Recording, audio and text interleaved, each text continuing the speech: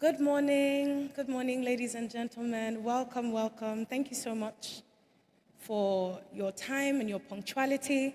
Please, if you can hear me from the foyer, ushers, let's start getting our guests back into the hall. And if we could please move forward, the seats are, this event is for you. So we'd really like for you to engage. So please move forward. If there's still room in front of you, by all means, move forward. Thank you so much. Our ushers, please help us get our participants and attendees back from breakfast so we can start right away. Thank you so much for yielding and moving forward like I asked. I'm very grateful. Don't know how many of us are excited to be here today because I know I am. We all look very beautiful and handsome. Let me be inclusive in my compliment. Thank you so much. Please, let's make our way forward, take our seats. It's going to be an incredible time today, and we are about to kick off.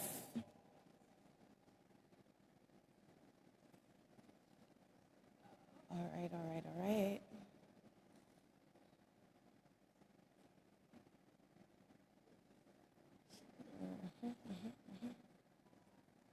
Welcome once again to the Africa Hospitality Summit 2025. You can all please be seated.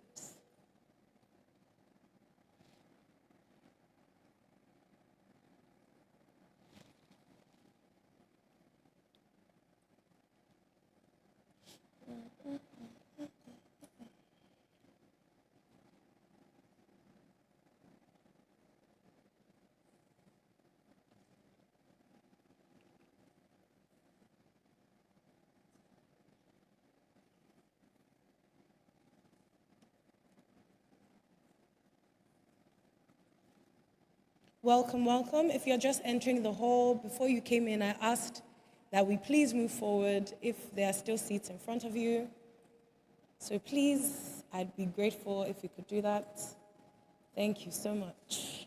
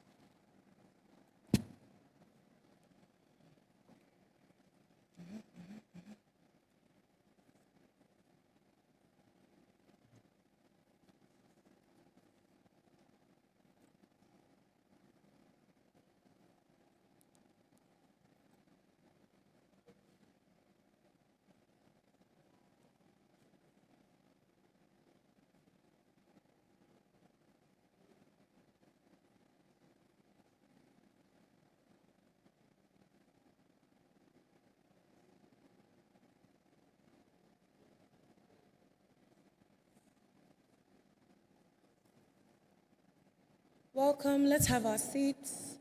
Like was said earlier, if you have an executive pass, you're supposed to be in the middle. So please, let's make our way to our seats and settle in for the incredible time we're going to have today.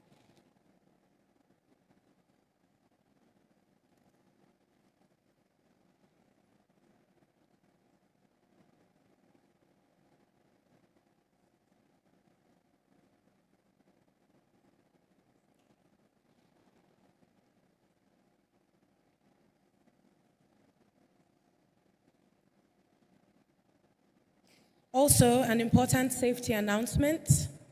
The exits are to the left, to the right, both down the stairs and up the stairs, and there we'll find muster points as well. So in case of emergency, that is how to proceed to the muster points in the lounge area.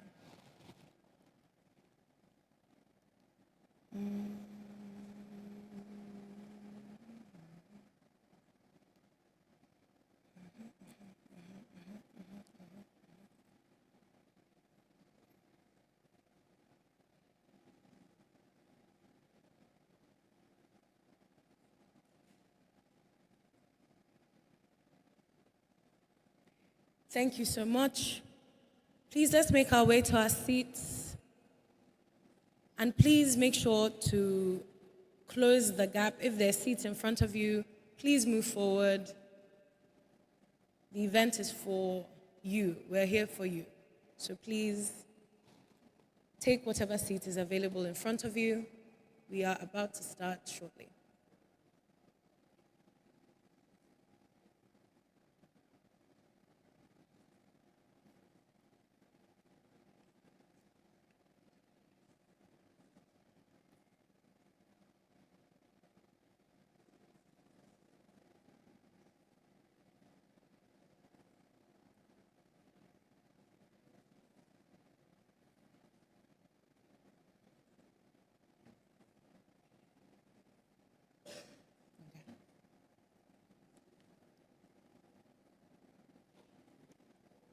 Amazing. Good morning, ladies and gentlemen, and welcome to the Africa Hospitality Summit 2025. A round of applause for yourselves.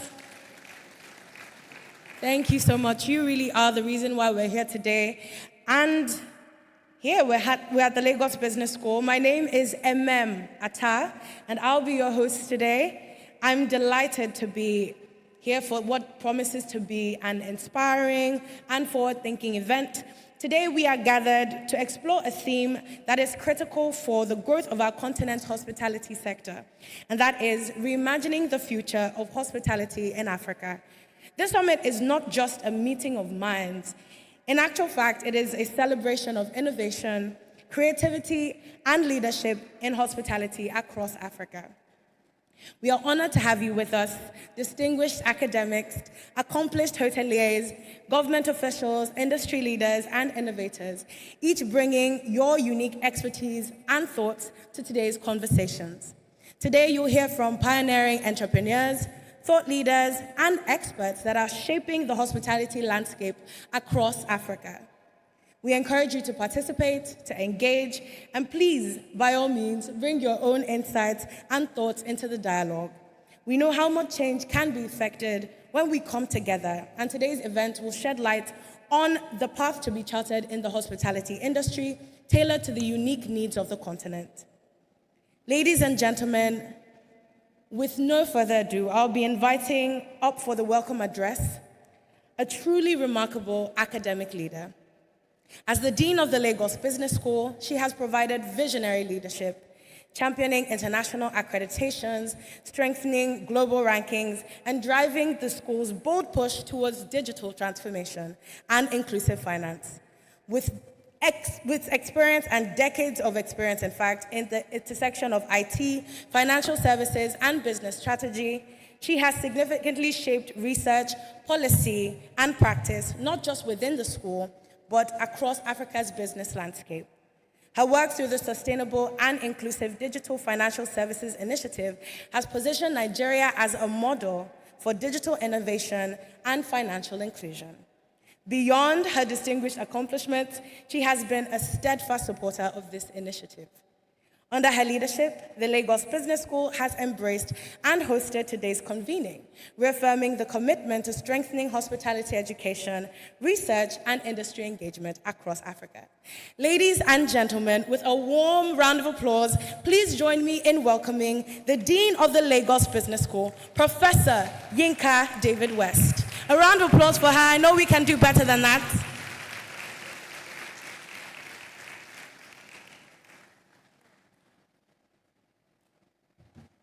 Good morning.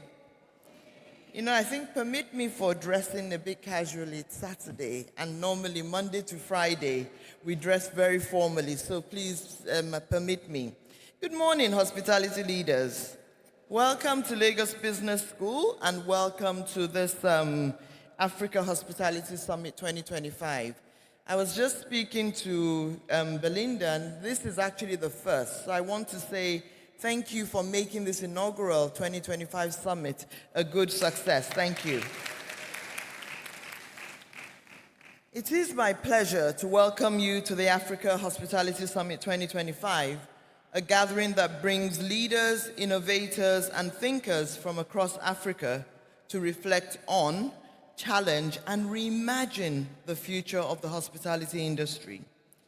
This year's theme, Reimagining the Future of Hospitality in Africa, invites us to take a bold look at the shifts reshaping our world and to ask ourselves, how can we build a hospitality sector that is globally competitive and deeply connected to our local realities?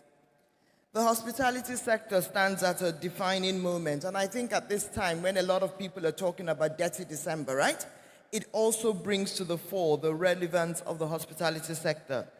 The past decade has seen a surge in digital transformation from artificial intelligence to data-driven personalized systems and the technologies that have redefined the guest experience and the business of service itself.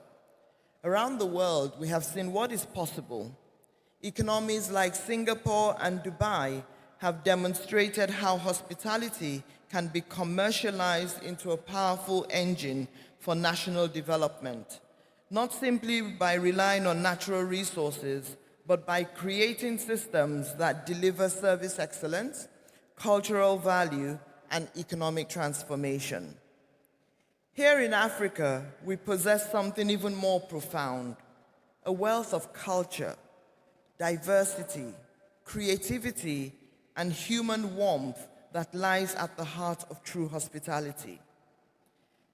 The question before us is how we can harness these strengths, supported by technology and guided by collaboration, to build a hospitality industry that drives economic inclusion and global recognition for the continent. How can Africa's hospitality sector remain deeply human while becoming more technology-enabled? How can we create systems that amplify the value we offer and sustain our businesses? Over the next few hours in the course of the day, the discussions will focus on the business of experience, the economic power of digitized hospitality, and the pathways to sustainable growth. We will examine how businesses can position themselves for long-term relevance and resilience in an increasingly digital world, and how the African context gives us a unique opportunity to rethink traditional models, innovate differently, and lead authentically. As we begin this summit, I want to engage you openly, challenge perspectives, and imagine boldly. The title of this summit, after all, is Reimagining the Future of Hospitality in Africa. Let us leave this space with ideas that will not only shape our businesses, but also redefine what hospitality means for Africa's future.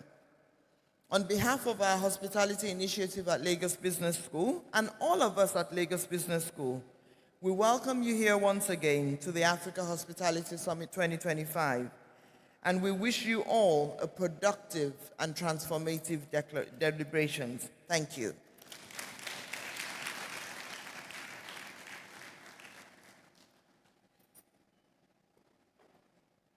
I want us to keep the applause coming till she goes back to her seat. Thank you so much, ma'am.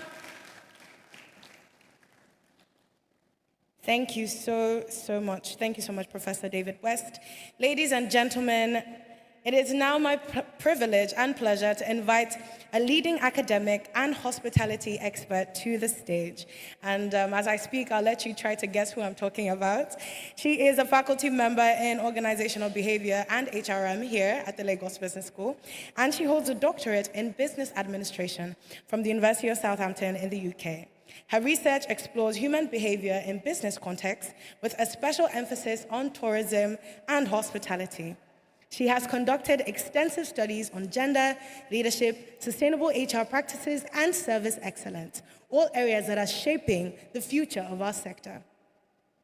She's a fellow and trustee of the Institute of Hospitality UK, a recipient of the 2022 Paul R. Lawrence Fellowship in Case Research, and her dedication to developing talent and driving sustainable growth in hospitality is one of the key reasons why today's conversations are even possible.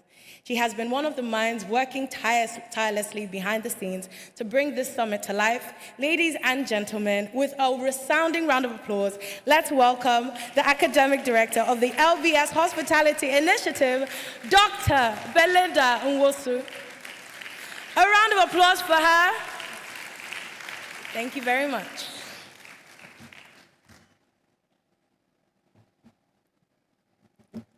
Good morning, everyone. Welcome. I'm here to just give a few remarks and to welcome you all to this summit. Good morning to all the attendees, speakers, partners, sponsors, and distinguished guests. On behalf of the Dean, Yinka, and all of us here at Lagos Business School, I warmly welcome you to this inaugural summit. Inaugural because it's the first bringing minds together. Thank you for the effort you made through the traffic of Lagos to come here today. We appreciate that effort. We don't take it for granted. The summit is a movement. And I'd like you to emphasize on that. It's a movement, very intentional. It's about building thought leadership for our industry in Africa. And this movement is built around conversations. Conversations that challenge and transform us. Our industry in Africa has thirsted for a platform to address trends, challenges, and opportunities that speak to our context. Our context resonates with our needs as a continent. Today, our voices will connect and build because I believe that a single voice enriched by 1,000 ideas can transform far more than voices speaking alone. This year's theme speaks to a rethink, shifting from viewing hospitality as purely transactional. It is one transformation that is structured in nature, but delivers an experiential journey, immersed in culture and powered by technology. We have invited some of the brightest minds to help us reflect on these aspirations, to grow our businesses in a way that is meaningful, strategic, and future-focused. I encourage you to show up fully, engage boldly, reflect deeply, take generous notes, and connect with one another with intention and mutual respect. More importantly, allow these insights to shape a powerful action plan for your growth and for your business's growth. I will conclude now by handing over to our moderator, to continue with proceedings. Once more, welcome.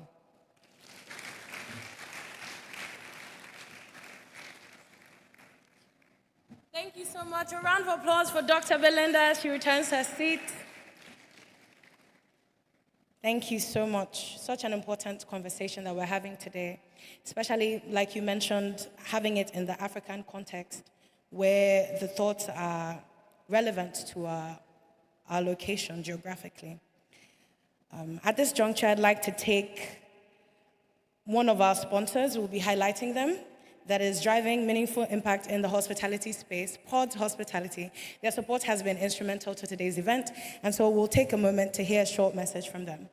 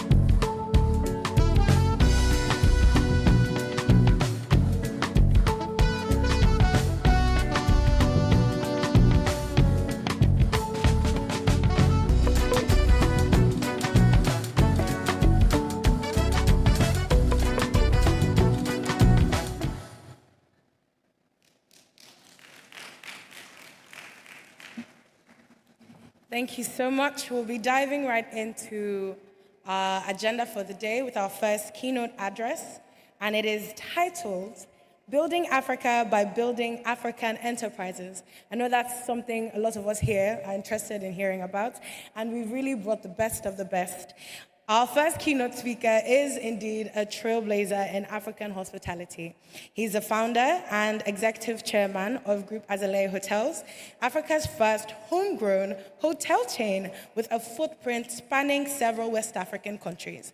For over 2 decades, he has been at the forefront of transforming the continent's hospitality landscape, championing locally driven excellence, and proving, in fact, that African enterprises can compete and, in fact, lead on a global stage.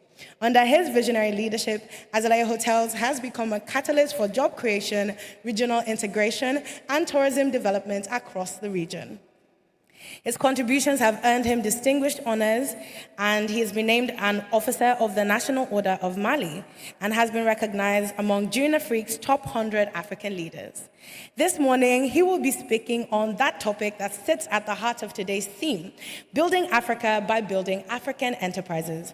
It's a conversation about ownership, innovation, and the power of African-grown solutions. And truly, there is no one better to lead than someone that continues to embody it. Ladies and gentlemen, let's warmly welcome, virtually, the Pan-African entrepreneur himself, Mr. Mossadegh Bali. Welcome, sir. We're happy to have you.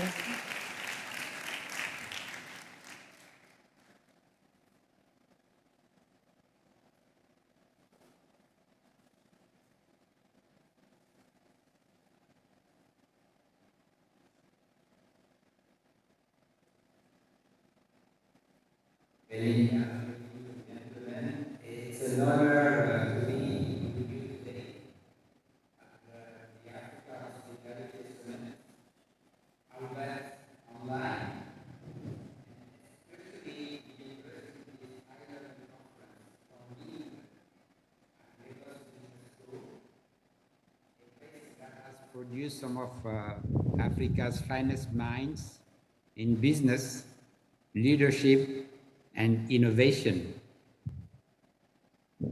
More than 30 years ago, we led the first Greek of what would become the Azalea Hotels Group. A bold dream born in Bamako, the capital city of my home country, Mali, and carried forward by a continental ambition and grounded in a simple but powerful belief. Africa must build its own champions. That's how Azalea Hotels began, with one hotel, one country, and one goal, to show that African enterprises can compete, can grow, and can lead, not just survive. Today, ladies and gentlemen, Azalea is present in multiple countries across West Africa. We have thousands of people live a decent life through job creation. We train young professionals, and we work with local suppliers and artisans. But this address is not about Azalea. It's about what's possible when Africans believe in themselves. Let me start with a simple idea, ladies and gentlemen. If you want to build a strong Africa, don't just build roads, build businesses. Don't just attract aid, grow entrepreneurs. Don't just wait for jobs, create them, like we did in Azalea Hotels Group. It is African enterprises, not only foreign capital, not government, not donors, not World Bank or IMF, that will carry this continent into its bright future. Why? because enterprises create value, create jobs, develop local supply chains, keep capital circulating locally, drive innovation like you are doing at Lagos Business School from the ground up. Every factory, farm, hotel, tech hub, university, or logistics company we build is a miniature nation building project. The private sector is not an accessory to development, it is the engine of development. And not just any private sector, African-owned, African-led enterprises that understand the terrain, the people, the risk, and the vision. Azalai Hotels Group was created in a post-conflict country, Mali, developed in the Sahel zone before it went on the coast. I've learned many things in building Azalai Hotels Group. Let me share 3 key lessons from my entrepreneurial journey that may resonate with some of you, especially the young Africans, the next generation of African builders. Lesson 1, start small, but think continental, like we did with starting with 1 hotel, Grand Hotel de Bamako, and today present in 9 West African countries with 12 hotels. But from the beginning in Bamako, we imagined a Pan-African brand, Azalai. You don't need to be big to have a big vision. What you need is focus, patience, and clarity of purpose. Lesson 2, your biggest capital is human. Yes, ladies and gentlemen, financial capital matters. But in Africa and elsewhere, people are your greatest asset. And I commend what the Lagos Business School is doing in developing that asset. Train them, trust them, promote them. We have built a strong culture inside Azalai because we believe in growing people as we grow the business. Lesson 3, obstacles are not signs to stop. There are signs to innovate. Every country brings challenges: regulation, access to finance, infrastructure, insecurity, political and institutional instability. But African entrepreneurs are resourceful. We have to be. We don't wait to perfect conditions. We build despite them. And the more you build, the more ecosystem begin to form around you. The goal is not to build isolated success story. It's to build systems. Every successful African enterprise should create opportunities for local suppliers, open doors for youth employment, invest in skills transfer, inspire new ventures in related sectors. This is, ladies and gentlemen, inclusive capitalism, and it's the future of African business. So what's holding us back, ladies and gentlemen, and what must we change? Let's not be naive. We do face real obstacles: inconsistent economic policies, limited access to finance, poor infrastructure, cross-border trade barriers, and fragmented markets. We are one continent, but 54 countries. But we must not wait for others to remove these barriers. Entrepreneurs must lead and push governments to follow. We need smarter, startup-friendly regulation, and I commend Nigeria for doing that. African investment funds that take real risk.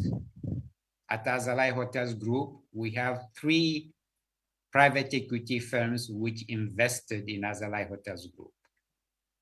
We need digital tools to connect capital with opportunity. And finally, we need culture of Pan-African business collaboration, like the Azalai Hotels Group did with the Lagos Business School, with the partnership we signed, and we are very happy with that partnership. And let me thank Dr. Belinda for her collaboration. If we keep importing what we can produce and exporting raw goods instead of finished products, we are not building, ladies and gentlemen. We are surviving. And we are seeing our young people immigrate, going to Europe, America, or Asia. Our brands, African brands, including Azalai, they do matter because perception matters. We cannot keep letting the world define African quality. When you walk into a Azalai hotel, you are not just booking a room. You are experiencing African excellence. The design, the service, the values, everything reflects who we are and what we stand for. We don't need to copy global brands. We need to build African ones that set the standards. And the short video I just showed does define that. Whether in hospitality, fashion, food, tech, education, or manufacturing, our brands must represent our ambition. Ladies and gentlemen, Africa has a very strong, diverse diaspora. To our brothers and sisters in that diaspora, your role is not symbolic, it's strategic. Yes, your remittances do matter for the families on the continent. But what matters even more is your investment, your skills, your mentorship, and your cross-border vision. Africa will move forward faster when the diaspora is not just sending money, but is also building businesses with impact. And to finish this address, let me talk a little bit about our industry, the hospitality industry. Some people ask me, why hospitality? And I always respond, hospitality because it's one of the largest employers in the world, and especially the largest employer of women and youth. It supports agriculture, transport, education like Lagos Business School, and artisanship. It shapes how the world sees Africa. And strong hospitality sector is not a luxury. It is part of our economic infrastructure. Africa does deserve homegrown hotel chains, airlines, tour operators, event spaces, run with excellence and rooted in the continent and its culture. To the young people listening to me, listening today, this is a message for you. Don't wait to be chosen. Choose yourself. Don't wait for opportunity. Build it. Don't fear failure. Learn fast. Start again. You are not just job seekers. You are solution creators.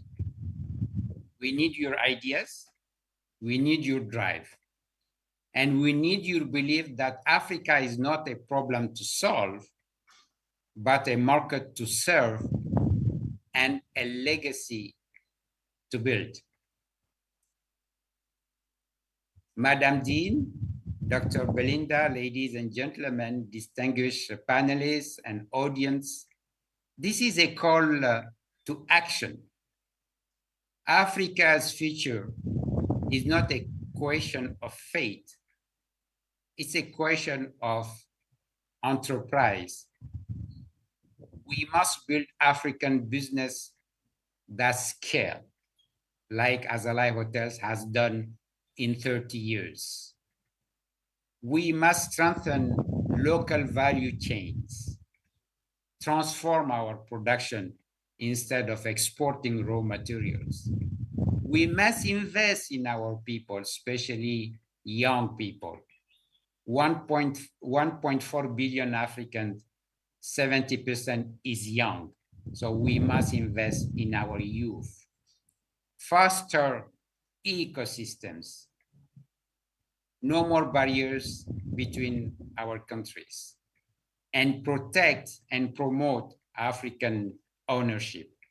Azalai Hotels Group is a Pan-African hotel chain owned by Africans and managed by Africans. To governments, create space for private sector leadership. To investors, bet on African entrepreneurs, not just projects. To the private sector, collaborate like Azalai Hotels Group and Lagos Business School have been doing. Mentor and scale together. To all of us, ladies and gentlemen, let's stop underestimating what is possible when we believe in our own potential. Africa will not be built by foreign capital alone. It will be built by African entrepreneurs with African values, African talent, and African resilience.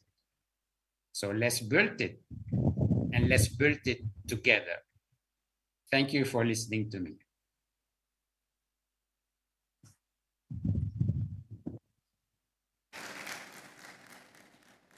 A round of applause for Mr. Bali. I know that it's so important to hear from someone that's not just talking the talk, but is actually walking the walk as well. And so I'm so excited for that conversation, as well as our next one, our next keynote address, which really does embody the topic in a very practical and profound way. For our next speaker, if we're talking about the art and the business of creating unforgettable experiences, I know for a fact that he is really one of the important people to watch. Don't worry, I'm trying to communicate with my people. All right, so we'll have the QR code come up shortly for questions for Mr. Bali. So if we can get that. If you have any questions in the room, we can take that as well. So if you are interested in asking Mr. Bali a question in light of the conversations we've had, by all means, scan the code that will be made available on the screen shortly. Can we get the microphones as well for people that might want to ask in person? If you're interested in asking a question, please raise your hand. We'll be taking a limited number of questions, so the sooner you express your interest, the better.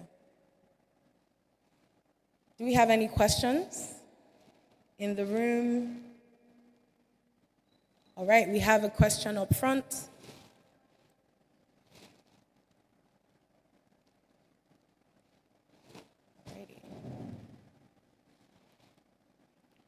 All right, so the QR code, I think we'll do the questions together for both our keynote addresses. The QR code will come up shortly, and we can just compile the questions and the answers and get them to you. Please, when you're sending in your questions, send them in with your email address as well, so that if we are not able to take answers today, you'll get them in your inbox. Are we excited to be here? It's still pretty early in the day, so I need your energy. I need your energy. Ladies and gentlemen, we'll be moving on quickly into our next keynote address, which is, like I said earlier, the art and the business of creating unforgettable experiences. I was telling you about my next speaker, and I was saying that if there's anyone that has done this and continues to do this, he is one of the few on the continent that has mastered the art as completely as he has. He is the founder and CEO. If I say the name of the company, you'll know, but he's the founder and CEO of Landmark Africa, one of Africa's most influential real estate and lifestyle development groups. His vision goes beyond the spaces, but he builds, quite frankly, ecosystems. We've seen Landmark Center to the globally recognized Landmark Beach, projects that have become destinations that shape how people live, work, connect, and unwind. And I know for a fact that for millions of people, they have some of their most unforgettable moments that have happened on landmark grounds. What he has done is equal parts design, creativity, hospitality, business strategy. He has turned memorable experiences into an art form, quite frankly, and a thriving enterprise. He's born in London, raised in Nigeria. He blends architecture, construction, business expertise with a deep understanding of the African market. When we talk about reimagining hospitality, elevating service culture, and designing experiences that stand shoulder to shoulder with global standards, he truly is one of the finest examples we have on the continent. Ladies and gentlemen, please join me in welcoming the visionary CEO of Landmark Africa, Mr. Paul Onwunibe. A round of applause for him.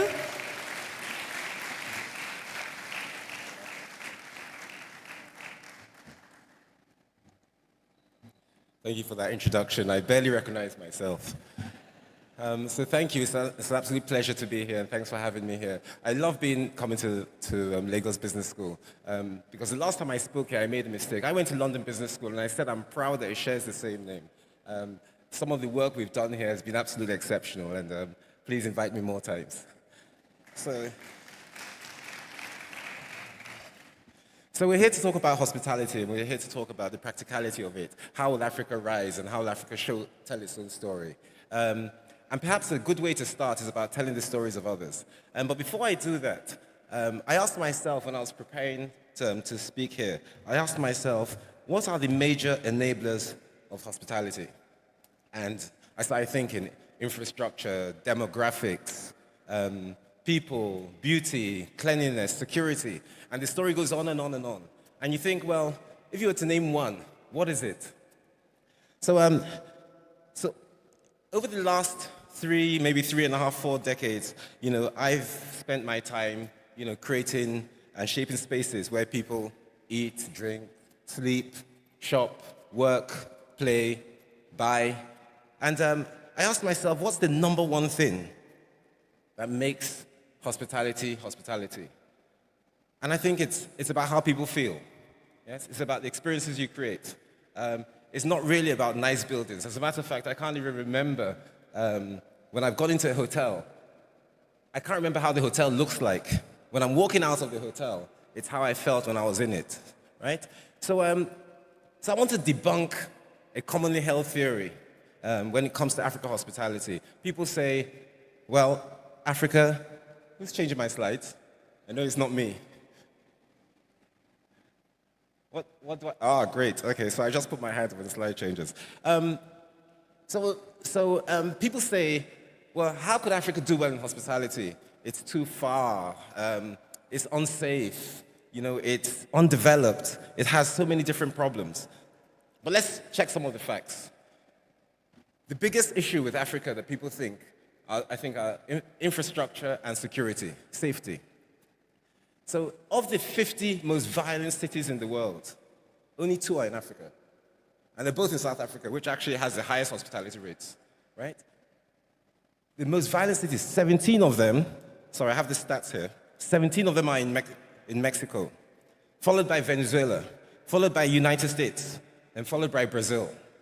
Yeah? But these are countries that have some of the biggest hospitality pools. So what is it? I have some stats here. I'll remember some of them, and I may not remember all of them, right? But if you look at the tourism, the GDP to tourism ratios, and no, my hand has gone down. It's a slide before. Yes. So if you look at the GDP to tourism ratio in some of these countries, pretty high, but when you look at the absolute numbers, absolutely massive. Now compare, let's say, Jamaica. No, let me use another. Let me use Thailand. Thailand, 18% of its GDP is tourism influenced. Yes, but that's $250 billion. Yeah, Nigeria, 4% of its GDP is tourism. Yes, and what's that? $17 billion. Right now, I think the speaker before me just spoke about what tourism actually does. First of all, it makes it. When I was growing up, I found out that, you know what they say, Oyibos only invest in countries that they can go on holiday in, right? So if you want them to invest, then make sure we can create a holiday destination in Africa, in Nigeria. Sorry to the... Oh, Trevor, when I said Oyibos, I wasn't talking about you. He's more African than me, right? Okay, next slide, please. So what is it? The danger is not the deterrent because of security, right? It's the narrative. Tourism is a perception, and it's powered by storytelling. So let's see what stories have been told. And I have a big story about the Taj Mahal. I was in India 2 or 3 weeks ago. I was in Delhi. I had one meeting, and I was there for one night. And I said, I heard the Taj Mahal is near Delhi. So I thought, you know what, I'd like to see it. So I asked my host, and he said it's 4 hours drive from Delhi. So it's a whole day's event. And I remember I went for an incredibly important meeting. But I thought, how can I be so close to the Taj Mahal and not go there? I've heard that it's one of the few places in the world that you must put on your bucket list, right? And that's how I look at tourism and hospitality. If you think, put this on your bucket list, then they're doing something good, right? So I rented a car and drove all the way to the Taj Mahal. Spent maybe 20 minutes there. Drove for 4 hours, spent 20 minutes, and drove 4 hours back. I remember when I got home, I told my wife, very proudly, I went to Taj Mahal. And she said, you went without me? I said, yes. She said, do you know the story? I said, what's the story? She said, it's the story of eternal love. Like, you don't go to the Taj Mahal alone, right? And it struck me that I have to go again, right? But now this is the power of storytelling in Africa, right? If you want to create hospitality, you want to create tourism, you must tell stories. So what do these things have in common? Right? We talked about the Eiffel Tower, yes? The Statue of Liberty, the Taj Mahal.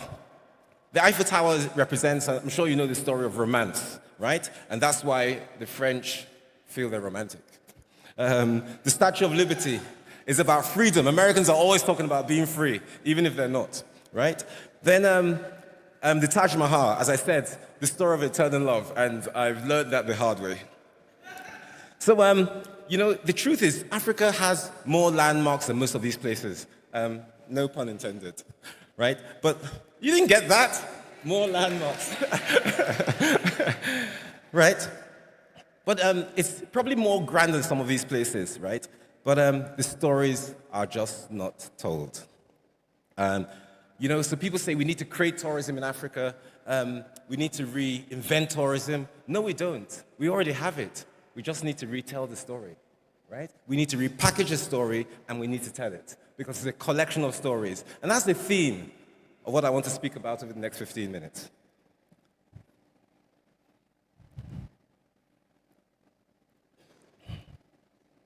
All right. So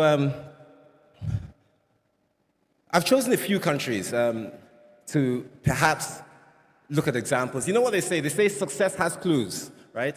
So if you want to know what to do if you want to be successful, go and look at people or things or places that are already successful. So I've chosen Singapore, Las Vegas, Dubai, because they're destinations. And tell me, what do these things tell us? So Dubai is the reinvention story, desert to destination. Yes, 16 million yearly visitors, 40% of its GDP. What did it create? How did it happen? I think Sheikh Mo's father, Sheikh Mohammed's father, right, woke up one morning and he said, 3/5 of the world's population is within an 8-hour flight of here. We sit in our rooms, in our offices every day, listening to planes go over us. We need to land these planes and we need to make them stay here, right? So you don't just land them and make them stay here, you make them enjoy themselves when they're here. And that was the story of Dubai. And in the last 50 years, it's created an absolutely amazing experience. And for those of you who haven't been, put it on your bucket list. And I'm not selling the story of Dubai, but we want people in Dubai to be saying the same thing for us here in Africa. Singapore, what is it? The precision story, right? Natural beauty, no minerals, nothing. But when you go there, you understand that it's exact. It's clean, it's safe. You look at things, and I'm going to talk about a few of sort of the icons, right? And some people say, oh, it's a little bit too wooden or too straight. But the one thing you feel there is you feel there's a story to be told. And so you walk around and you go around. Now, who goes to Singapore without going to the Marina Bay Sands? I don't know how many of you have been to Singapore, but I dare you to go to Singapore and not go to the Marina Bay Sands. It's like going to Paris and not going to the Eiffel Tower. It's like going to London and not going to Big Ben, right? But if you come to Lagos, where do you have to go to? Landmark. Right? So, what's the story of the story of Las Vegas? It's the experience story. The experience story, 40 million visitors a year, right? They sell fantasy to the world. Everybody thinks, there must be some fantasy. I'm going to Vegas. I was reading some statistics. Less than 3% of the people who visit Vegas are actually gamblers. Less than 3%. But maybe that's because of the Vegas story. Right? Maybe they're all gamblers. But you know what they say? What happens in Vegas? Vegas. Okay, so let's talk about Africa. So what are the rising stars? So I've put 3 cities that I think most of us are familiar with. Let's start with Nairobi. So Nairobi, what do we call it? It's the innovation city, right? Innovation capital. It's the only city in the world that has a wildlife park in the city center. Did you know that?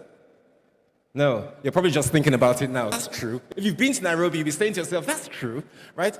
If you haven't been to Nairobi, it's unlikely you know it.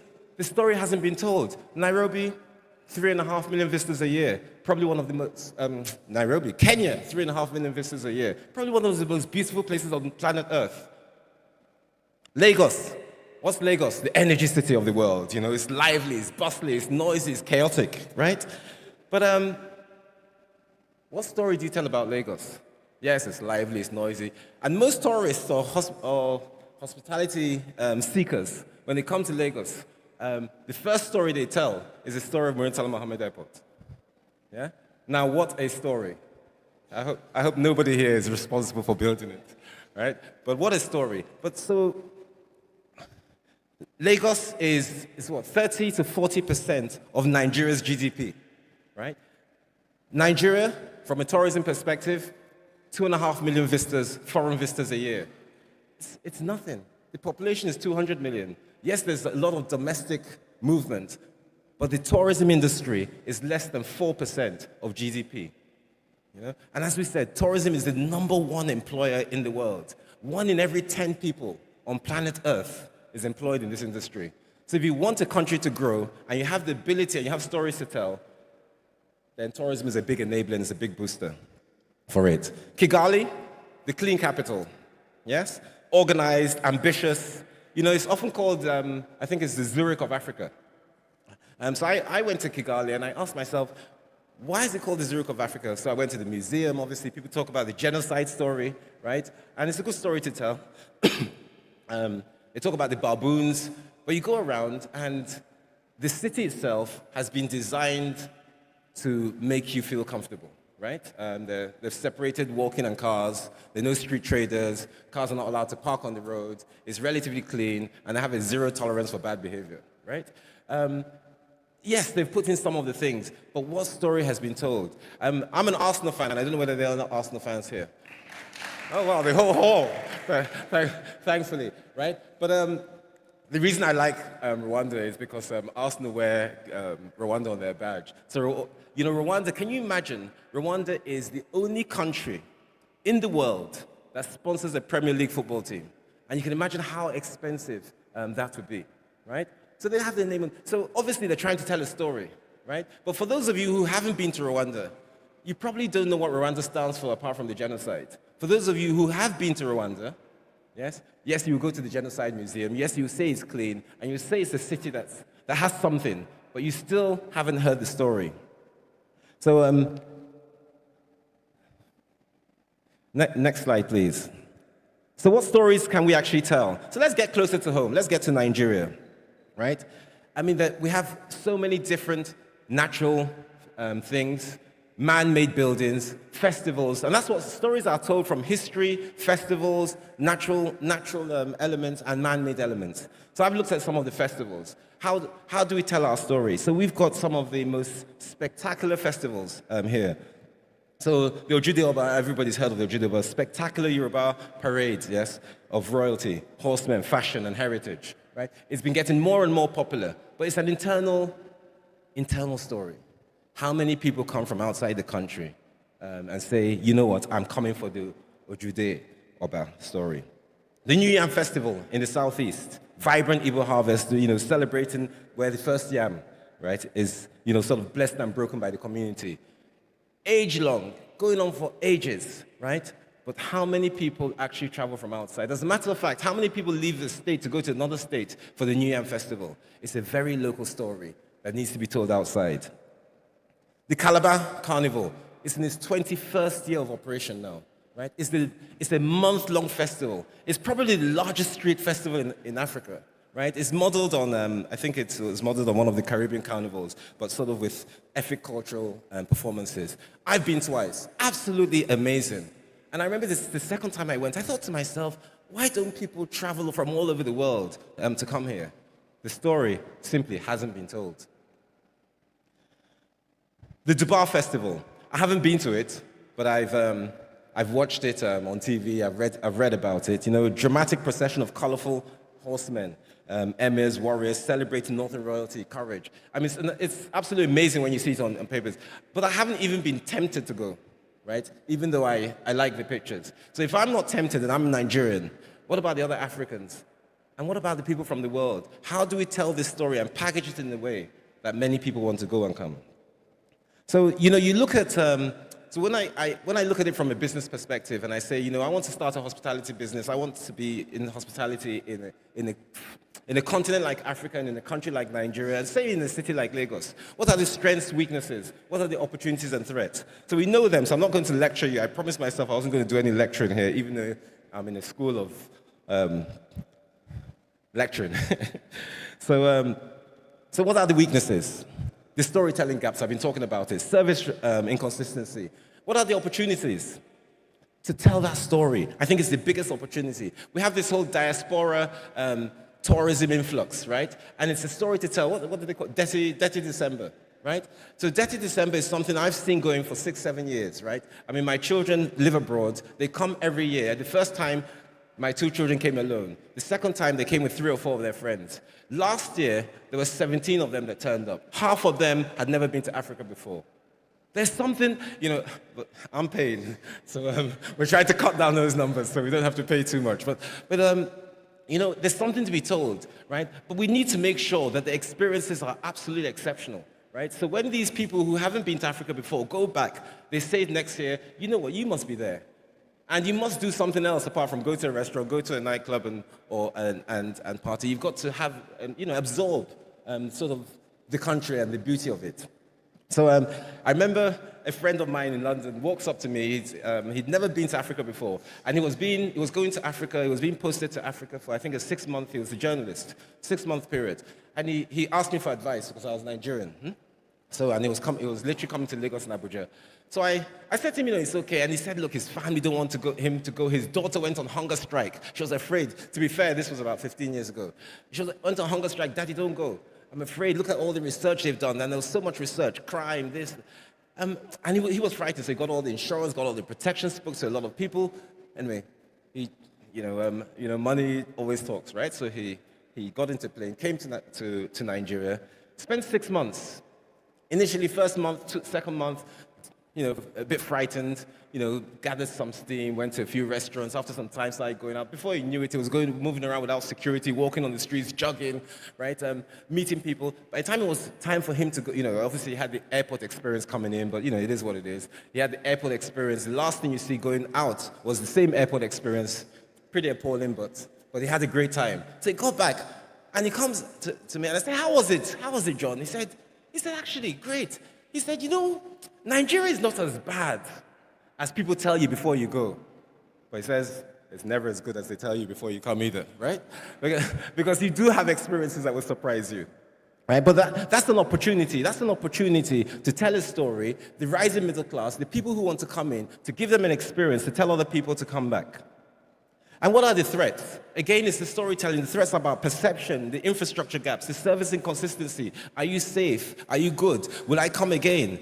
Right? So we've got to find ways to elevate those. I'm going to talk about two very quick contrasting things, because we started by saying the perception of unsafety and violence is what drives away hospitality, and we debunked that. Remember in Paris in 2015, there were the terrorist attack incidents. And for 6 months,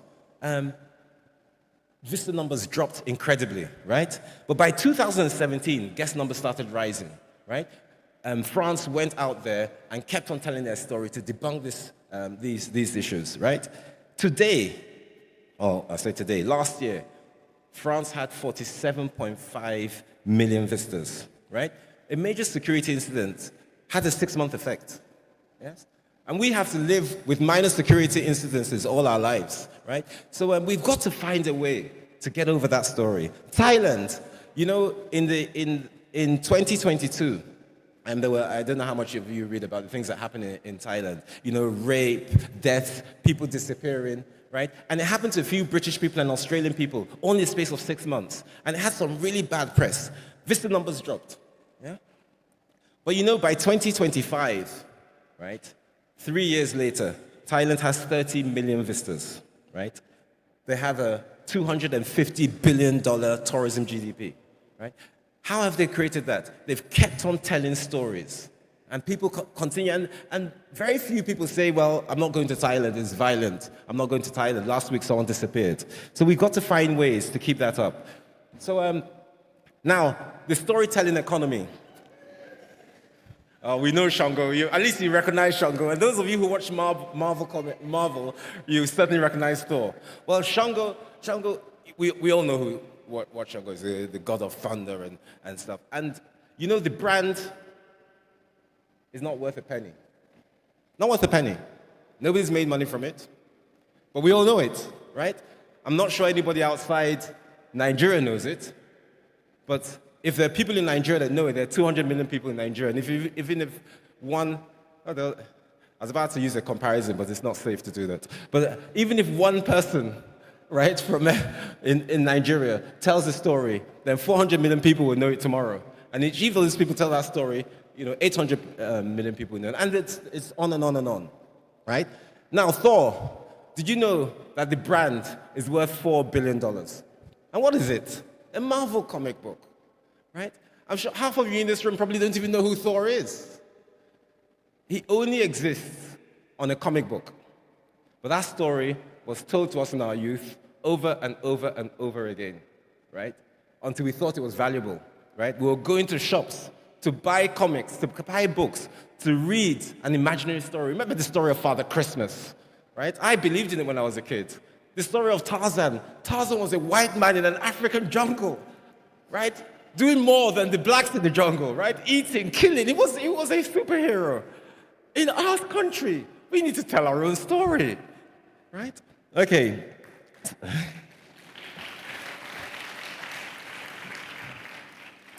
So I talked about Africa has its own landmarks. It'll be new slide, please. Talked about Africa has its own landmarks. And I said, no pun intended. Well, in this case, the pun is actually intended. It will be less than good of me if I didn't talk about the art of business and creating unforgettable experiences. And it wouldn't be right if I didn't use Landmark as an example. So forgive me for that. So I said, when I brought Landmark to Africa, I thought to myself, what are the challenges Africa has? And how do I respond to those challenges? And I thought, it's the perception of security, it's infrastructure, it's power, it's people. And I thought, let's do something different, right? Let's put everything in one place, right? And put all those things in one place and make sure people come here. So at Landmark, we started and we said we have a strategy, 3 points, simple strategy. Bring as many people here as possible. Keep them here as long as possible. To do that, what do you have to do? We had to give them an amazing experience. So we had to give them experiences and attractions, right? And then we had to service them.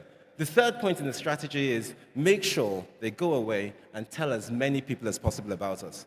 So when you're coming to Nigeria, you put it on your bucket list, right? So reading out a few stats. So before we lost our beach, the coastal highway, right? We had 5 million visitors a year. We employed 4,000 people. Yeah, we had 120 different businesses, right? 1 in every 3 people you ran into in Lagos knew the brand of Landmark. What did we think we did well? Well, we did 3 key things. We tapped into emotion, right, for the retention of people. And we said, people don't remember, right, what you say to them, right? They don't remember the buildings they see. What they remember is how you made them feel, right? So we thought, let's create experiences. So whether you're coming to live, you're coming to work, you're coming to play, let's just make you enjoy and like this place. What was the second thing we tried to do? Consistency of service. In Nigeria, consistency is a currency, right? Guests will forgive imperfections. The great thing about us in Nigeria is we're very forgiving, right? Guests will forgive imperfections, but you know what they won't? They won't forgive indifference, right? So be interested, even if you can't be excellent. And the last thing is what I'm here to talk about, is story and storytelling. That was entirely our strategy. Every brand must ask, what story are we telling the world? It's in progress. We're trying to do this again and again and again in different places on the West African coast. And the whole idea of it is to ensure that we can bring people to West Africa, to Nigeria, to Lagos or any other city we're in. We can keep them there, and we can make sure they go away and tell a nice story about us.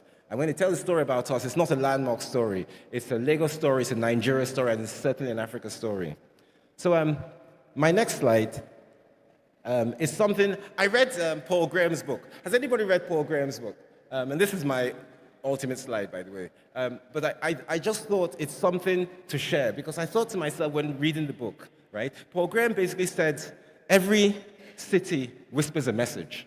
So think about that. Every city whispers a message. What does New York say? Money, rich people, power, yeah, relevance. What does California say? Music, film, style. What does Paris say? Fashion, style.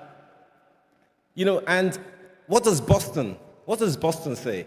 Boston is meant to be the sort of the city of ideas, right? People are smart and they talk about things that actually matter. Education, right? So every city whispers a specific message, right? A billionaire in New York is respected and idolized, right? A billionaire goes to the Silicon Valley and the only people interested in him are the real estate agents, right? The people who are respected and idolized are the Sergey Brins of the world, the Larry Pages, the people who created Google, YouTube, Apple, right? Because they have influence, they meet people, they influence all of us, right? Money doesn't mean anything, right? And he highlighted this thing he called it eavesdropping. We know the concept of eavesdropping, right? Just being in a place and people are talking and you think, what are they talking about? If you want to know what a city actually stands for, the quality of eavesdropping actually matters. So you go to Boston and the quality of eavesdropping is extremely high, right? You go to California, it's very low, right? People are not talking about things that most people want to. What's the quality of eavesdropping in Lagos, Nairobi, Accra, Kigali? What message do these cities actually whisper? Yeah? Ask yourself, right?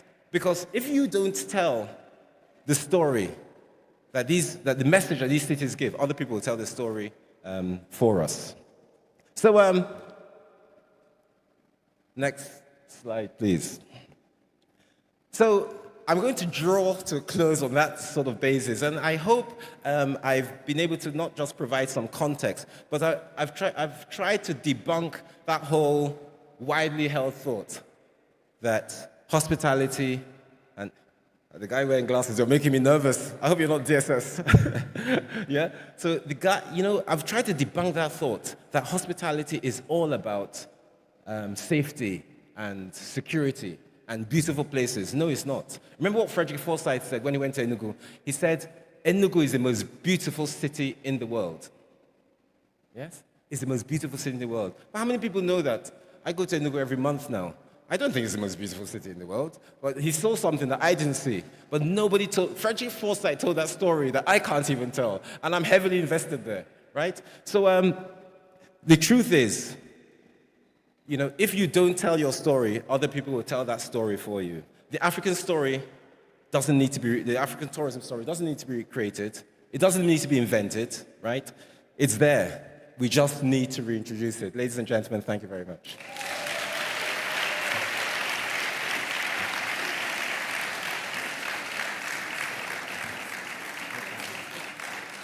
A round of applause for Mr. Paul. Thank you so much, sir. You heard it from the man himself.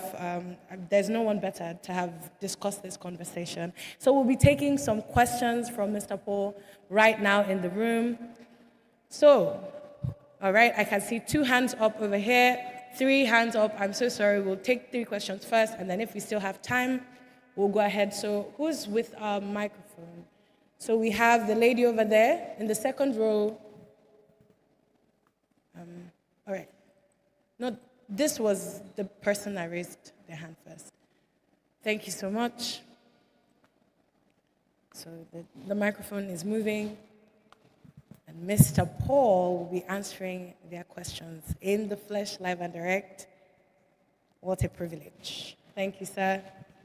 All right. So, ma'am, go ahead. Good morning. My name is Vinitha Nimiel. I run a cafe. I don't know if it's more of a question or a comment. You talked about storytelling, and you talked about different examples of other countries. I think for us, I don't know if we need to reinvent our own minds, because our storytelling, our negative storytelling, is by us. You talk about Thailand and the other countries, whatever, and America, they hype themselves up. Nigerians, we're the ones killing ourselves. We make comments like, oh, Nigeria, the security. We promote more of the negativity. So how do we work on that? Because storytelling, yes, is key. So how do we now tackle that? Because we're the ones tearing ourselves down. Thank you. Yes, so thank you very much. So one of the things that, one of the tenets in Paul Graham's book is,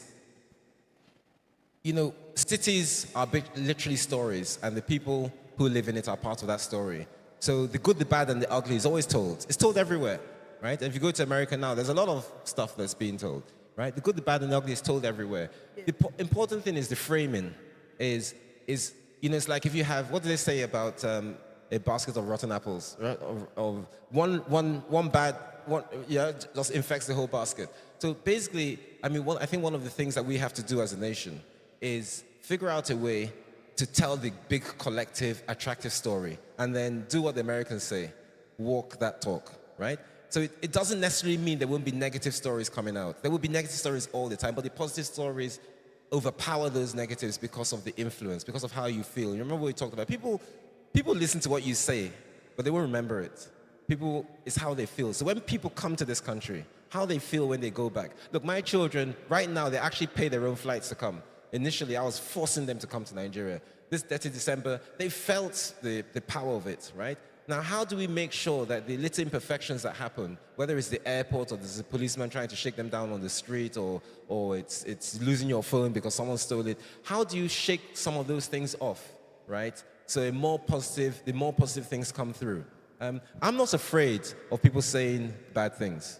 Just as a human being, people say good things about you and bad things about you. If more people say good things, the bad things just go away, right? People don't listen to them.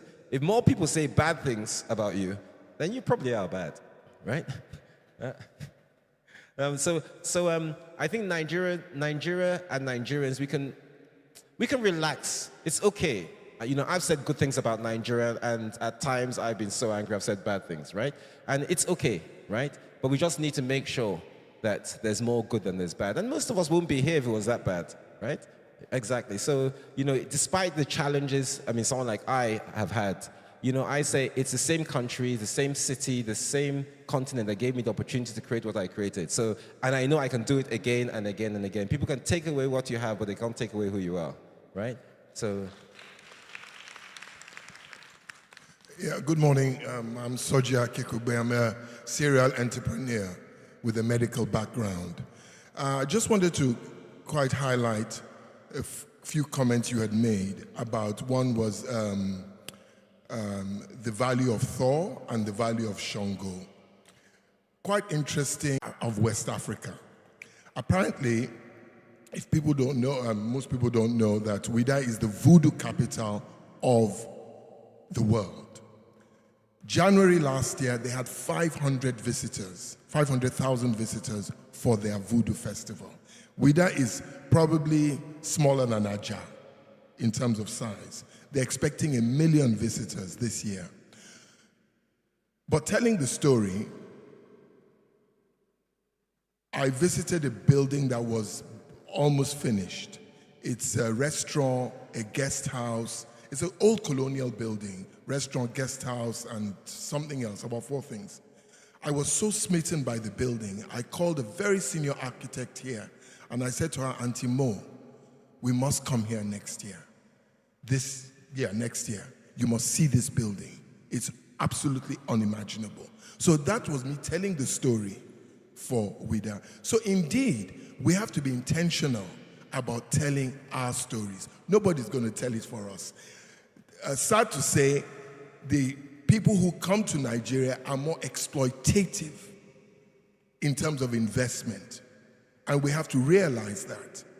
We ourselves have to invest in ourselves, and then we will bring the right kind of capital which wants to partner with our development.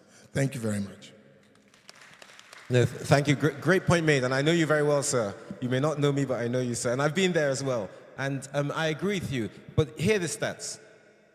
Tourism is less than 4% of the economy in this country, right? And then you go to countries, smaller countries, with a much bigger percentage of tourism. And that's where the issue is here. So what's the remaining 96%? It's probably exploitative by nature anyway. It's probably oil and minerals and stuff, right? So as tourism grows, if I was sitting somewhere with influence around that Ministry of Tourism, my number one aim would be to try to grow this ministry to be a bigger part of, this sector to be a bigger part of the GDP. And then that's when the stories of tourism start getting told. It can't get told at 1%, 2% of GDP because it doesn't matter. It simply doesn't matter. And the people, when they look at the stats, you know, as a businessman, you look at your stats, the things that matter are the things that actually bring you money, right? So that's the thing. But well said. I agree with everything you said. Can I go on? Yeah. My name is Stephen Kayode Akerele. I run a small firm in catering, cooking. But as you are speaking, you talked also about people not really aware, maybe about how they should, go for tourism or inculcate tourism as part of their normal lifestyle.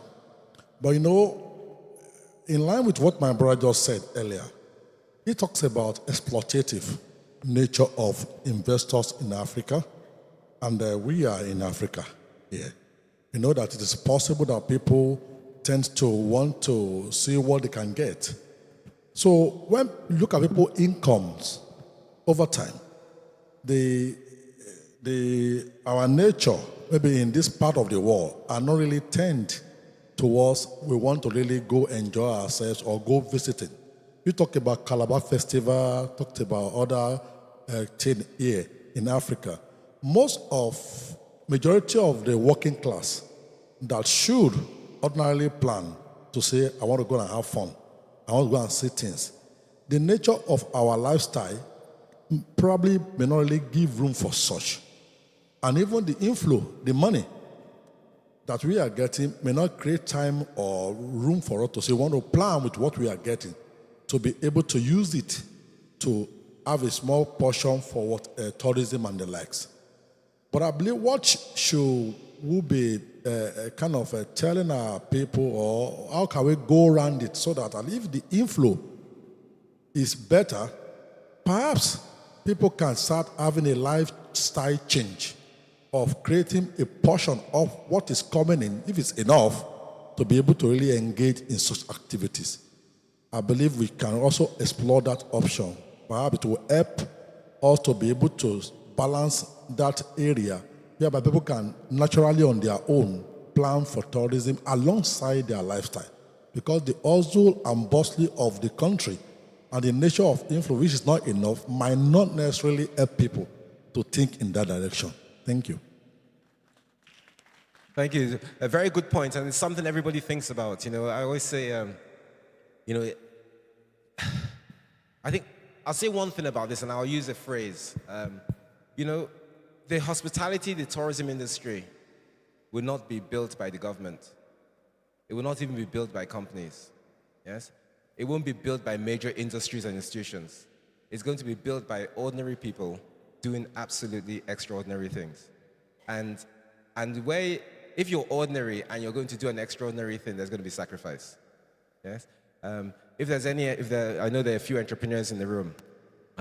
So rather than buy that new shirt, you put the money into something else, right? Rather than buy that new car, you do something else. And you sacrifice and sacrifice and sacrifice again, and that's how you achieve success.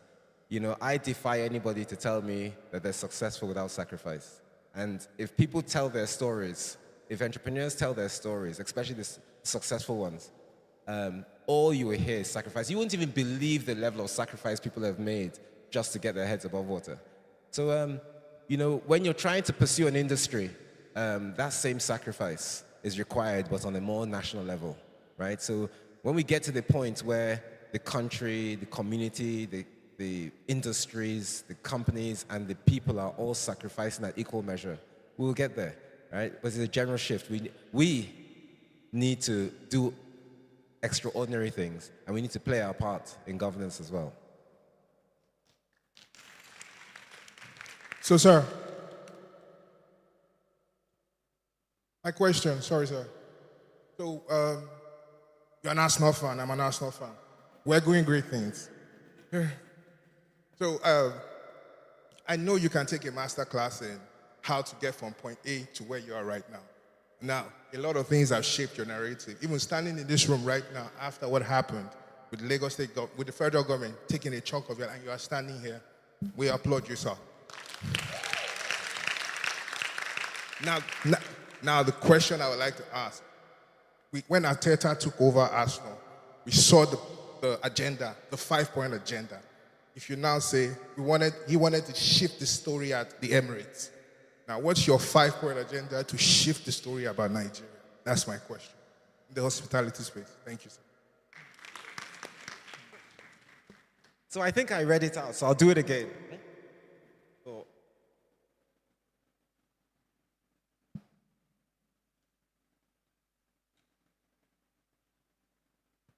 So I like the Arteta part, because I was one of the doubters. I said, when they were saying trust the process, I was like, what process, right? And that's the sort of Nigeria story as well. You hear that and you think, well, it's going to get better, and you say, how, why, look what's going on. So I said, reimagine the future of hospitality. 5 points. Reframe the story, right? Brand Africa with pride and authenticity. Number 2, simplify access. Visa on arrival, open skies, regional travel, encourage. Make it easy for people to move from place to place. Number 3, elevate standards. So try to train talent, maintain quality, introduce some consistency in standards. Number 4, leverage culture, music, film, cuisine, sports, the things that Africans are known for outside the world. Let's amplify them and blow them up, right? And make them African. You look at the English football team playing. It's the Africans that are making it happen, right? Look at the Arsenal football team. It's the Africans. England beat the team the other day, 2-0. It was Nigerians that did the whole thing. If you look at the world music stage, you watch the Olympics, watch the World Championships, it's Nigerians, it's Africans all over and over again. Yet, the minute they become successful, they put on a Belgian flag. I saw a Nigerian running for Australia the other day. I saw another Nigerian, he said he's Greek. The last time I was in Greece, I was the only black person in the city. Right? So we need to find a way to leverage the things that we're known for outside and keep our people, right? You need people walking around with a Nigerian flag on their backs, not with the Belgian flag, because Nigeria refused to sponsor them, right? So we need to find a way to make that transition. And then the last one is own your narrative. Tell your story before other people do. Okay, thank you. Thank you so much. We'll be taking one last question from the first row. Yes. Okay. So I'm so sorry. It's very easy to just pull where the microphone already is, but then we need to take questions in order of priority. The gentleman in the white agbada on the first row. Is this the gentleman you're talking about? Sorry. No, on the first row. Don't worry. We still have a few minutes, so hopefully one or two more questions. But yes, go ahead, sir. Okay, my name is Olubenga Omotayo. I'm the CEO of Tojub Hospitality, the convener of Hotel Managers Conference Africa. I grew up from a community, a very small community called Idere in the Ibarapa Central Local Government. Now, interestingly, while growing up, there is this particular festival in my community called Egungun Festival. I brought this up because of your comparison between Shogo and Thor. Branding. Now, this is the issue we have. Growing up, it was an interesting festival that we all look out for. We come from villages, from everywhere. The town will be jam-packed. I can't even tell my childhood story without mentioning Egungun Festival. But religion came. We begin to understand Jesus Christ, give our life to Christ. So when I started the business of tourism, I went back to my town. I said, I would love to do something about this Egungun Festival because I knew the joy it gave, the experience and all that. But guess what? My people said, no, you are now an evangelist. You've given your life to Christ now. You can't do this. How do you want to explain to the world that it does not mean anything? This is not accepted as Christian. So this is my question now. We cannot even tell African story without talking about this other part that looks like it's been demonized. And even those of us that are trying to make them understand, this is not demonized. We have Father Christmas. He's coughing his face too. That's Egungun. Yes, now, you can see. Father Christmas, and we are all following Father Christmas. Nobody was inside, but we do our own say it's coming from heaven. So what do we need to do about it? Because Nigeria is being colonized by Christianity. We are really many. And the belief in all this is really affecting some of us that are really interested in repackaging and rebranding the so-called traditional activities. How do we achieve this? Thank you. So Benga, by the way, you're doing amazing things. And we'll talk more about that later. So think of, when I look at some of the challenges we have in Nigeria, the first thing I try to do is I try to think about, in the globe, people who are regarded, or countries that are regarded as successful, the similar challenges and how they've overcome them, right? As I said on one of my slides, success has clues, right? So do you know the story of Guy Fawkes? Guy Fawkes. Who knows Guy Fawkes Night in the UK, right? Bonfire Night, November the 5th. The place literally explodes. And most people who celebrate Guy Fawkes Night don't even know why they're celebrating it, right? But Guy Fawkes, what happened many centuries ago? There's a guy called Guy Fawkes, and he tried to blow up the British Parliament and kill the king. And he planted dynamite under the House of Parliament, right? And they just caught him before he killed the king. Guy Fawkes, so from something that was, can you imagine someone celebrating Dimka, having Dimka Day, right? Of course not, right? It was, for those of you who know Dimka, it was an army guy who sorry, when I was met with silence, I was showing my age. The Dimka was an army guy who tried to overthrow the government in a coup and was was hated by many. So Guy Fawkes, this is the same thing, right? They found a way to package that story, and to package it is the number one domestic tourism enabler in the UK. People move, in America it's Halloween. If you go back and read the Halloween story, it's the same thing, right? They find different things. You have to detach your emotion from religion when you're telling stories. It's just the reality, because your visitors are not all religious. Yes. So, I'm not saying religion is good or bad, but religion needs to be detached when a story is being told. Thank you so much. We'll be taking one more question from the lady in red. Yes, thank you. Thank you, sir. Thank you, everyone. My name is Sarah Adeosi. I'm Chief Operating Officer at... Okay, let me stand. Can you see me now? Okay. Chief Operating Officer at Cafe One. Cafe One is a community hub, co-working, coffee, and innovation. So mine is not a question. When Dr. Belinda was speaking, she said, shape a powerful action plan. And so I'm speaking to everyone here today. We've all spoken. Let's shape an action plan. Let's start a storytelling campaign here today. I volunteer myself. She volunteers herself. We can decide what hashtag are we starting. We have about 6 weeks. December is here already. Let's take action today. We have photographers here. We have content creators. Let's decide what hashtag are we using? What content are we creating? From here today, the next 6 weeks, let's involve the Honorable Minister of Arts and Culture, Honorable Anna Tumusa. Everyone, let's all work together. That what we've spoken about today doesn't end here. Because trust me, we attend conferences, we speak, we say it's storytelling, we've said it over and again. Let's take action together.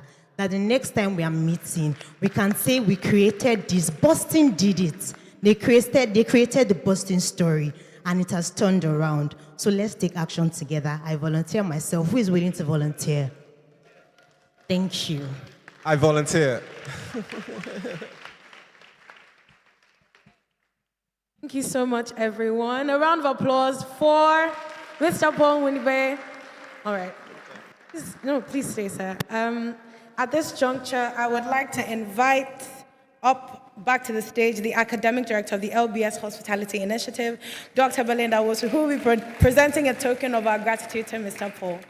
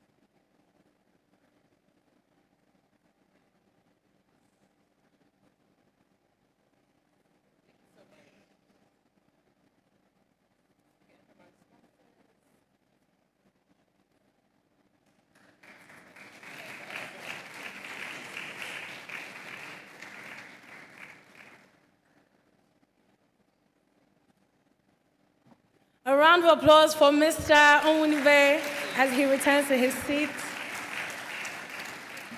Thank you so much, Dr. Belinda. I love the participation on this Q&A session. At this point, I'd like to ask the projector unit to put up the QR code again, just so that if there's any questions, I know quite a number of us weren't able to ask the questions we had. So please, by all means, scan the QR code so your questions will be passed across, and please, by all means, also mention your email address so we can mail you the answers in due time. Thank you so much, sir, for those responses and also for our contributions. I love what was said about, starting a movement. We're all here, we can all do something. And I want us to give ourselves a round of applause for the number of of responses we had on just that statement. All right. At this juncture, before we move to our next conversation, which is, in fact, a panel session, I'd like for us to take a moment to acknowledge one of our valued partners, 21st Century Evolution Systems Limited, who are passionate about creating solutions for our customers using IT as a tool. Let's watch a brief message from them. 21st Century Evolution Systems Limited is an experienced ELV system integrator, and we operate in the sub-Saharan African region. Our specialty is providing cutting-edge technology solutions for all ELV needs. ELV meaning extra low voltage. Now, our team of experts will always bring years of experience and knowledge to your project. We will offer customized solutions that will cater for your specific requirements. Now, as the ELV system integrator in sub-Saharan Africa, we have worked with a lot of industries, some real estate, commercial, to the residentials, healthcare, energy industry, education industry, and of course, our specialty, the hospitality industry. Our solutions include and vary from structured cabling to access control, surveillance, CCTV, audio-visual systems, and many more. It is our goal that we deliver for each and every client high-quality services that will meet and exceed their expectations. Now, how do we deliver this? By providing timely and efficient services that will make sure that your project is completed in a cost-effective manner that will make sense to our clients. A round of applause for our sponsors, 21st Century Evolution Systems Limited. All right, so we'll be diving right into our first panel session of the day. I don't know how many of us are excited about it. If you're excited, give me a round of applause. For our panel session, we'll be talking about tech, AI, and the business of hospitality. It's like I've mentioned, if you've heard the topic, it's transforming the hospitality industry globally, technology and artificial intelligence. And today, our distinguished panel will discuss how innovation, smart systems, and artificial intelligence are creating new opportunities for efficiency, for guest satisfaction, and sustainable growth in the African hospitality industry. I'm delighted to introduce the moderator for this session, Adedoyin Odunfa, the MD CEO of Digital Jewels Limited. A round of applause for her. She takes the stage. She has almost 3 decades of experience in IT governance, risk, and compliance. She has been instrumental in shaping technology strategies across Africa, ensuring that innovation drives sustainable business growth. A round of applause for her. She takes her seat. She'll be guiding today's conversation. Welcome, ma'am. And joining her on the panel are Ayola Ajuwon, the Managing Director of 21st Century Evolution Systems Limited, our sponsors, is celebrated for their forward-thinking leadership in building high-performing teams and driving operational excellence through technology. A round of applause for him as he takes a seat. Next up, I'll be inviting our panelist, Daniel Omirigwe, Managing Director, Current Links Hospitality Systems Limited. He has led numerous hotel technology deployments across Africa, including Nigeria's largest hotel Wi-Fi infrastructure upgrade. A round of applause for him as he takes his seat as well. Next up, I'll be inviting Nkem Unweke, the Growth Advisement Partner, LVS Tech Leap Initiative, our very own. Nkem combines deep experience with technology strategy and innovation with a strong commitment to social development and leadership.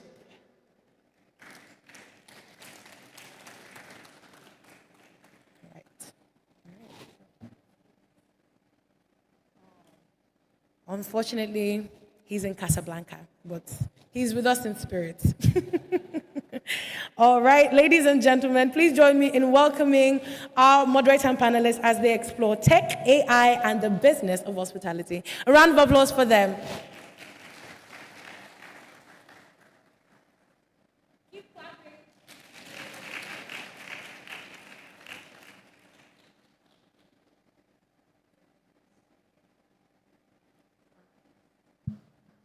Good morning, ladies and gentlemen. It's my absolute delight to be here this morning, and we'll go straight into the panel session. And I think we have a really exciting topic today. We're talking about tech, AI, and the business of hospitality. And I think the keynote addresses that have gone before have created an excellent backdrop for our discussion today. Now, according to the 2025 Hotel Development Pipeline Project report, it shows that there's been a lot of activity in terms of the development of hospitality in Africa. Indeed, it's a record-breaking activity. According to that report, there are 577 hotels and resorts with 444 rooms in development. That's by 2024. This shows an increase of 13.3% on the 2024 figures. Nigeria has emerged as the third most active country in Africa for hotel development, with 48 hotel projects, 720 rooms currently in the pipeline. North Africa tops that list, recording a 23% year-on increase. So there's a lot happening in the hospitality space in Africa. And of course, hotels, it's not just hotels that make up the hospitality industry. We also see from some of the reports and statistics out there that there's been a record increase in investments, obviously, following all of that I had said. So it says here that the global hotel investment volume reached $557.3 billion in 2024, up 7%. So it shows also a cross-border hotel investment growth of 57% year on year. Where is this investment going? A lot of it is going to digital transformation. And without doubt, technology is the game changer, whether in hospitality, in business, or enterprise. And according to some of the statistics that are out there, 75% of hospitality firms have increased their investment in digital technology over the past 2 years. If you're a player in this segment, perhaps you're asking yourself, have I increased my investment in technology by 75% over the past 2 years? 60% of hotel bookings now happen via digital channels, and 70% of hospitality companies report that AI has improved customer experience. So I'm turning to my panelists now, and I'm going to be starting with Daniel. Daniel, what areas of hospitality technology are you most excited about right now? Thank you very much. So glad to be here. CEO of Landmark already said it all. That provides the background for what I'm going to say. What we have presently and what most hotels are doing and what we need to do is to have guest engagement platforms. That is the same platform that will enable you to be proactive in the way you attend to your guests and get all guest preferences to drive the storytelling that will take place when the guest checks out of your hotel. These so-called guest engagement platforms already provides you an avenue to even interact with the guest before he comes in, during his stay, and when the guest checks out. And some of them, almost all of them, are integrated with WhatsApp platforms that you can communicate directly with the guest. So that drives the story, that drives the experience for the guest. And just as he said, the guest will always remember how you made him feel. Thank you. Thank you. So, I agree with you. You're talking about engagement platforms. I believe that it will also trap some of the preferences, and it sort of reminded me of an experience I've had recently. Our firm, Digital Jewels, does business across about 18 African countries, and that means I do a lot of traveling. Now, I remember going to a hotel in Kigali and the same chain in Nairobi. Now, every time I go to the hotel in Nairobi, they remember that I need extra hangers, something as simple as that. I always ask for extra hangers, and the hotel in Nairobi will always have my extra hangers waiting for me in my room. Same chain, in Kigali, I have to call them all the time. Can I have extra hangers? A similar example, the loyalty customer, they will bring me chocolates. A particular chain will bring me chocolates, and they will bring me fruit. And somebody noticed that I never touch the chocolates, I always eat the fruit. One of them stopped sending me chocolates and just started giving me more fruit. The other continued giving me chocolates. So just to sort of bring to life what you're saying, what is driving that? Obviously, it's not just the person. The person interface is very important because somebody must have put that preference in the system in the hotel in Nairobi. Yeah. And so that it doesn't matter who's on duty and who is off duty. They can look at that system and they can look at my preferences and they can deal with my preferences. Now, in the other hotel, even though it was the same chain, and the system actually made provision for it, somebody didn't put it in the system. So when you talk about using technology to improve customer engagement, customer experience, spot on. So I'm moving to you, Ayola. What interesting project, platform, or innovation have you worked on recently that's changing the way hospitality is approached? Thank you. Thank you for that question. Good morning, everyone. So I'll say BMS and GRMS. BMS is Building Management System, and GRMS is Guest Room Management System. Over the last few years, there's been a heightened interest in sustainability and green buildings. So you've seen a lot of development, a lot of projects, especially in hospitality, adopting and adapting building management system into their operations. And fundamentally, we know in Africa that energy takes about 10 to 20% of our revenue. And this conversation is an ongoing one. What BMS and GRMS have come to do is to ensure that there is operational efficiency, there is reduction in the cost of energy, there is return on investment for clients and investors in that vein, and also to ensure at the bedrock of it, there is guest experience in there, which ensures that when guests come, GRMS is at the forefront, guest-facing technology, ensuring the lighting, the cooling, HVAC system, the curtain control is all there and available for the guests to see, infusing the personalization, like you said. So all of those confirmations are there for the guests and there for them to see as well. While at the back end, there is the BMS system, which is infusing the HVAC system, the temperature system, the metering system, the heating system, all of the generators, elevators, and ensuring that proper monitoring and control is available.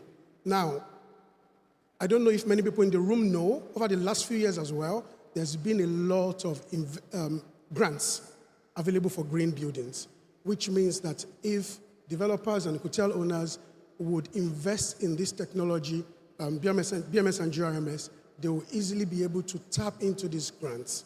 And as well, there are certifications to back it up. So there is LEEDs, there is EDGE, there is ISOs as well that back up green and sustainable buildings. Okay, thank you. So you touched on something very important, or a few very important issues. You talked about the return on investment, absolutely important. And I know that that is the concern of a lot of the younger hotel groups, the smaller hotel groups. This technology stuff you guys are talking about costs a lot of money. So really, how can you ensure that, what recommendations do you have to ensure that the money spent on technology is not just an expense, it is actually an investment? You also touched on the fact that at the end of the day, it helps to have stratified systems, because what that does for you is it ensures that you have a repeatable process, that you can enforce, and that obviously helps with the customer experience. So speak to those two things quickly. So my answer to that is that I don't believe technology is expensive at all. I believe that not investing in technology is actually what is very expensive. And what people see is that initial investment. But what people don't see is the return over time, because it's not instant. I'll give you a very simple example. If you deploy BMS, for instance, you want to save energy. You have a record month on month, and it's verifiable that you are saving 20 to 40% on your energy on a monthly basis. Now, a typical 250-room hotel in Nigeria is going to be spending at least 15% of their revenue on energy. Now, hypothetically, if the revenue per month is 1 billion naira, that is 150 million naira going to energy. And if you have a system that is going to save you 20 to 40% of that, so let's take the base, which is 20. 20% of 150 million naira is 30 million naira. Now, at the end of a year, this customer has now saved 360 million naira. And over 5 years, this customer is saving 1.8 billion. Now, the initial investment, maybe at the start, was $100,000. That's 150 million. I like the way you switched from naira to dollars.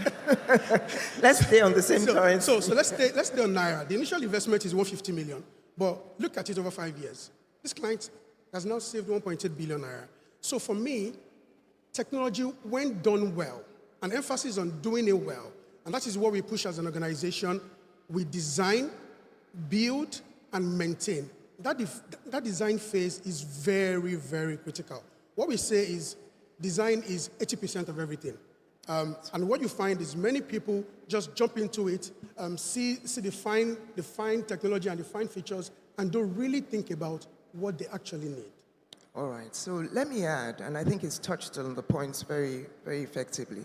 He said in the long term, the medium term, what often happens and why people get disillusioned is that you have a salesman come and sell you these gadgets and tells you that in 2 months, you're going to be saving X%. It's not quite 2 months.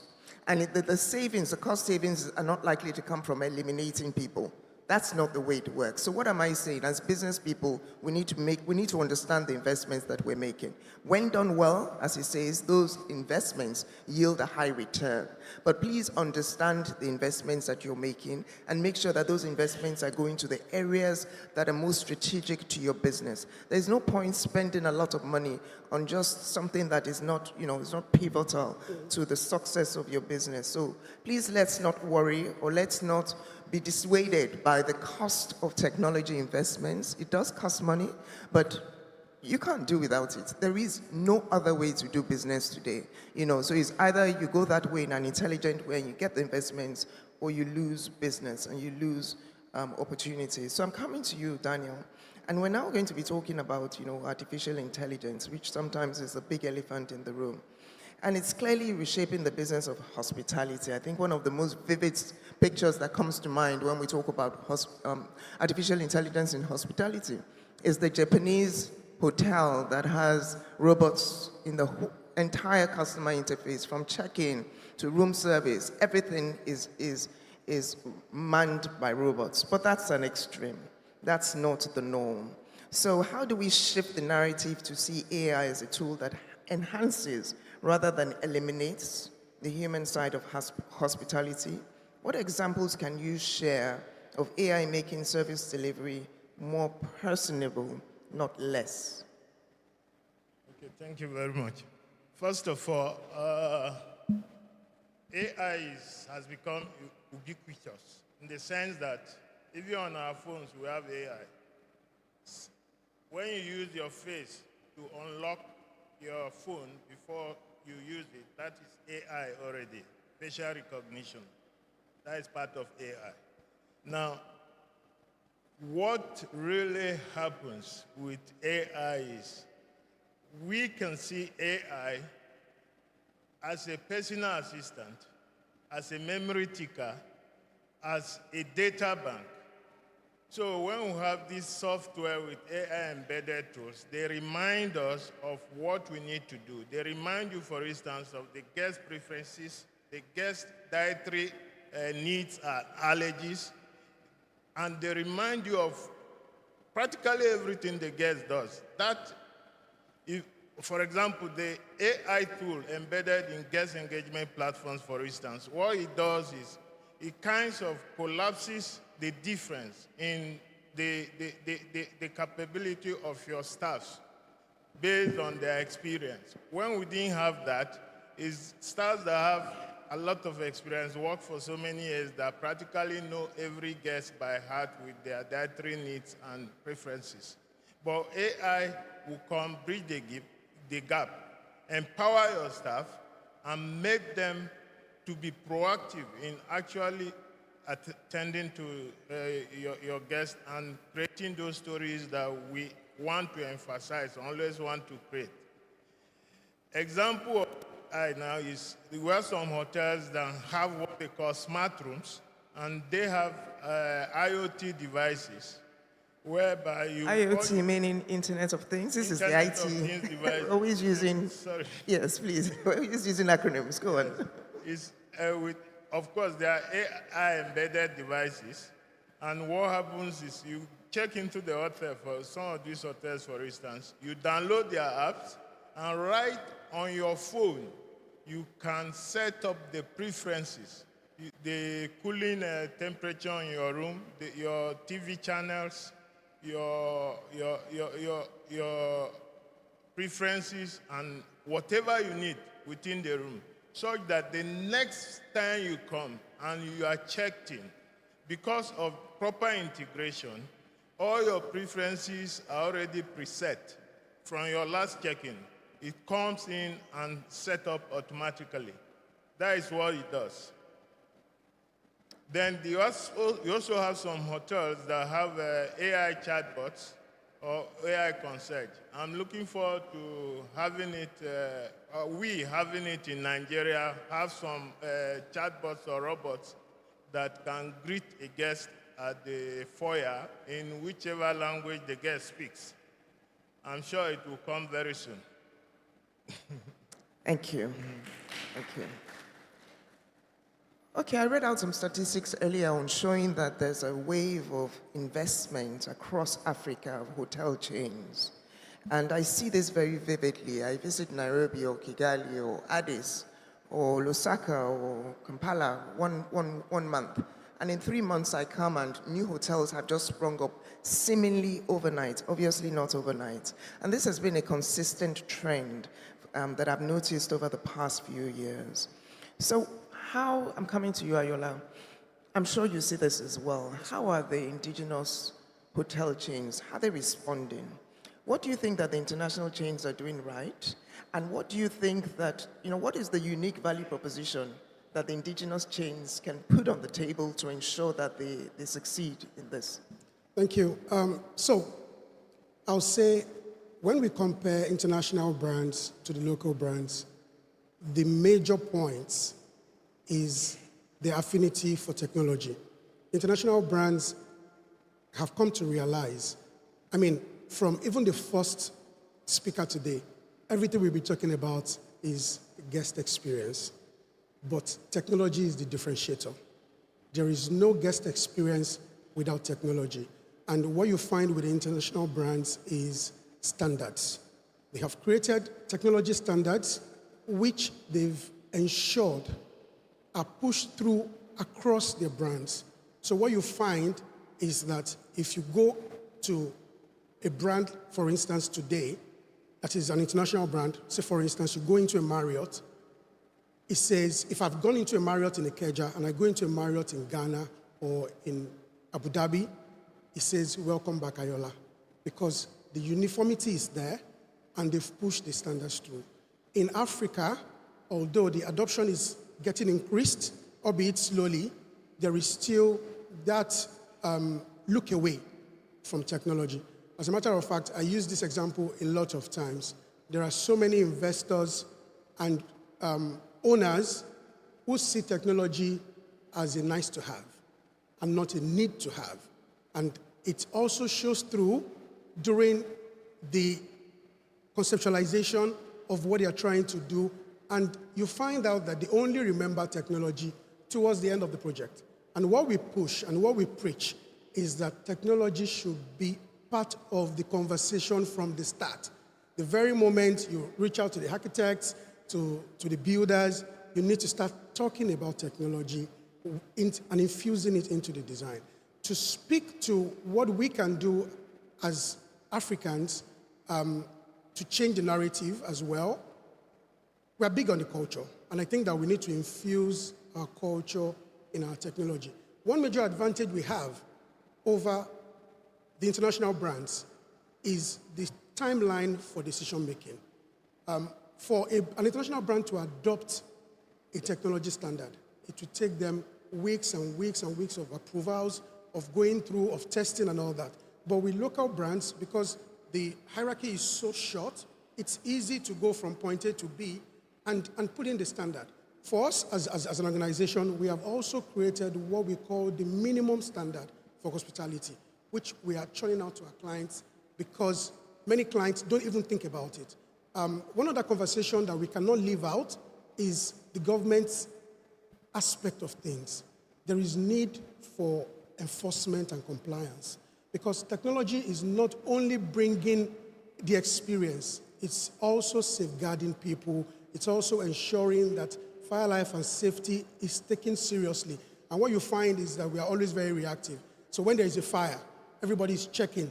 Are there fire alarm systems in the buildings? Are there CCTV cameras? Are there technology equipment there? But what we should be doing proactively is ensuring that before we even launch or open our doors to customers, all of these parameters are checked. And there's no better platform than for the government to enforce it. And we are also in those conversations as well. And what you find abroad is that all of these things are checked. As a matter of fact, even within the international brands, those standards, because they are global, they ensure that any country they are in, whether the government of the day is asking for it or not, they ensure that it is part of the fabric of what they do. So yes, we are latching onto it, but it's rather slow. Thank you. So he spoke about the need to use speed and agility as an advantage for ourselves. Okay, so if you have one hotel chain or two or three, you can take decisions much faster than a global brand who has maybe 100, 150. And so these initiatives you can adopt quickly and use them to benefit your business very, very quickly. So you need to use speed, agility as an advantage and be nimble. He also stressed the importance of international standards because the speed and agility is not enough, especially if you want to scale. A lot of our two of our keynote speakers today spoke about the need to scale. So maybe you can manage it when you're always in the hotel 24/7 and you're burning yourself out to keep up that standard. However, by the time that chain gets bigger, you have more locations, you, without any doubt, have to ensure that you adhere to these standards. And just to demystify the adoption of standards is not difficult. It actually just helps to strengthen your processes and make sure that your people are equipped with the right skills to manage it. So I'm coming back to you, Daniel. As Ayola had said, technology needs to help customer experience, improve the experience at the end of the day. It's not just technology for the sake of technology. So in your view, what are the key deciding factors from a customer point of view to choose one hotel over the other? All right? What are the things that, from your experience, you've seen that are the reasons why they will choose one over the other? Can you speak to that? And how is technology influencing these decisions? How can technology help to, if I'm the hotelier, how do I use technology in my favor to drive the traffic in my direction? Can you speak to that? Okay, thank you. It's still the same thing we'll be talking about, how you make the guest feel. It's the way you make me feel that will make me come back to your hotel. So, and what do you do that? They are drivers of how you make a guest feel in terms of technology in the hotels. If you have for instance, a PMS system, basically that takes care of all those details that you need. If you have a what system? PMS, property management system. I'm sorry. If you have property management system installed, that aggregates all your revenue, for instance. If you have a point of sale system, that tracks all your transactions and actually integrates. So once all these things are integrated, you will have a situation whereby you give fast service and a very efficient service to get a guest as he comes in. And most importantly, these systems that you've installed, they have actually automated some of the repetitive tasks that your staff do, so thereby freeing the staff to have more time to engage your guest and even create some kind of connection and empathy where needed, to make the guest feel very comfortable. So when a guest is comfortable, when a guest is happy with you, he will come back. Of course, he will spend more money. Absolutely, absolutely. So you want to ensure that you're automating all your routine tasks and you're freeing your staff to focus on that customer connection.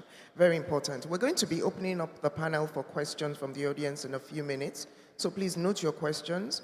But I will just ask you as a final question, Daniel, and then you will give your closing remarks, both of you.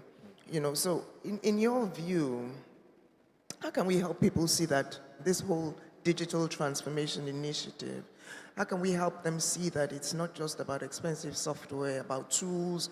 I mean, you, as a lot of IT people do, use a lot of complex terms that people who are not from the IT industry would typically just have their eyes glazed over. So how can you simplify it in a way that, what are the baby steps that they need to take for perhaps people out there who haven't really driven technology into their fabric? What are those basic steps that they can take that will actually improve customer service, that would actually also improve the profitability of the organization?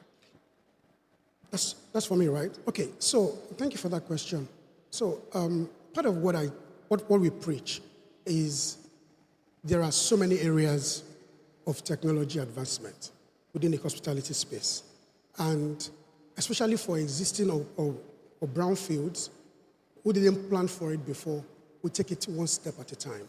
And it's important that we speak to the experts. I think that's the most important part, that we speak to the experts and carry out our due diligence.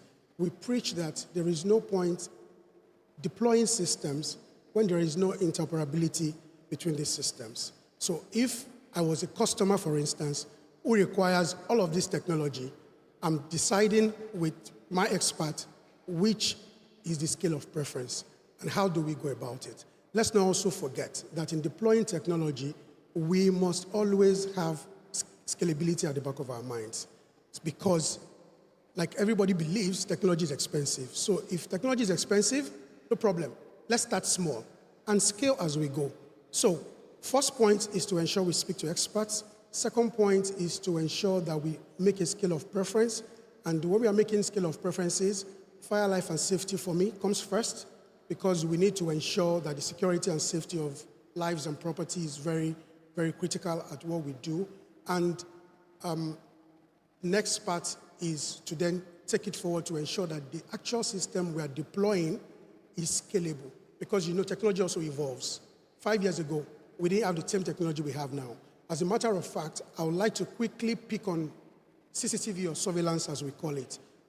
5-10 years ago, CCTV was a very reactive, human-controlled and recording system. So when there is a theft, there is a big issue with security, we go back to the CCTV footages to check for footages and extract them to give to law enforcement. But in the last few years, because of data-driven insights, artificial intelligence, many of that has changed. We now have CCTV cameras that do people counting. We have CCTV cameras that actually check people's interaction and find that there is an interaction that looks like there is going to be an attack and become very predictive. So CCTV is now no longer a reactive system, it's a predictive system, and that is assisting to ensure that there is return on investment for owners. And you ask me how. CCTV is going to count people now. CCTV is going to ensure that in this auditorium, this particular space does not have people. And it's going to get the owners of the building thinking, why is it that this space is always blank? There's nobody there. What can we do? What discounts can we introduce? How can we make over the space to make it look more attractive? Because space is very important in hospitality. Every square meter, every square inch matters and costs money.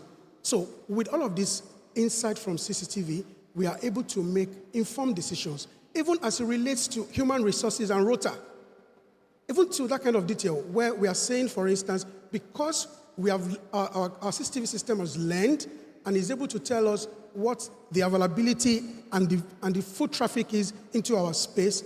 On Mondays, we don't need to have all of the people on duty. So can we look at vacations and days off and things like that to ensure that we minimize and run an operation that is not just all over the place?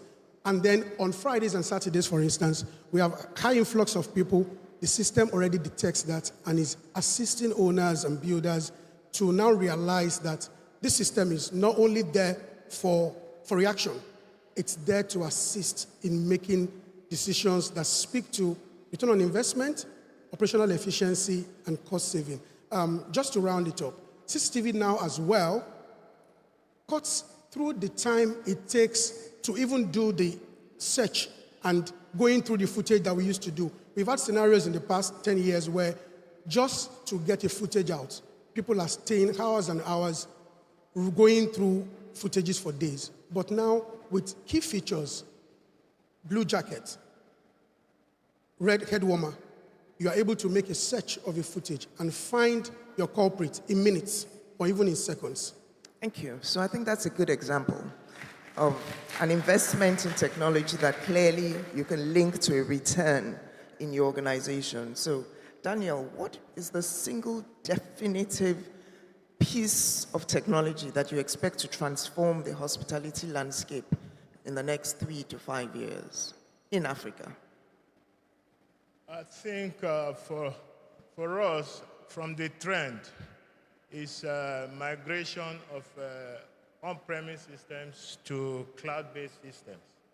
Because when you do that, integration with all the different hotel technologies becomes easy.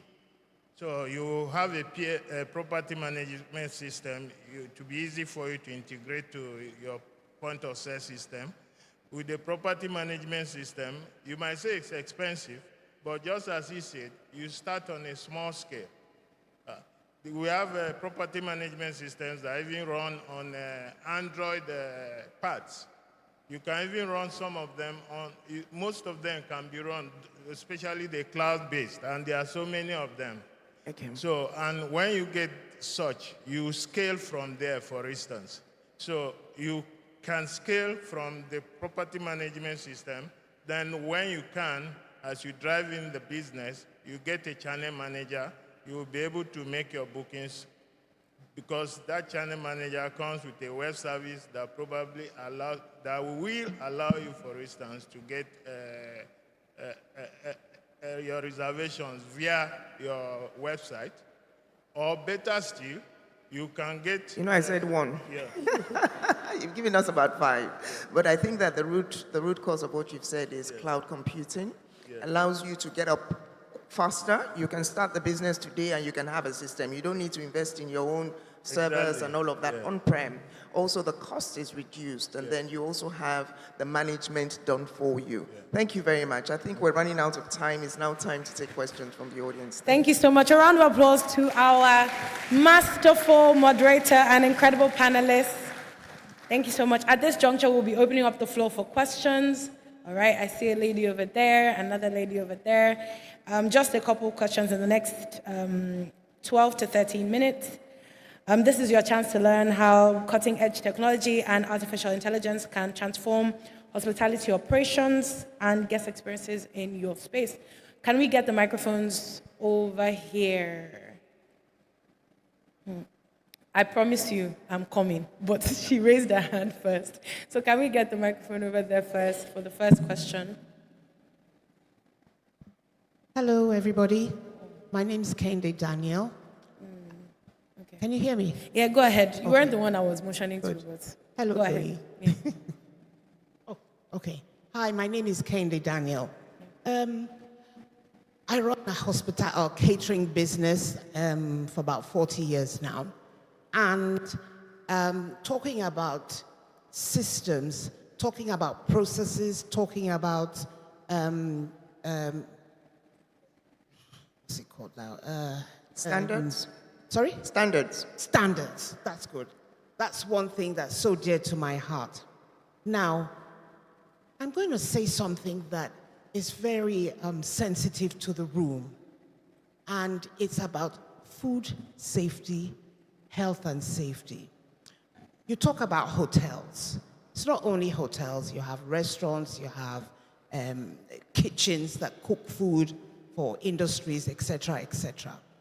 Now, I think the belief is that, this person, this vendor charges so much, and this other vendor charges, or they all charge, reasonable rates. What they don't realize, and I'm picking up on what you said, that when you put a management system in place, it costs money. And if you don't cost it in whatever it is you're charging, you lose out, and at the end of the day, you can't maintain your standards. Talking about what you said, I'm going to pick up just one point, and then I'll give the microphone to somebody else. In all areas of hospitality, you have people who serve food and drink. They should have cards for their medical. When you have your medical card, even if you leave, say you work for me and you leave for me, we do medicals twice a year. Wherever you go, there's that continuation, which will help with if you are AI, technical, blah, blah, blah, blah. Okay, so you can carry it on to the next person. A lot of people feel that if I'm paying for medical and the person leaves me, what happens? It's a major issue. And I think when you look at it in all the other different aspects, it's a problem. So how would you help us carry this thing along, carry this thing along, saying that, look, you know what? We have these, we have technology, and we have like a pool where you can join in and then reducing the costs rather than doing it alone, because that's the problem I have right now. We have a lot of things that we do via tech, but what it is they look at hotels. In my world, which is food, I'm a food service provider, it's completely different. We are similar, but it's completely different. But most of the software you find or you get is geared towards hotels alone. And I don't know, you need to look in this space. Thank you. All right, thank you for your question. And I think that I would dare say that being in business for 40 years is already a testament of the importance of standards that you have enforced and that you keep enforcing. And I think a lot of the things that she said, if we took note, are tips for the younger people in the business. So you want to respond? Okay, thank you very much. There is a lot to unpack in what you said. So I think the first thing is being in a room like this, having these kind of conversations as well. Because part of what we've done as an organization the last 4 years is to ensure that we are in those rooms where these decisions have been taken, where stakeholders are available, and we can educate them, right? And you recall that I said government's part and role is also very critical. So you are trying to enforce standards, but the next 7 guys are trying to run it as they wish. It's important that we all have standards, and we have people that are checking that those compliances are there as well. I think another important part is what Mr. Daniel mentioned, which is adopting cloud systems. With cloud, you are able to go subscription-based, which then means that the amount you are investing on physical equipment, big rooms to put technology in is reduced. And the applications are out there. Again, don't forget what I said about speaking to the subject matter experts and carrying out due diligence. There are a lot of tools and a lot of software out there that also cater to all aspects of hospitality. So it's important that we speak to the right people and have the right conversations as well. Okay, Ayola, just to, because I think one of the things she spoke to was, a community. I don't want to do it alone, or it costs too much to do it alone. So I'm hoping that Daniel might have something to say about that. I did want to touch about food safety. Right, you can go ahead. Because and she mentioned hotels, which I'm very familiar with. What happens, I'll tell you what some hotels do. What happens is you have hotels with several fridges. Some of them are even walk-in fridges. Nowadays, whatever you can think of is possible. And that was what happened in the case of one hotel. They needed to monitor the temperatures of those freezers.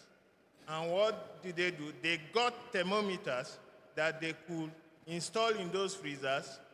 Then we ran some access points near those freezers and installed softwares even on their iPad that they were able to monitor the temperature of those freezers. Because, of course, you know that better than me, some foods require a certain minimum temperature for them to be healthy. Thank you. Yeah. Thank you. And I'll just add that it helps to come to the table with numbers, because I think that's also what you were speaking to. That reduces the level of investment for each member. So if there is an association that can come together also for the purpose of adopting technology and using technology to improve and enforce standards in your sector, in your industry, I think that will be very, very helpful.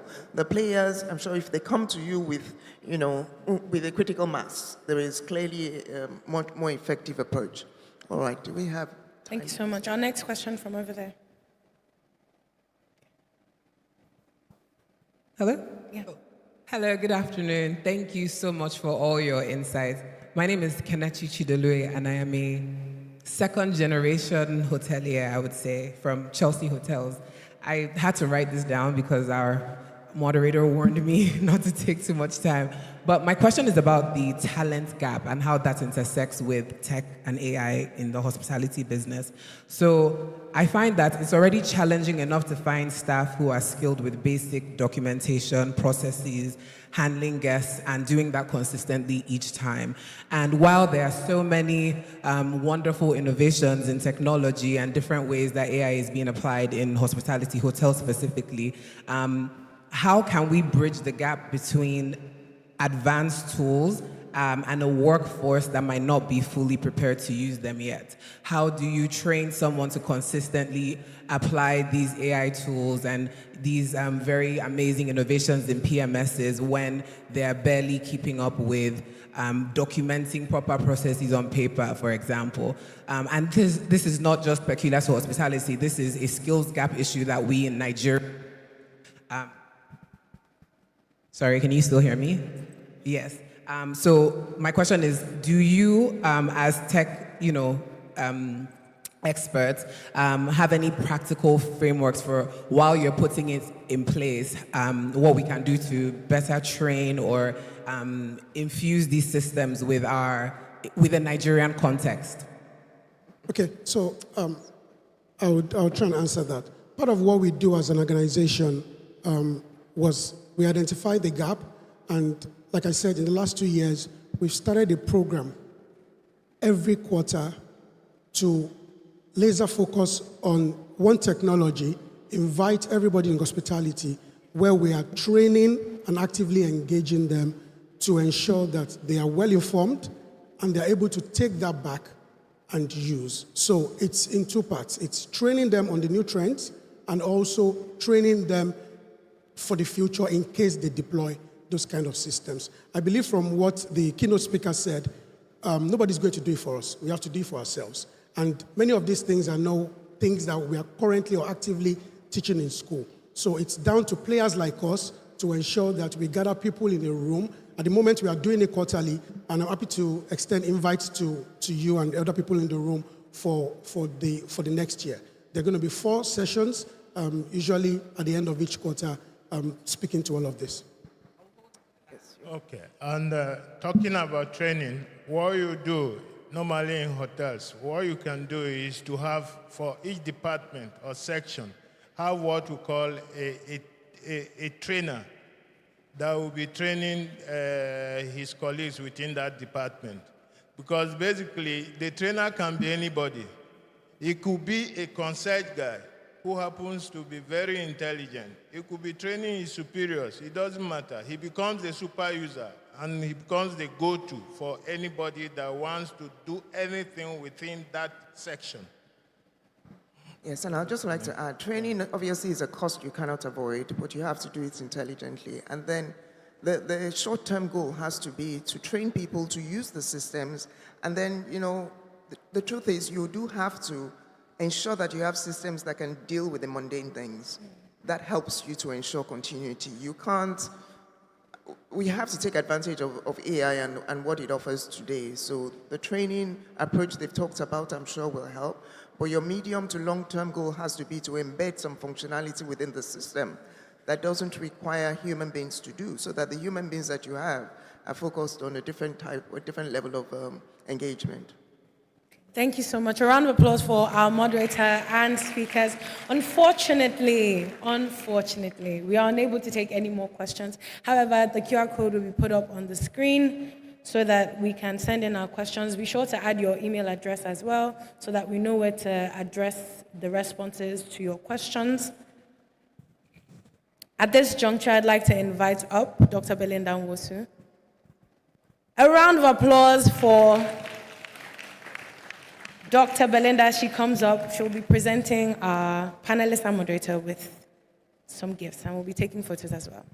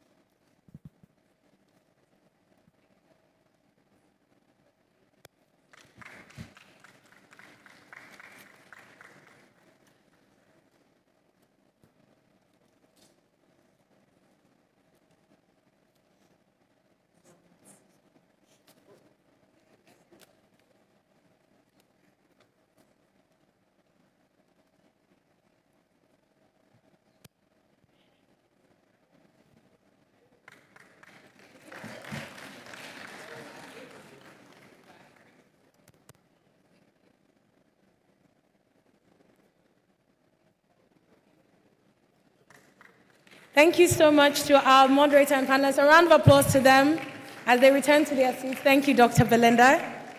No, we can do better than that. They've given us practical insights on how to involve and introduce technology in our businesses.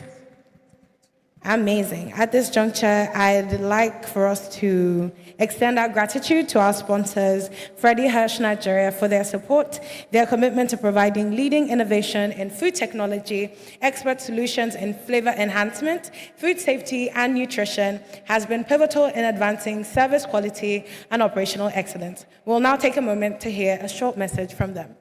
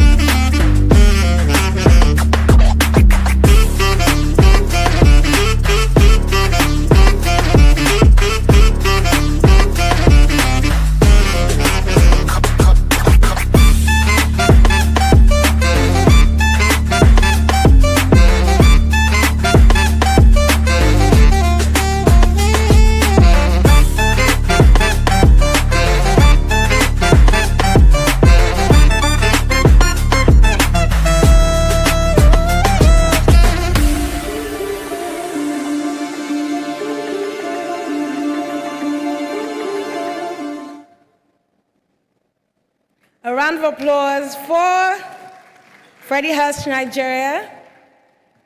All right, we've had a lot of conversation, a lot of thought-provoking conversation and thoughts, panels, keynote addresses. And as we transition into the next segment of today's program, we've curated a little moment, a musical moment, for you to pause, to breathe, and take in something beautiful. Performing for us is a remarkable saxophonist. Ladies and gentlemen, please make welcome Benaya as he takes the stage. A round of applause for Benaya.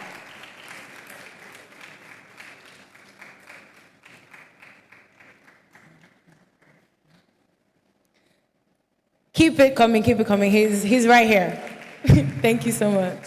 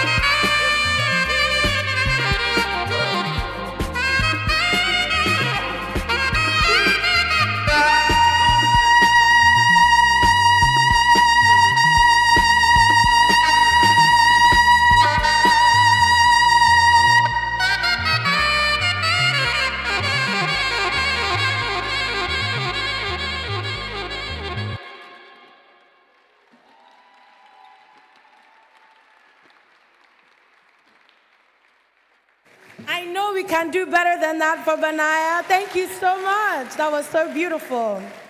Had me moving in my seat. Thank you so much. That was a welcome, musical interlude to all the conversations we've been having here today. And now, still, engaging you all, we'll be having a little rapid fire question and answer session. So I'll need the projector unit to help me up with the quiz. There'll be a QR code to scan so you can engage this quiz. So I'll wait for us as we scan our QR codes.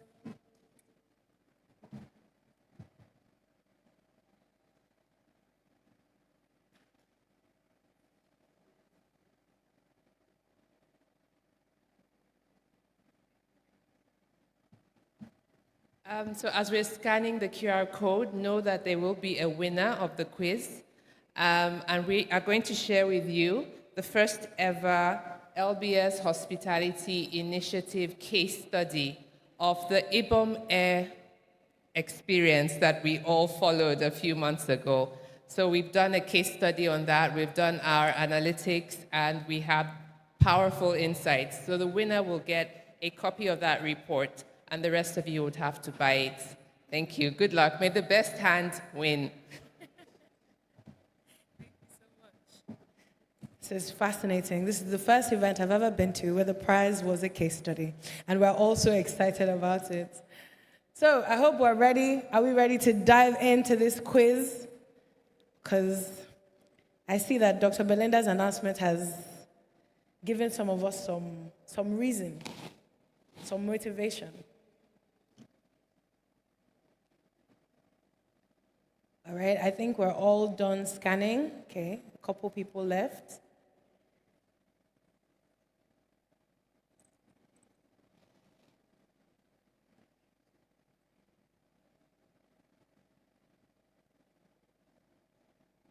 One more person. I'm waiting for her. Okay, two more people.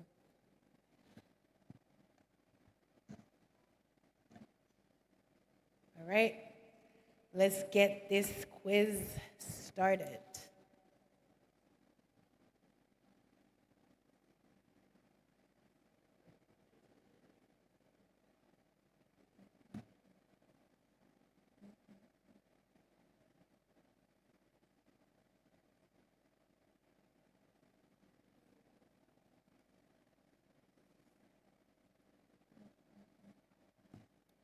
All right, projector unit, I think we can move. I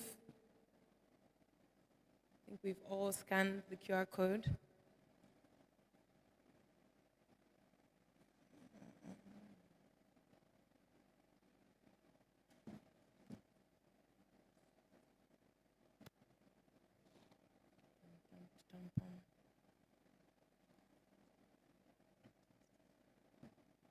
All right.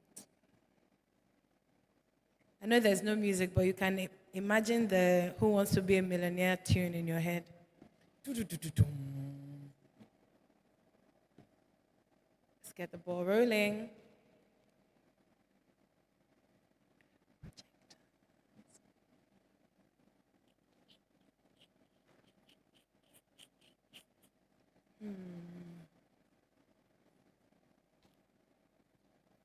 Alrighty. So, as you know, we'll be testing your knowledge. Answer quickly, answer accurately. Have 15 seconds per multiple choice question. The faster you answer correctly, the more points you earn, and the higher score wins the quiz crown and the case study. May the best man or woman win.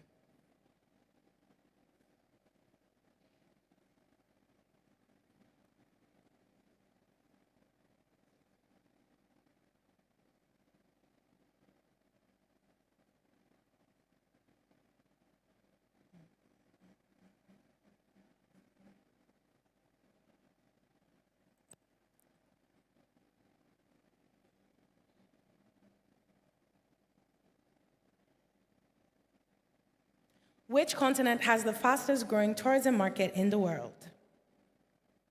Europe, Asia, South America, or Africa?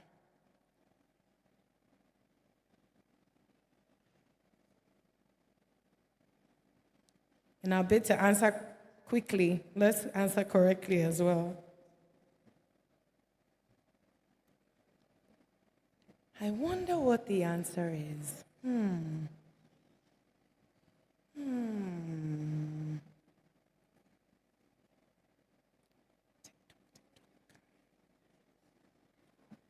The correct answer is Africa.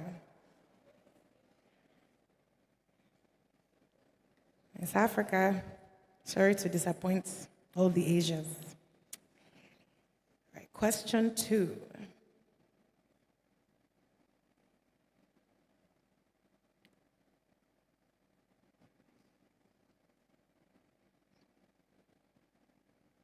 What is the most visited country in Africa? If you were listening during the keynote, you would have heard it.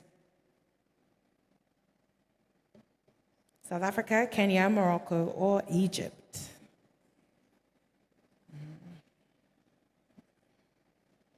I know we all know our onions here, but I guess we'll find out if we really do. 5, 4, 3, 2, 1. And the correct answer is Morocco. I heard someone very confidently saying Egypt, and someone else saying Kenya, but oh well. See, we learn every day. We learn every day. Question number 3.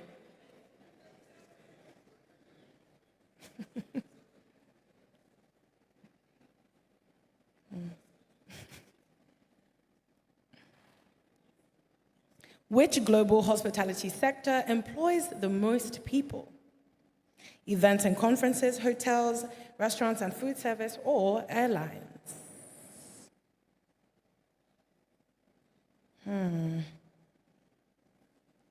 This is food for thought. Which global hospitality sector employs the most people? 3, 2, 1. Restaurants and food service.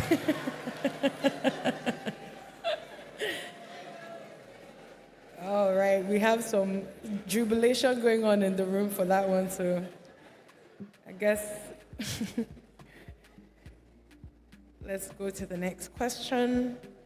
What's the most common phrase heard at African restaurants? Can I have more stew? Is it spicy? Make it very spicy. Or is this the small or big portion? This is a tricky one because I don't know. I don't know if I've been to enough restaurants. Can I have more stew? Is it spicy? Make it very spicy. Or is this the small or big portion?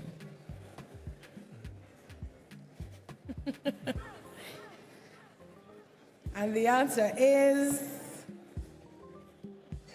can I have more stew? Can I have more stew? I think we're going to have a debate on that one because quite a number of people disagree. Our next question. Which global traveler segment is growing the fastest? Luxury escapists, leisure travelers, backpackers, or family travelers? Luxury escapists, leisure travelers, backpackers, or family travelers? You have 8 seconds. 7, 6, 5, 4, 3, 2, 1. Leisure travelers. All right.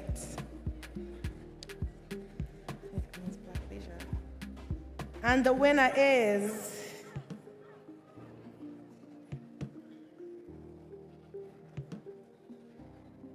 Uzor N with 3,207 points.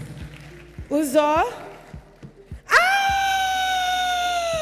Don't mind me. I'm I don't know, what will I say? I like women doing great things. So a round of applause for Uzo.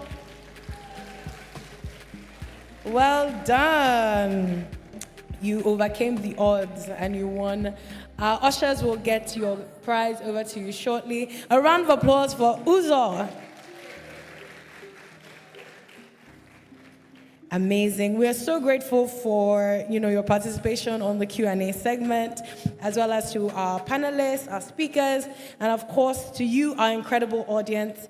We have an exhibition in the foyer for you. I'm sure you must have seen it walking in, along with some snacks. So please, by all means, let's take a break for about 20 minutes for exhibition and networking. For executive pass holders, you can make use of the lounge in the foyer as well. Our ushers will be happy to assist you and direct you as we move on to our next segment, which is exhibition and networking. So ushers, I'll need you now to guide and direct people to the exhibition in the foyer, as well as a networking segment. Talk to the person next to you, find out what they do, where they work, how they're contributing to the future of hospitality in Africa.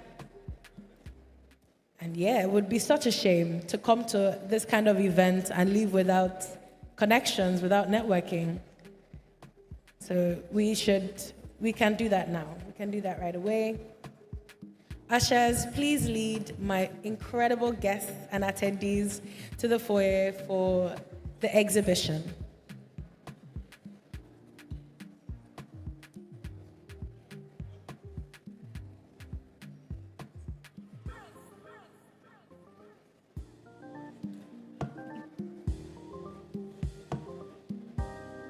Let's have an amazing time. Please try to be back in the next 20 to 25 minutes, as we'll be diving back in full force.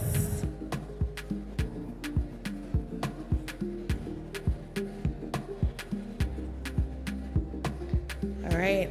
I know it's very tempting to want to do the networking here, but please, let's make our way over to the foyer so that we can talk and meet one another, have conversations, strike up with conversation with someone that you've never met and you would like to know.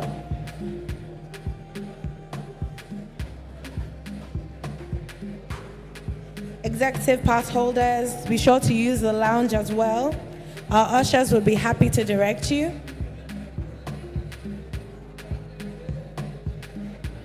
Thank you so much.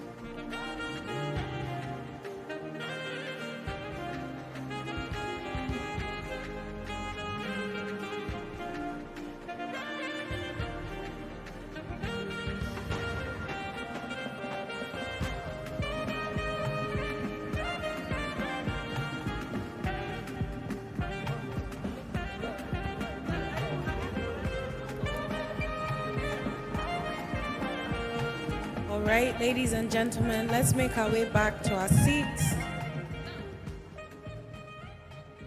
as we are about to resume proceedings for the day. If you can hear me from the foyer, please come back inside so that we can continue our conversations.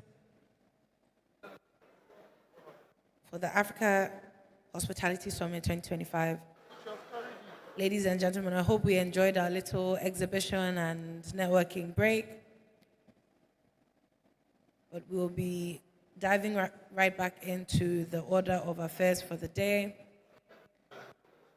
If you can hear me from the foyer, please make your way back into the auditorium to continue our conversations.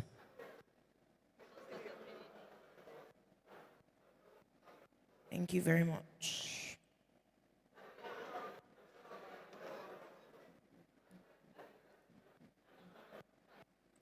Ushers, please help us get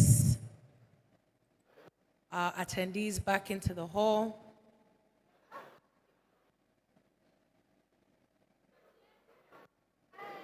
Thank you kindly.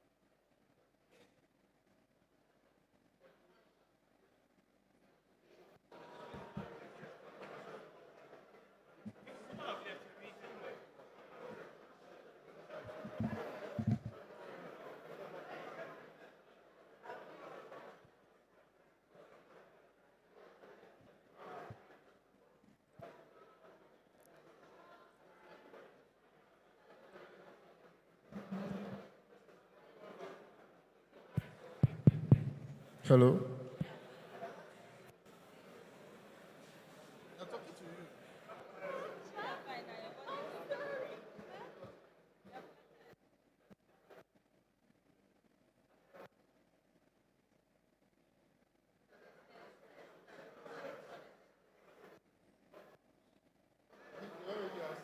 Let's make our way back to our seats.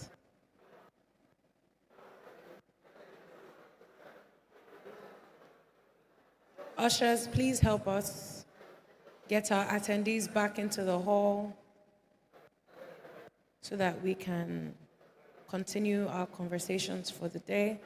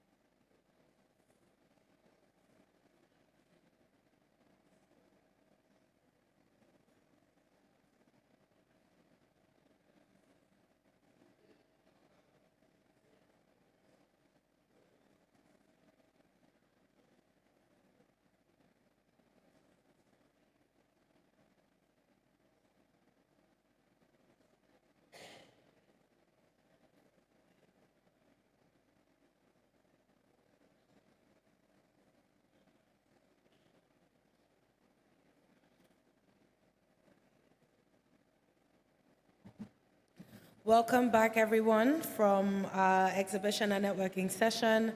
I'm sure we all had incredible conversations, got to meet quite a number of people here with us.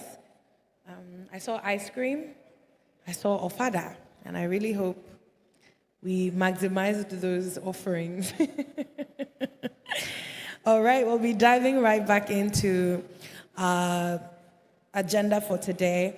And right up next on our agenda is something we like to call palm wine conversations. And that's because in Nigeria, we don't have firesides. So what we do have, though, is a good chat over palm wine. And the topic for this conversation is creativity as the new currency in hospitality. It celebrates one of the true drivers of modern hospitality, which is creativity.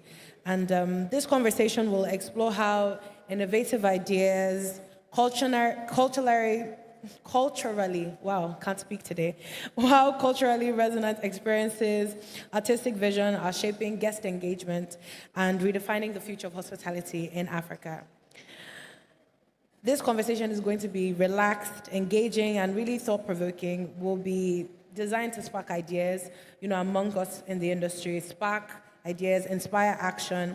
And so, moderating and contributing to this discussion is, I won't get tired of saying her name today, Dr. Belinda Nwosu, Academic Director of the LBS Hospitality Initiative. We already know all about her expertise in organizational behavior, human capital development, and the service sector. And so I believe she provides the perfect lens to examine the role of creativity in driving hospitality excellence. A round of applause for her as she takes her seat. And joining her is Obi Asika, a leading cultural strategist, media entrepreneur, and policy advocate whose work has shaped Africa's creative landscape for over 2 decades.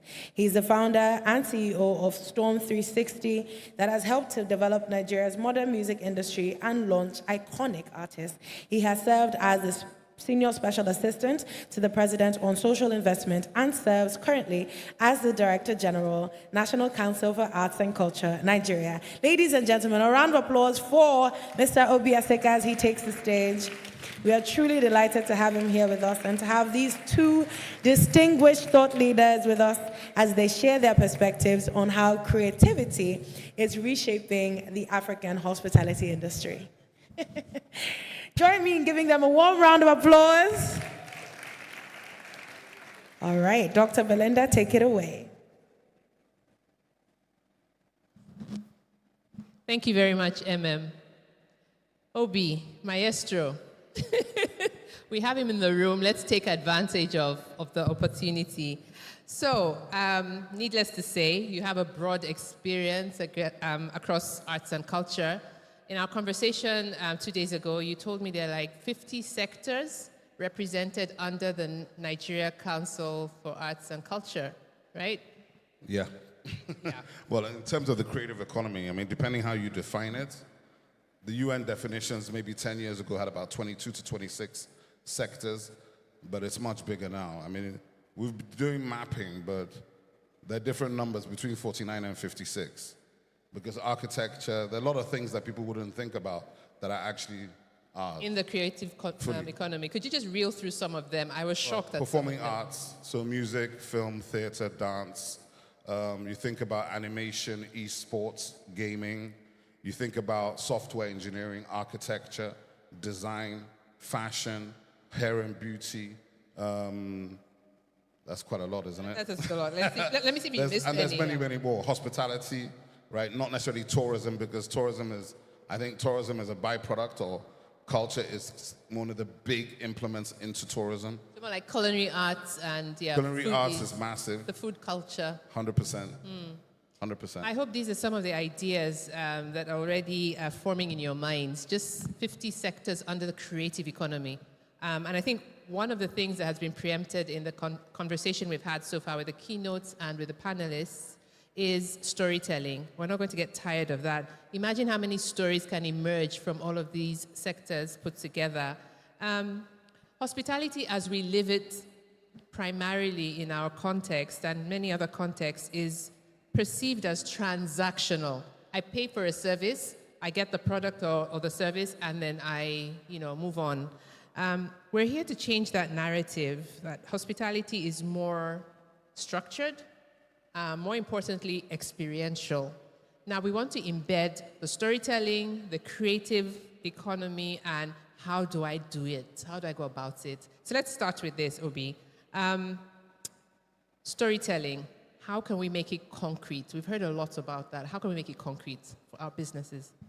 Well, I think the first thing is to recognize opportunities, right? One of the first problems we have in Nigeria is we constantly walk past real opportunities, real assets. We either don't see them, or we see through them, or we see past them. And then you start looking for the story, but the story is right here in front of you, right?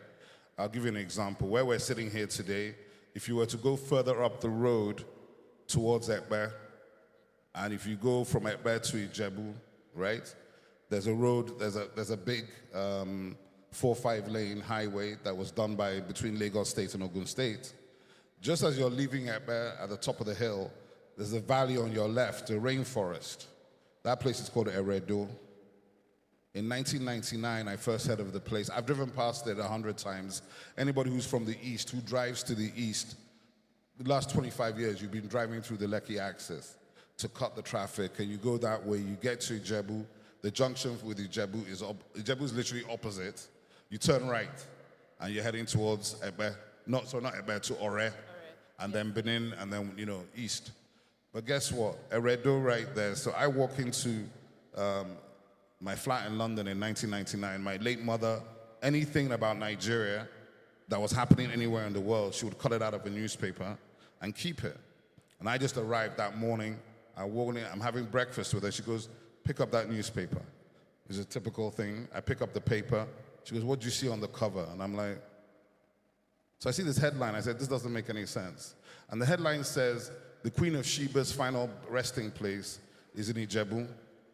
So I'm like, how is that possible, right?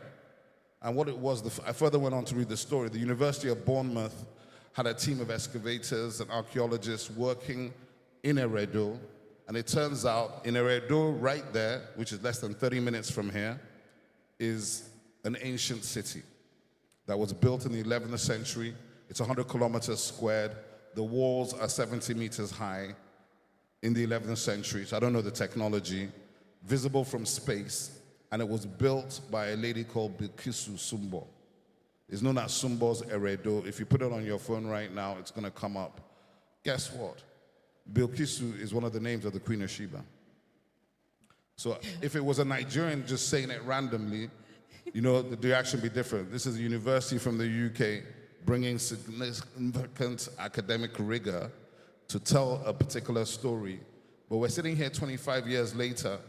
The state government has not made any investment into the location. People are driving past it every day. If that place was anywhere else in the world, I guarantee you'd be having 5 million visitors a year, generating billions of dollars from one monument, one heritage site in a country that has over 1,000. So we already have it. We have the assets. It's about everything. Knowing about the asset. We have everything. Is it even about knowing? It's about we're disconnected from ourselves. Let me put it like that. You always hear people say, oh, we don't have this, we don't have that. But guess what? Does any country in Africa have 30-plus airports? I'm not sure. We have 30-plus airports, right? We have over 10,000 hotels, right? You have over 1,000 traditional festivals. I haven't talked about contemporary. Contemporary festivals are probably 2,000, 3,000. So just take that as a base. And then when you talk about storytelling, storytelling is not sitting under the tree and doing tales by moonlight all the time. There are many different frames and references for storytelling. And in 2025, I would strongly advise anybody who's in any business that involves experience and hospitality to engage influencers, right?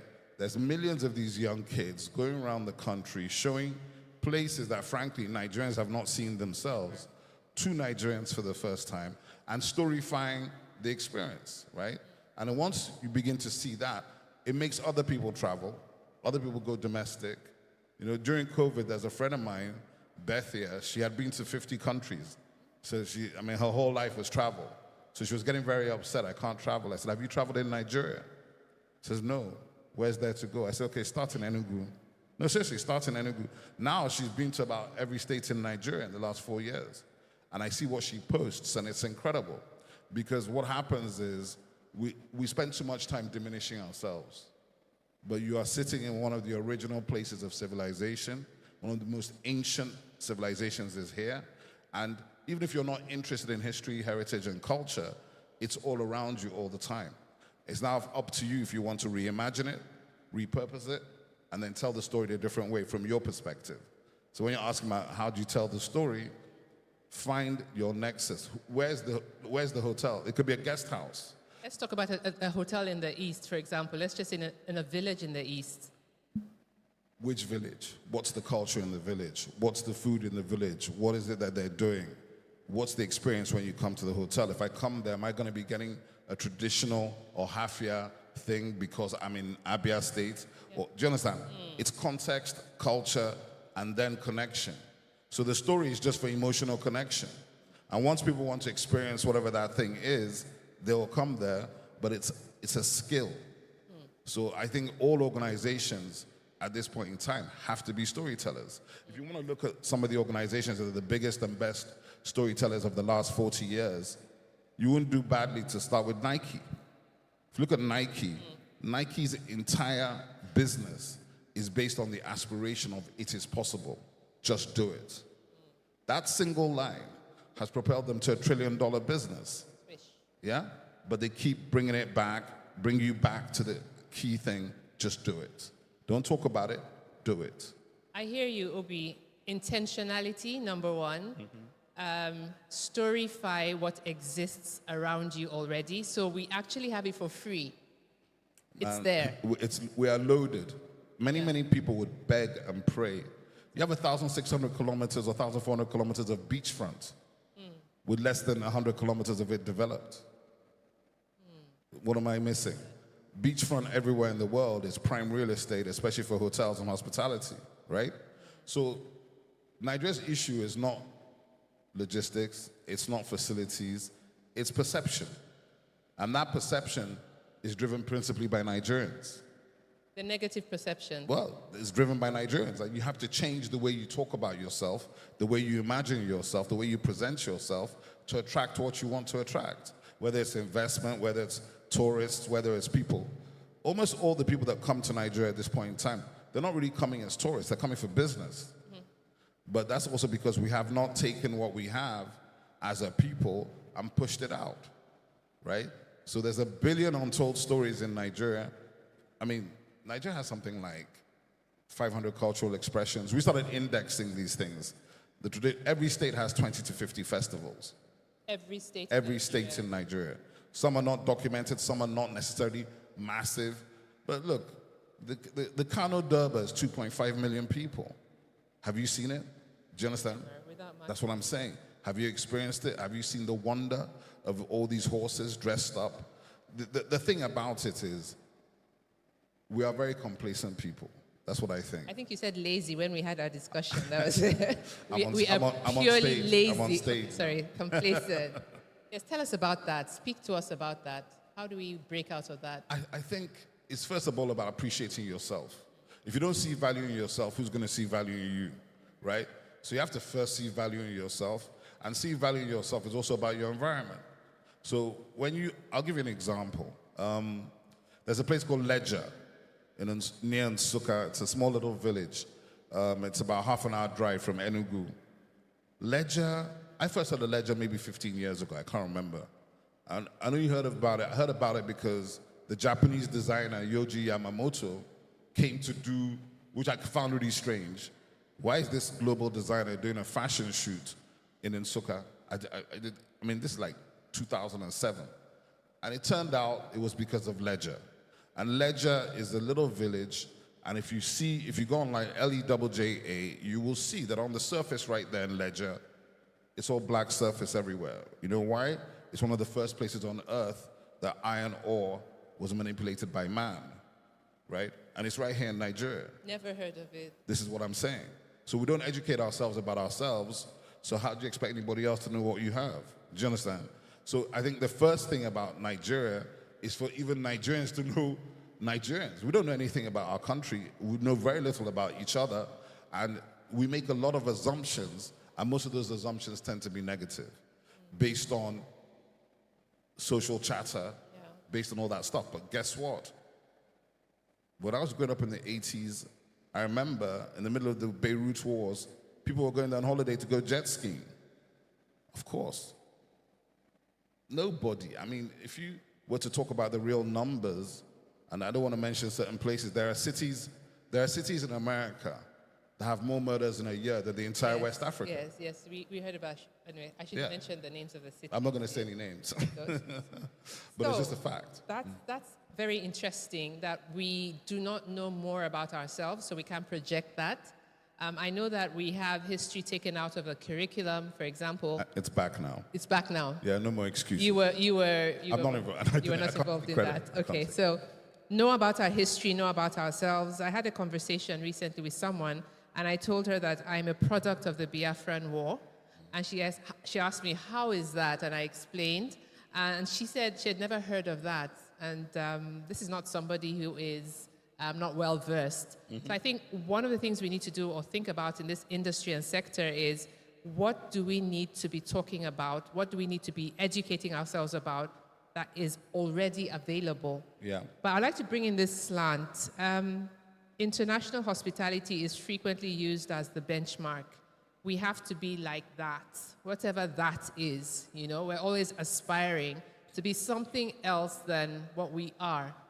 How can you speak to us about being authentic, but at the same time having the minimum standards, like you said, are global? Standards belong to everybody, not to a section of humanity. I think one of these things, and this is all part of narrative build and having been colonized, and needing to decolonize the mind, right?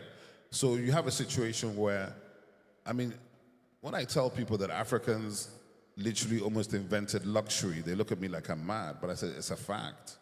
If you go and check through the last 5,000 years of history, 7,000 years, go back to Egypt, go to Kush, then come into West Africa, the Gold Coast, we have always been bling. It didn't start with the rappers, right? So the point is the stories you tell yourself or the stories that you believe that somebody told about you. So these narratives that are imposed on us from external forces and sources for the last 500 years or so, we've tended to define us. It was defined as the dark continent, right? You can't see what's happening. You don't know what's happening. And some of the problem is because we refuse to translate our culture. So you're seeing some people dancing over there, and you just say, oh, they're dancing. What are they doing? They're not just dancing. In Africa, culturally, dance is not entertainment, it's ritual. Music is not entertainment, it's ritual. It's part of society. No, it's not just communication. It's part of the way society is structured. So the music, so you will find that any village you go to that anybody's from, and this is now pre-Christianity and pre-Islam, there's a dance for the king, there's a dance for the queen, there's a dance for the chiefs. Do you understand? There is protocol. It's not random. We're not some guys just jumping around, but that's how it was presented. Do you understand? So even we began to diminish our own essence. This is why, as you're sitting here, we could be here and nobody in the room knows Eredo, which is less than 30 minutes from here, right? And I'm in a room full of tourism and hospitality people, and one of the destinations that should be making this country billions of dollars, and those who are in the sector money, they don't know about it. Shango is broke in Oyo. Thor's at $50 billion. Whose fault is it? No, I mean, it's for real. It's our fault. We refuse to own our own narrative. So if you think about it, the issue is that it's like brainwashing, right? At some point in time, you wake up and then you understand. One of the secrets behind the success of Afrobeats is something that can be translated to any other industry. I remember 20 odd years ago, my label wasn't even an Afrobeats label. We were all searching for a name. And there were all kinds of names that came up. It's like, white people can't pronounce that. They can't say Bedu. They can't say this one. But it was some random guy in London that came up with a name, and then media took it, and that was that. But the real story was that once our artists, the Nigerian artists, understood that being themselves was enough to be successful, it was a wrap. You don't have to be American, you don't have to be British, you don't have to be French, Portuguese, Spanish. I can be Niger, I can be in Yoruba and Igbo or whatever, and just do my thing. And it will go because music doesn't need the visa. Yeah. I hear you. Now, there's no Nigerian event where if we don't have Afrobeats, you haven't started the party, right? You're talking about Nigerian events. Yeah. You cannot enter a barbershop in America and not hear Afrobeats, and you didn't spend any money to make it happen. Other people spent billions of dollars to get onto those playlists. So people underestimate what Afrobeats has already done. Afrobeats is the one pushing Nigeria. It's pushing the music, right? Yeah, now give them a round of applause. It's pushing the culture, it's pushing the food, it's pushing the fashion, it's pushing the lifestyle, and that's what it does. It's like an engine, right? And it's non-stop. I mean, look at Ashake. I'm not Yoruba. I really don't understand what he's saying, but I feel it. But guess what? He's got people worldwide locked down. They don't know what the hell he's talking about, but they love it. No, but it's emotional connection. And what it does is every time you see that happen, it just lets you know, you realize there's another 10,000 Ashakes just in the southwest of Nigeria, right? So we haven't even started. People say, it's late. We have not started. When we connect the storytellers, the creators, to the assets that we have in terms of heritage locations, monuments, then you look at the actual facilities, 10,000, 12,000 keys or whatever it is in Nigeria, 30 airports. I was just coming off talking to my friend here. We're talking about how we have so many domestic airlines. These domestic airlines need to begin to invest in hotels. How come there are no hotels at airports? It must be the only country in the world where there are no hotels at airports. Everywhere you go, there's a hotel at the airport. Inside the airport, there's a hotel. Here. So it's a systems thinking. How can we collaborate? I hear you. Yeah. Collaboration. So collaboration is key. Context is even more important. But culture is what you live, right? And what I'm saying is that we need to stop being afraid of ourselves, right? Embrace it. Embrace your essence. And actually, you might find the biggest untold story is our story right here in Nigeria. A lot of the young kids, all they talk to me about is, boss, I want to blow global. I want to do this. And I'm like, have you dominated in your streets? Do they know you? No. Does anybody know you on your street? They don't know you on your street. Then you haven't even taken forget your street. Let's talk about your neighborhood. You're in Sule. They don't know you in Sule. They don't know you on your street. You want to go global. My guy, be serious. Take your home market first, especially because in our home market, we haven't even taken 10% of what's available. Do you understand? We're still just taking little scraps. So the domestic market is key. The domestic market is the biggest market. Yeah. There's no market bigger for anybody who's Nigerian than the Nigerian market. It's not possible. I hope we hear that, right? It's true. So we need to finish up here, but I'd like to talk about two things very briefly. Origins and the Niger season. For sure. Yeah, so. It's a pleasure, thank you. Allow me to do my plug. Yes. Yeah, so Origins is something that we're bringing live in 2026. It should have come live this year, but we didn't see our budgets. But Origins is basically a digital storytelling platform, which is based on the fact that we believe, first of all, that you're pretty much close to the origin of humanity when you're in Nigeria, number one. Number two, most Nigerians don't know anything about where they're from, right? And once you start telling the story, and what we're going to do when we come out next year is push Nigerians. Look, hey, please, if your mother's alive, and I'll just tell this to anybody in the audience, if you're over 50 and your parents are alive, and you haven't put your parents on a mobile phone to tell you your family history, what are you doing? There's no excuses anymore. Because your children will end up not knowing anything about their grandparents. It's just reality. So that's something that is very, very important. Origins is a digital storytelling platform to first of all connect Nigerians and then global black. Because 60 to 70% of all black people anywhere are from Nigeria originally. And we have to act. We have to actually engage them to connect to them, right? Niger season is again an aggregation play, looking at the fact I already mentioned 12,000 odd hotels. But how'd you find them? If I don't want to go to booking.com or hotels.ng, you can come to Niger season. not only will you find the hotels, you find all the information on all the festivals and when they're happening and how you can get there. It's like an how you annual can book calendar. a ticket. Yeah, because look at November in Lagos, it's crazy. I'm trying to run from ArtX Lagos to Lagos Fashion Week to this one, that one. Events are clashing. We can do better, right? To create better experiences for those who are coming. At least 1,000 people come into Lagos from global every year in the last 5-6 years, just for the art and culture period. From Lagos Fashion Week to AFRIF to ArtX Lagos to the AMA Awards, all of these events. Who's capturing this data, this information? We're doing our best, right? But the truth of the matter is that, you know, obviously I come from the ecosystem. So all the owners of all these platforms, we've been working together for a long time. So we know the pain points and we get that data from them, but begin to get them to collaborate. Hey, listen, if Artex is doing something on Thursday, maybe AFRIF doesn't need to do anything big that day and could do it on Friday. It's just about sharing Talking space. to each other and not at each other. The Arcare Book Festival, there's so many things that happen. We haven't even gotten to Dirty December, but November is massive just in Lagos. And you know, don't forget, there's another 50 to 60 major towns in Nigeria where things are happening all the time. So you need line of sight. How do you see these things? How do you know? If you're going to Enugu next week, how do you know what's happening? So we get everything on this, One this place. app in one place. And Like a super app. I think it would be super for everyone in this room to be able to buy into that so that we can create the kind of concepts in our businesses that speak to what we've been talking about the whole of today. I would like to throw open the mic, right, for a few questions, only 3 questions. The rest of the questions can be scanned up. We already have a hand up, all right, at the back. 1 question, please make it brief so that Obi can do justice to it. Okay, first hand up. Okay, there's a second hand there. And we need a lady finally. And then we have Dami, okay?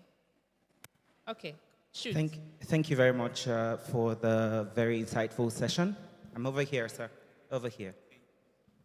All right, so I have a couple of questions, but I'm just going to, because it's very together. The first thing, when you talked about the country and decolonizing our minds, I think that's really important. And I wanted to start by saying that how do we get government and other institutions involved? The core of my work is in education, and I'm very interested in things that has to do with decolonization or getting information across to people irrespective of who they are and where they are. So that's the first thing. How is the government working across sectors to ensure that the information go to the right people at the right time?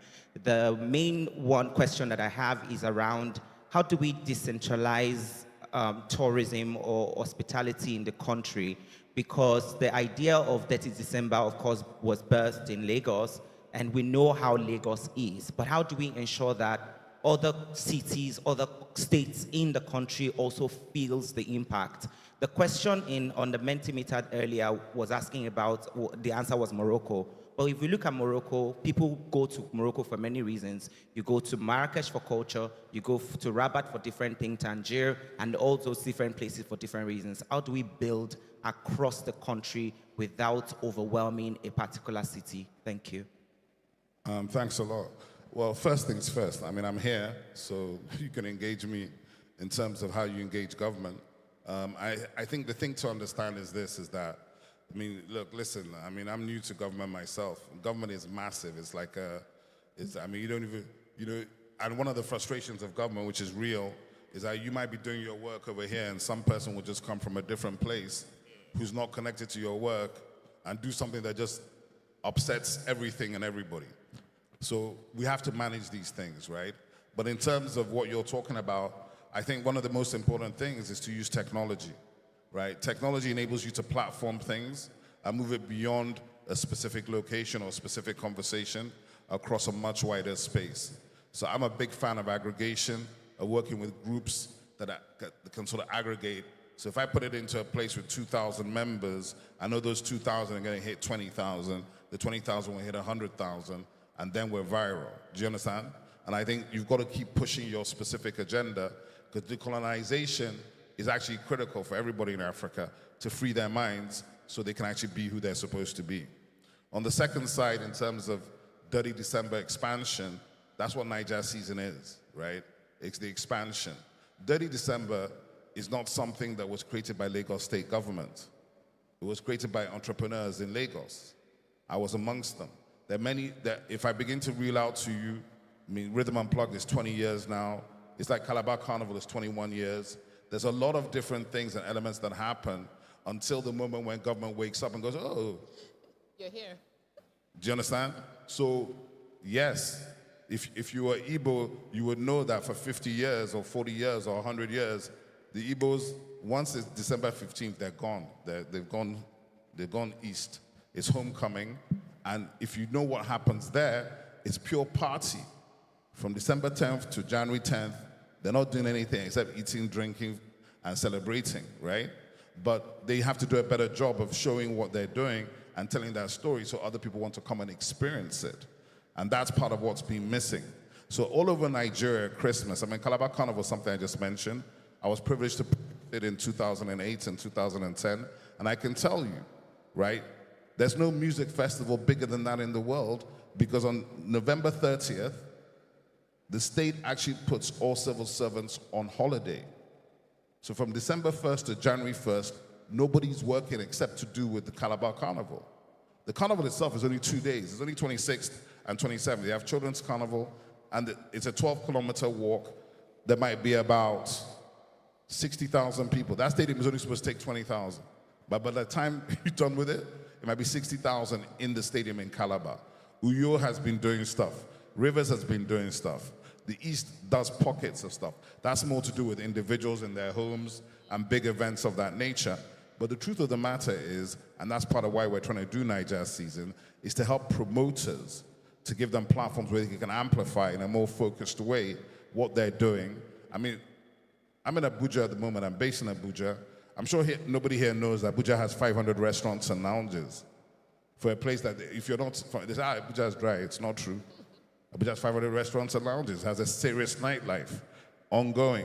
It's not about government. That government, yes, is the seat of government, but there's other things happening. It has over 40 galleries. Do you understand? There's other things happening in every single part of the country. And I think it's about a handshake between the public and private sector. But in terms of decentralization, you should know tourism, as much as there's a Federal Ministry of Tourism, tourism is actually on the recurrent list. It's the responsibility of the states. So the states, like in Lagos State here, or Eredo that I was talking about up there, it's actually Ogun State, but there's no line in the street. You would know when you cross from Lagos to Ogun State because you're just driving, but that is what it is. So the assets are sitting in the states, and because of that, I've been to the Nigerian Governors Forum at least 5 times this year alone, just pushing them to understand the assets they're sitting on. Every single state in Nigeria has cultural assets, destination assets that can generate at least $1 billion a year today. I'm not talking potential, I'm talking about today. And if you build from there, you know the numbers can become exponential. So I hope that helps. Thank you very much, Obi. We had one more question. Okay, let's take a lady. Okay. 3 more. Should I go ahead?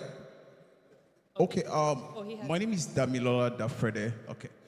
Okay.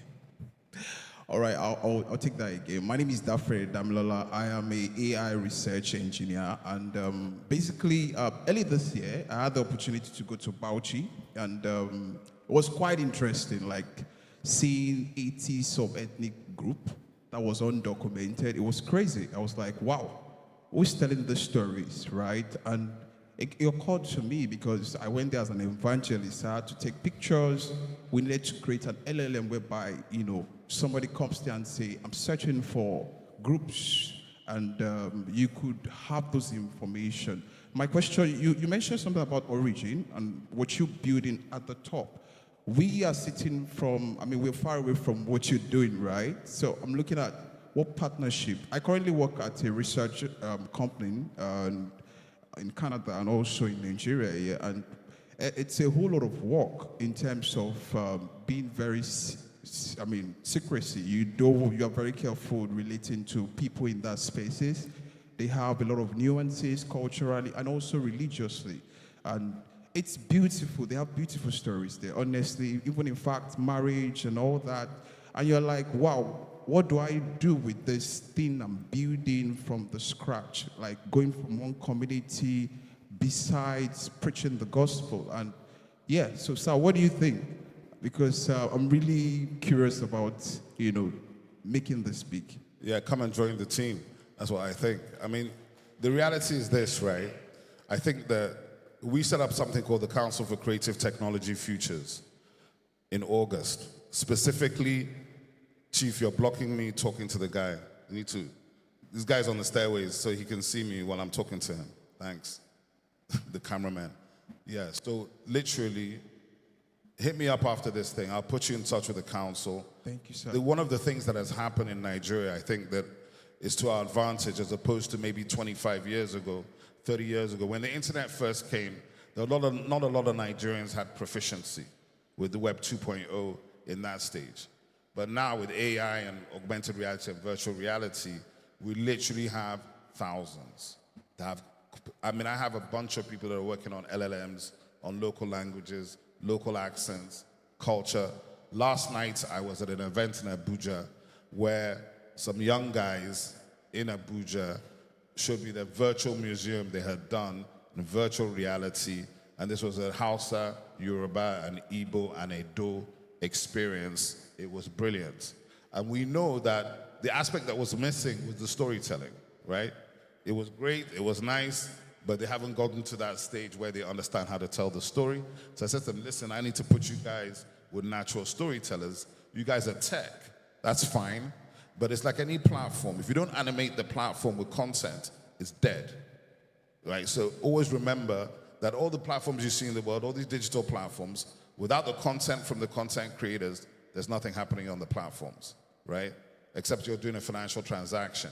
But even that's a retail action, right? But the truth of the matter is technology is critical because it's going to help us represent the past and bring it to the future.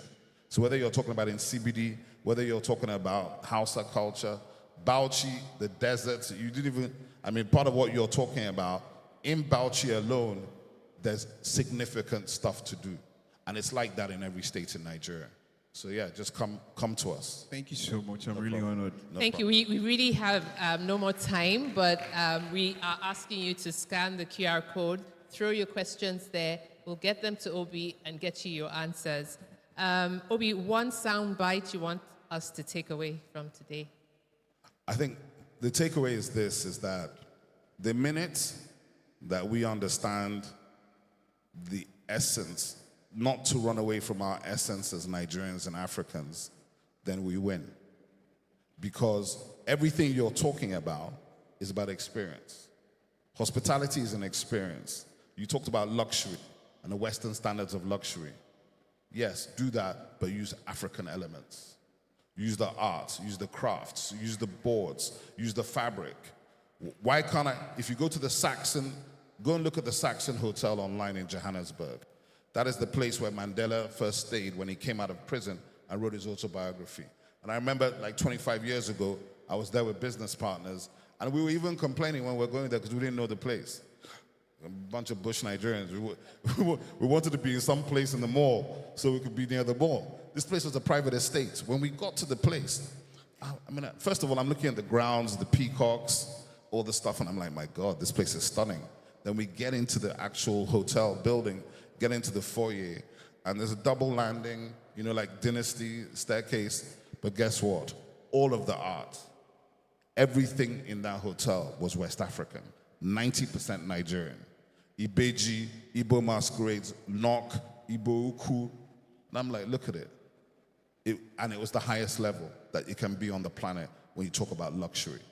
And it was the same thing in the bedrooms. So please, our stuff is already world class for centuries. Let's not reduce ourselves anymore. Elevate, tell your story, and you win. Thank you so much.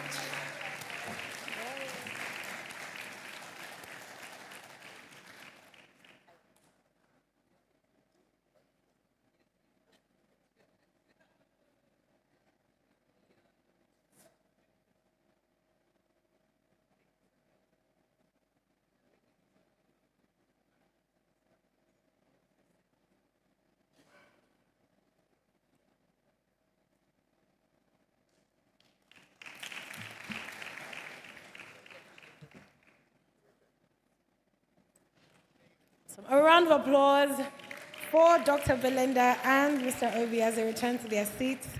That was a thought-provoking conversation indeed.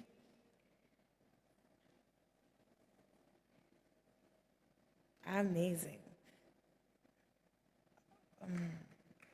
All right, a round of applause for them again. Amazing.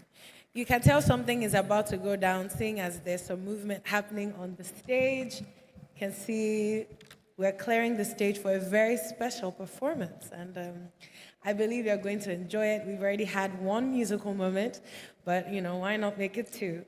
And to keep the energy flowing, to keep the creative spirit going within the hospitality sector, we're thrilled to welcome our next special performance. Please join me in giving a warm round of applause for the Apex Choir under the masterful direction of Victor Ige. A round of applause for the Apex Choir.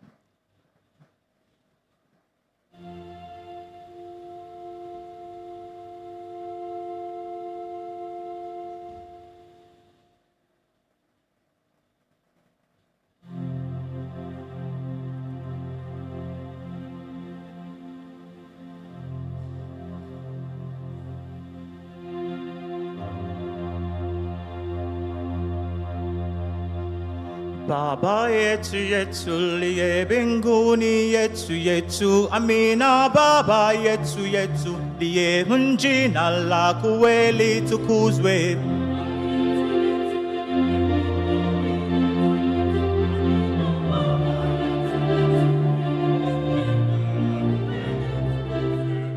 Tupe leo chakula chetu tunachohitaji, utusamehe makosa yetu, kama nasi tunavyoyasamehe wale waliotukosea, usitutie katika majaribu, lakini utuokoe na yule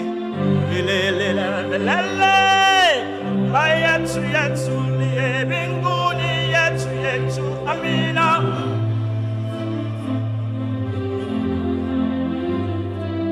Baba yetu yetu liye mbinguni yetu yetu, amina.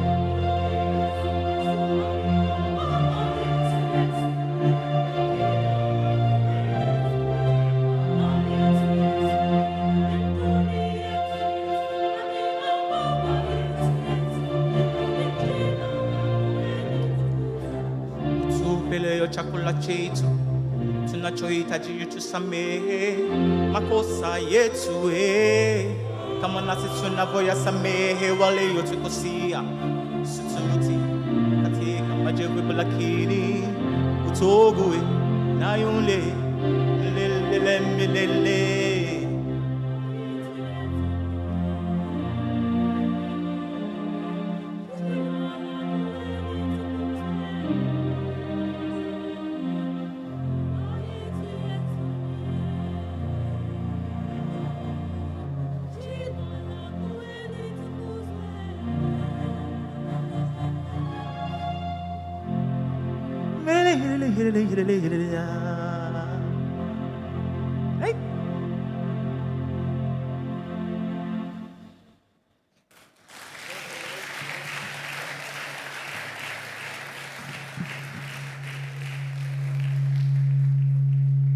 Good afternoon, everybody.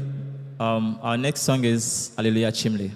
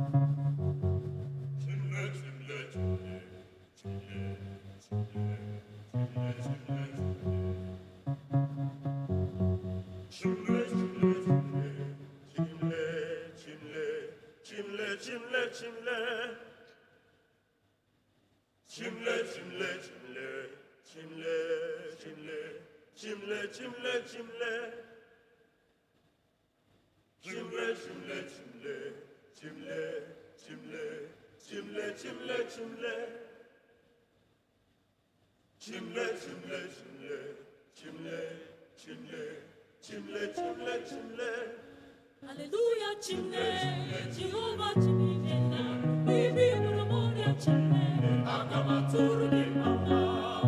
Hallelujah, chimle, Jehovah chimimena, bibi murmure chimle, akamaturu ni mama. Hallelujah, chimle, Jehovah chimimena, bibi murmure chimle, akamaturu ni mama. Hallelujah, chimle, Jehovah chimimena.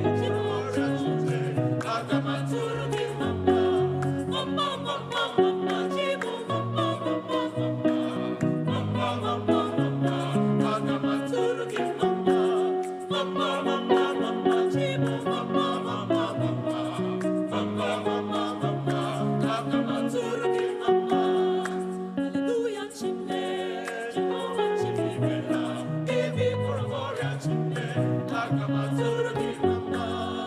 Hallelujah, chimney, Jehovah chimney, give me for a warrior chimney, Akamaturu give mama. He would give me, he will want it way more, he will want the house, Akamaturu give mama. He would give me, he will want it way more. Akamaturu give mama. Ikuni balala, indeyi mala sasia. Ebe wele chineke, akamaturu give mama. Ikuni balala, indeyi mala sasia. Ebe wele chineke, akamaturu give mama. Uye wimjidekiji, agama kutalamasu. Uye jidekiji, agama kutalamasu. Chineke jidekiji, agama kutalamasu. Oh, jidekiji, agama kutalamasu. Chimle, chimle, chimle, chimle, chimle, akamaturu give mama. Chimle, chimle, chimle, chimle, chimle, akamaturu give mama. Chimle, chimle, chimle, chimle, chimle, chimle, akamaturu give mama. Hallelujah, chimle, Jehovah chimle, baby for a warrior chimle, akamaturu give mama. Hallelujah, chimle, Jehovah chimle, baby for a warrior chimle, akamaturu give mama. Baby for a warrior chimle, akamaturu give mama. Baby for a warrior chimle, akamaturu give mama. Baby for a warrior chimle, akamaturu give mama. Baby for a warrior chimle, akamaturu give mama. Baby for a warrior chimle, akamaturu give mama. Baby for a warrior chimle,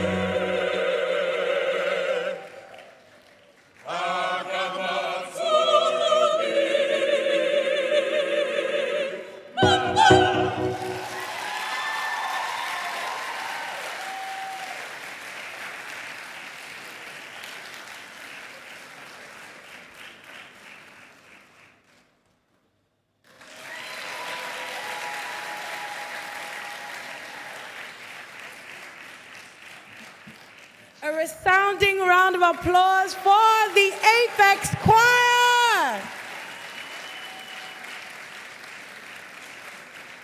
That was so beautiful. It was so beautiful. Amazing.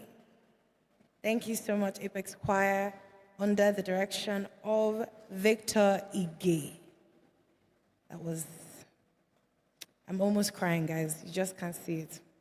Within me, I'm crying because of how beautiful that was. I'm a big choir girl. So yeah, right now we'll be turning our attention to one of our esteemed sponsors, Just Food Limited. We're excited to take a short presentation from them. It's highlighting their innovation, quality, and commitment to excellence in the food and hospitality sector. Let's watch.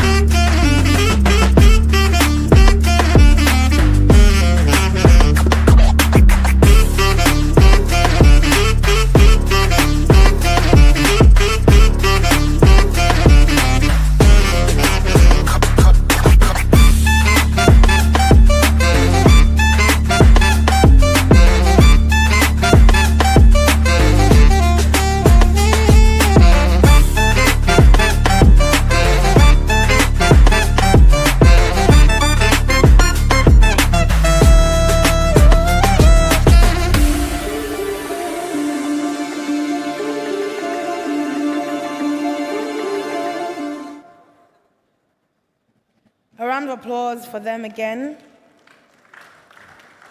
Thank you so much. Thank you for indulging me. We'll be, diving right into what's next on our agenda, which is our next panel session. You can probably tell from our setup. And we'll be talking about beyond the now, looking beyond the now, and designing the next era of hospitality, which is what this entire summit is about.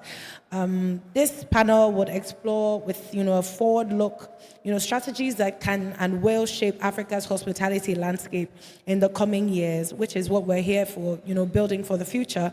And the discussion will focus on innovation, sustainability, and guest-centric design, which are key elements for building a thriving, future-ready hospitality sector in Africa and all around the world.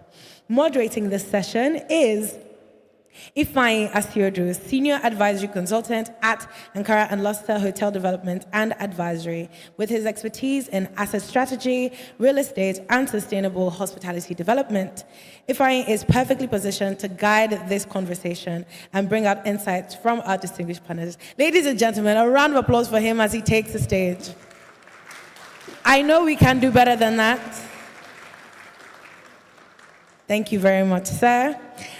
And joining him on stage are our esteemed panelists. First, Uzoamaka Oshogwe, the MD CEO, Transcorp Hotels PLC, known for driving innovation, operational excellence, and sustainable growth in Africa's hospitality sector. Ladies and gentlemen, I know we can do better. Welcome, ma'am. Such a pleasure to have you here. Next up, I'll be inviting Moyo Ogunseinde, Executive Director, Uraga Real Estate, an architect and hospitality entrepreneur who has shaped Nigeria's luxury hotel scene while empowering communities and women in business. A round of applause for her as she takes the stage. Please do have your seats. Next up, I'll be inviting Kofi Abunu, MD CEO, Food Concepts PLC, with nearly 30 years of experience in food service and hospitality, growing Food Concepts from fewer than 50 stores to over 300 outlets, making it West Africa's largest QSR franchisor. Ladies and gentlemen, please join me in welcoming our panelists for this insightful discussion on designing the next era of hospitality in Africa. A round of applause for them as they take their seats.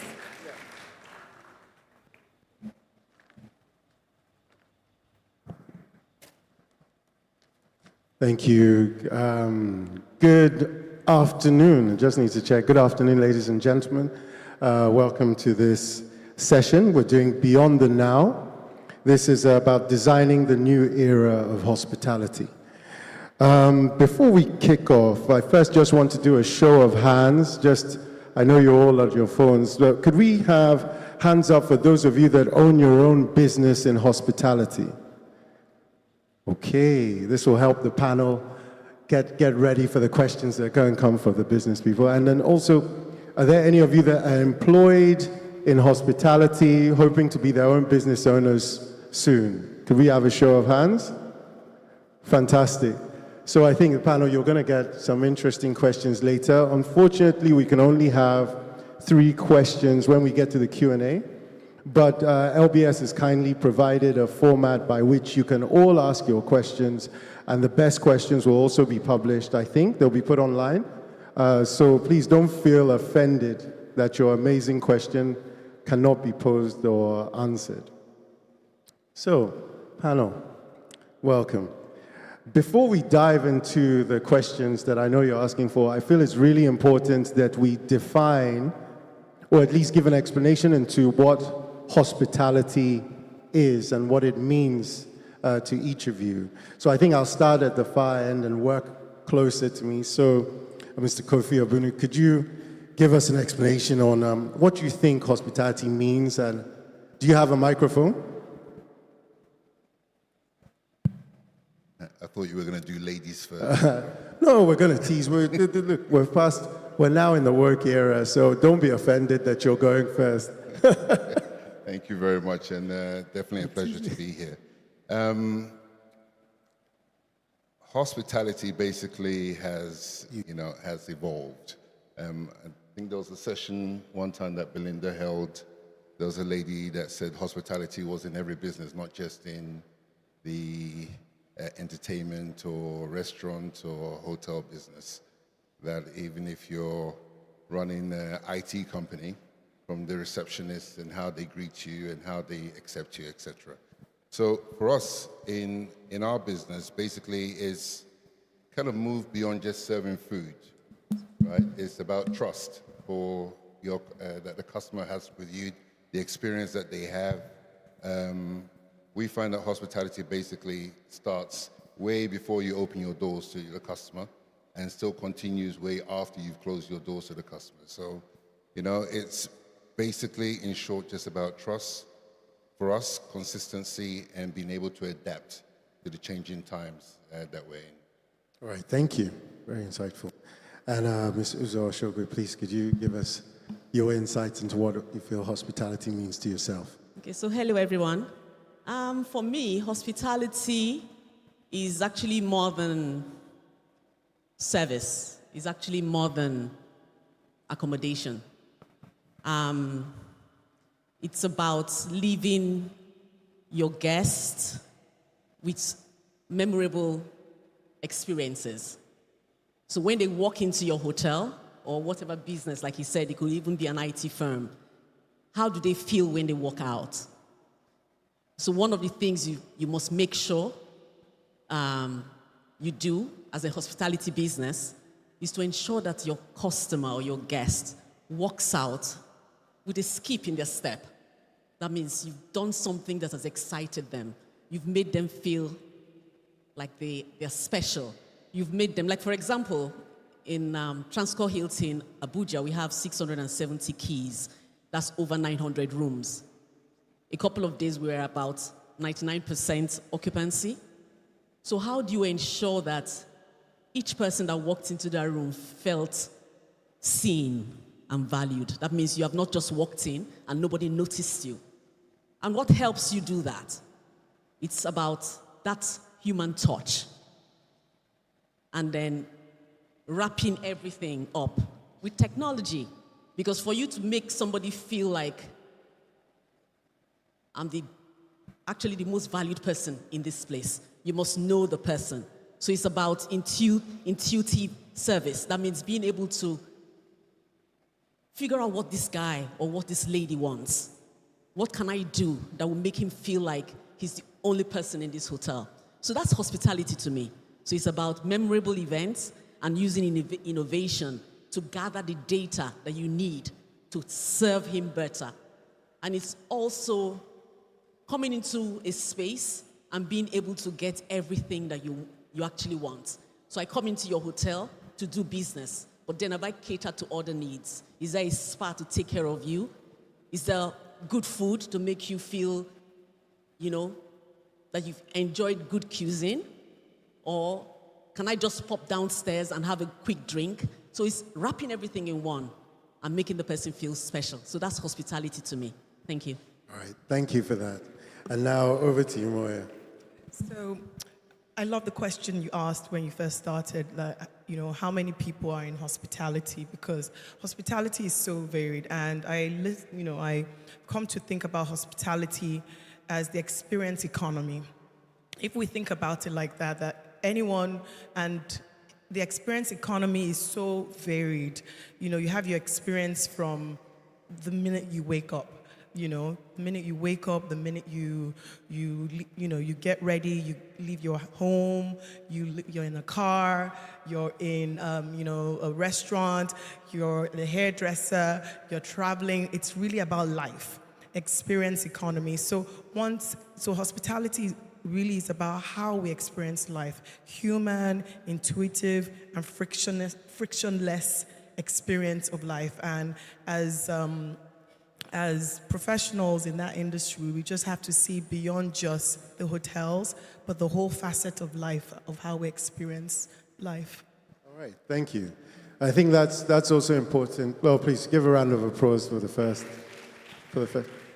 So I think that's really important that people recognize that hospitality covers all aspects, and to summarize what the panel has said as well, I think also people need to look at creating anticipation for an experience. I think that sometimes is lost in, not in our culture, but in an experiential way, in that it doesn't start from the minute they enter your door, whether you're a restaurant or whether you're a shop or whether you're a hotel.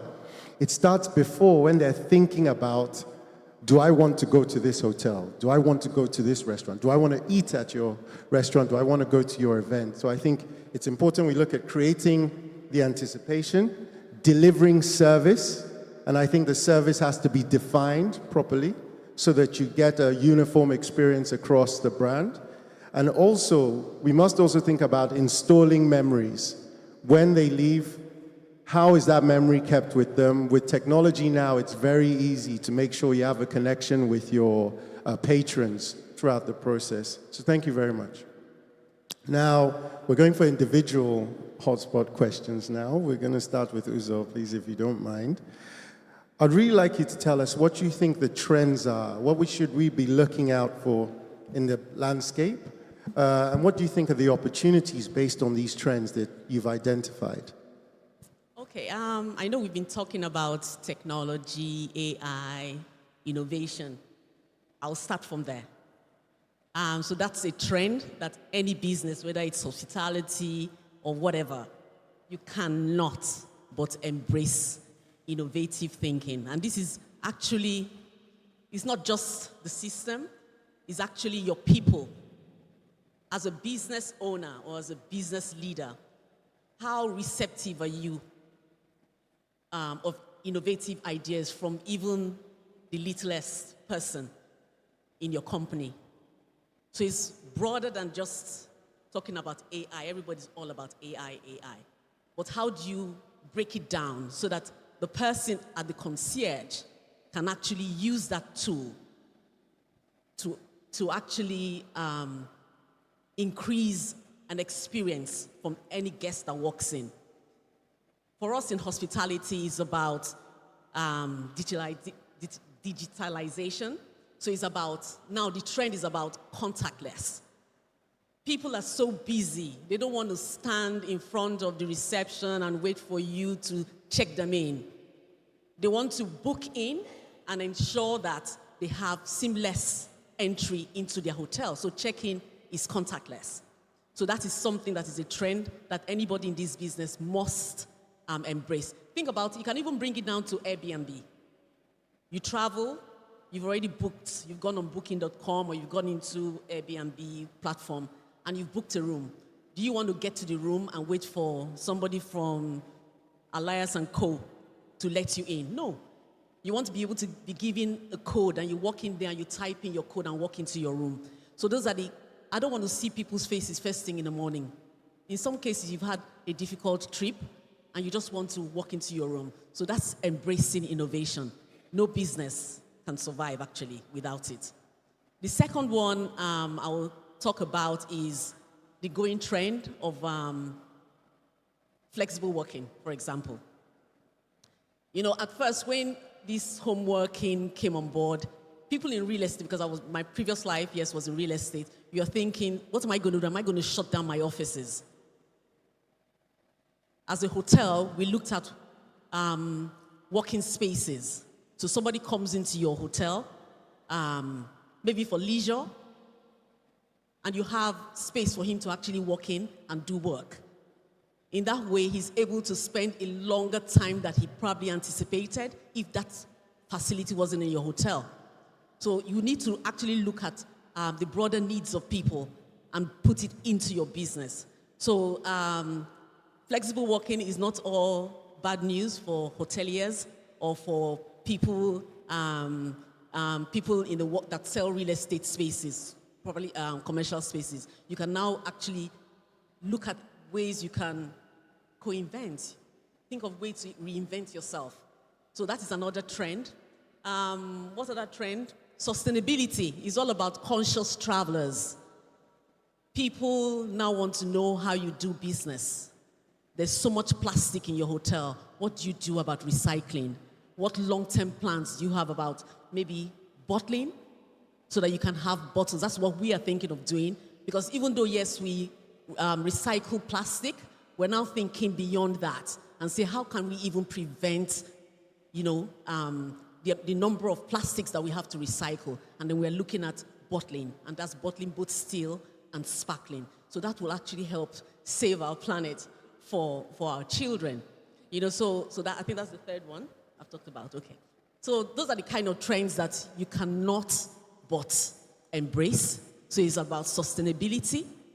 It's about looking at new trends in the marketplace and not looking at the negative side like the flexible working, and then also technology, innovation, innovation, innovation. If you are not flexible enough to change, then you begin to die.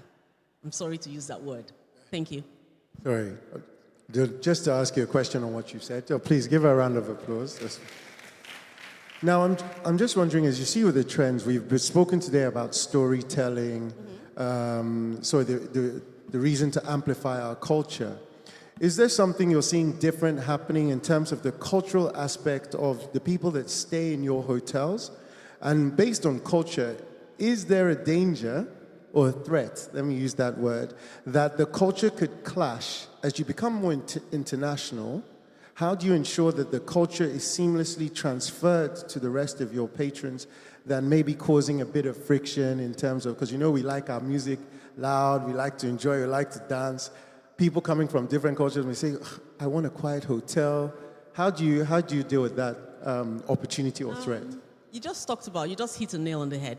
The Transcorp Hilton Abuja used to be known as a business hotel, but we now began to realize that even people that come in for business also need a bit of leisure. And when you talk about culture, that's the African warmth. You can't take it away from Nigeria, from Africa. Nigeria, yes, because we have to start from home. So the cultural stint to hospitality, that's why we call it the African hospitality. Because when you compare that to, you just talked about, yes, in the foreign, international, whatever. The thing is, take what you want from the international space, which is standards, international standards. But then you now have to blend it with the African hospitality, which is the African warmth. The African warmth, the smile, the attentiveness. When you combine this, I don't think you can find it anywhere in the world. And my brother Obi talked a lot about it. We can't actually take Africa away from culture. Thank you very much. And please give her a warm African hand of applause, please. Thank you. And so now we move on to the next section. This will be for you, Moya. Based on your influence and your background, please give us some insights into what are the fundamental systems of frameworks that help hospitalities operate and with discipline and having a long-term strategy, because I think everybody here, they don't want to build a business just for today. You want a business that can last generations, multi-generational. So please give us some insights into how you've done that. I've been fortunate enough to experience both international brands and also to create our own local brands. And one thing I've come to realize is that across building those two different types of indigenous brands and international brands, the thing that is fundamental is having a set of standards.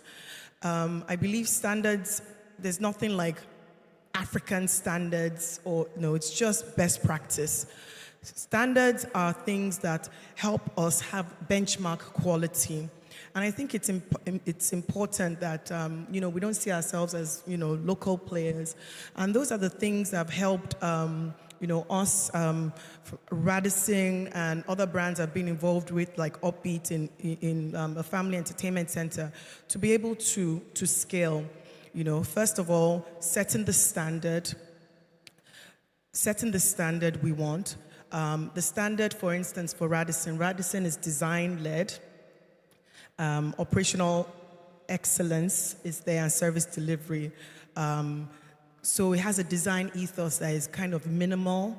They've set the tone, so that is it. Any brand will set a code of what it means to be that brand, and this is part of what storytelling, brand building is. You define what your brand, your value, your story, your point of view is.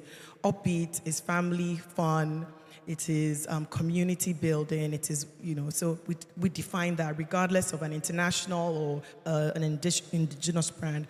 After codifying the brand itself is then the standards of it, ensuring that you have standards, SOPs, checklists, dashboards, data. I feel as African businesses, we underestimate the importance of data that will help us make more informed decision on whether next year we should do something more at this particular time of the year, or we should do less, we should save, we should pull back. And using all those things, from codifying the brand to having standards, we're now able to plan for the future and scale. That is the important thing. I feel like any business, whether, regardless, the point is to grow, is to scale. And we can only scale when we have a point of view, when we have a set of standards, and we train our people, then we can repeat over and over and over again. Thank you.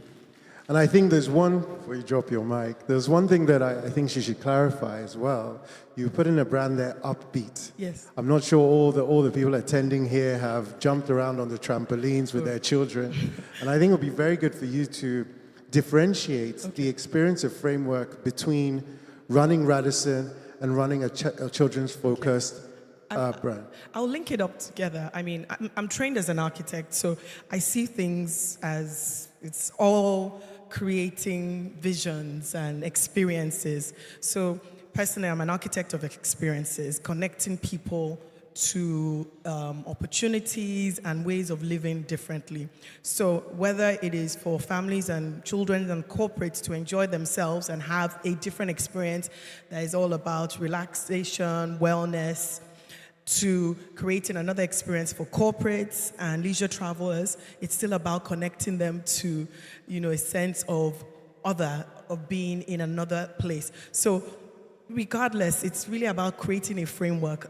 We are architects of experiences. So it doesn't matter wherever we see ourselves. We just have to have a set of, you call it a framework, of how we build those experiences. And I'm not repeating myself, but it's essentially define your point of view.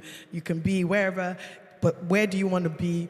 Define it, package it, SOPs, standard, efficient, team, people that are trained, and then you operate and you scale. And then you audit, you check, you go back and you check and you keep on building and improving. All right, thank you for that. Thank you. And I think that's a good takeaway for those who own businesses. Please, round of applause again. For those who own businesses, and I like the point that you said about architect of your experience.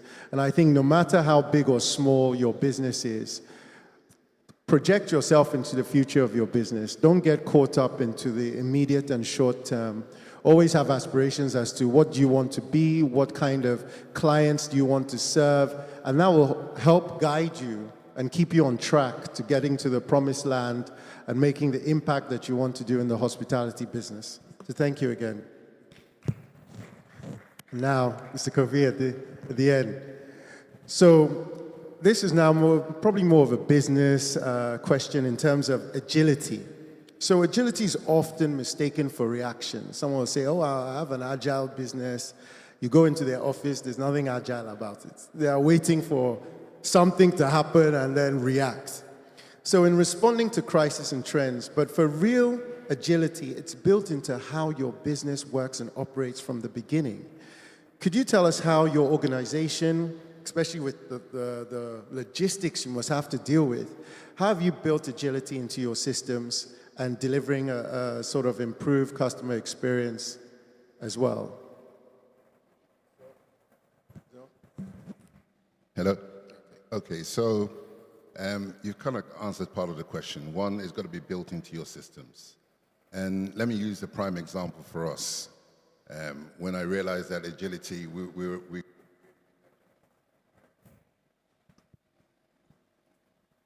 Hello? Good. Last year, we know it was quite a rough year, right? But not just for... Thank you. Not just because of inflation, but for other reasons as well. So I don't know if anybody will remember, we did a daring promo. We came up with as soon as possible. Okay, it became the promo, right? Now, it was partly gimmick, but it was also partly essential. Reason being is that chicken was becoming scarce.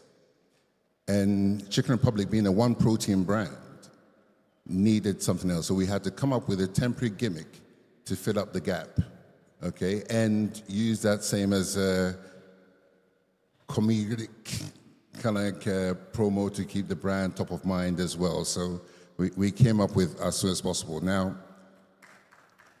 thank you. Yeah. So the way we came about was we had an influencer that dared us to do our refill meal at 1,000 Naira. And then in the comments, somebody said, oh, if Chicken Republic does this, they'll be the GOAT. And that's how it came about. So as soon as he said you'll be the GOAT, now, as soon as I scrambled, my marketing director said, we were first names there. He said, bro, we're going to do something with this, okay? And I said, okay, what are we going to do? He goes, well, we're in the second week of August, and we want to launch this by the 1st of September. That's 3 weeks, across all the Chicken Republics, billboards, and online as well. And so they started working. And now, what you're talking about is that is only possible if, one, you've got the operational systems in place to be able to launch new products. You've had that plan ahead. You've got systems in place for your supply chain. You've got systems in place for training your staff. We took on board the assets that we have. The only key thing that was a challenge was sourcing the goat meat, because it's a product we'd never sourced before. But we just took the attitude that, well, everybody else is selling goat meat. It can't be that hard to get, okay? It's actually harder than you think, especially when you're trying to supply 200 shops with goat meat. But, the team did such an amazing job and coordinated with each other. So, like you said, agility is built inside your systems, from your people to your operational discipline to your supply chain and how that all works. And when that all works in unison and they're not working in silos and working together, you'll be amazed what they can achieve. Wow. Thank you. Well, I didn't know much of that, so these are very interesting facts, but don't give away your secrets to competitors about how you come up with your catchphrases and marketing lines for them.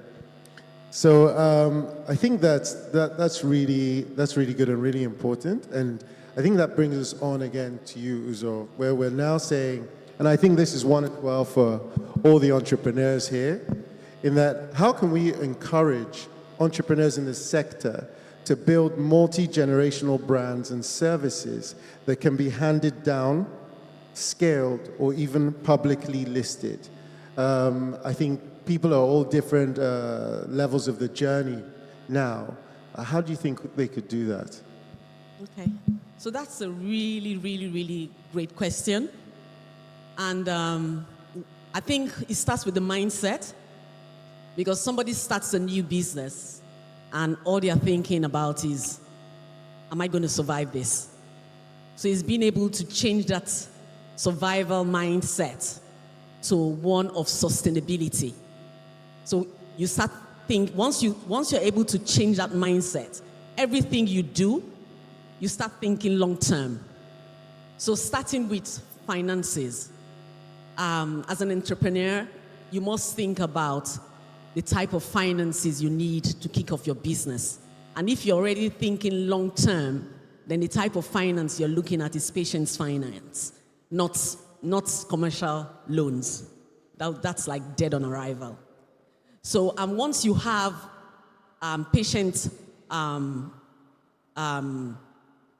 funding into your business, then you start thinking about, where do I put this? You start thinking of how to invest in quality systems. You start thinking about putting governance structure in place. You know, it's so key. It's not even just for new starters. If I use myself as an example, the last 15 years I was in real estate. Beginning of this year, I went into hospitality. But there are some fundamental skills or experiences that I've garnered over years. And that is actually from the structure. You know, sometimes you talk to someone and the person says, oh, I've never been in a structured organization. What is a structured organization, really? It's not just a multi-dollar business. It could be a small business, but you're structured. So you think about what's the governance structure you have in place. You look at your organization. Start from the organization. What are the key skills? What are the key people you need in your business? You have to invest in that. So you invest in quality people. You know, I keep telling people that people in my business are my key assets. You know, so you have to think about getting them into your business, how you want to train them, because when you bring people into your business, people come with different types of DNAs. So you must already define what your vision and mission is and what DNA you want to imbibe in the people you bring in. So that's investing in training as well. Then you start looking at other types of structures. What is your financial structure? What is your performance management structure? Because what doesn't get measured does not get done. So those are the little things, little pillars as an entrepreneur that you must sit down. It's not just, oh, I got some money, I jump in and start business. You need to sit down, put your business case in place, put your org structure in place. What kind of governance structure do you want to run? You don't have to have a big, full-blown board, but you must have a set of maybe advisors, people that have been there before that can advise you. You know, so when you put these pillars and these fundamentals in place, then it's very easy to ensure that your business and the kind of services, like another thing my sister talked about here was SOPs. Have you defined your processes so that when you bring in somebody, you can put it in and say, this is how we do things. And when you do that, there's consistency in the way you do business. So that is so key.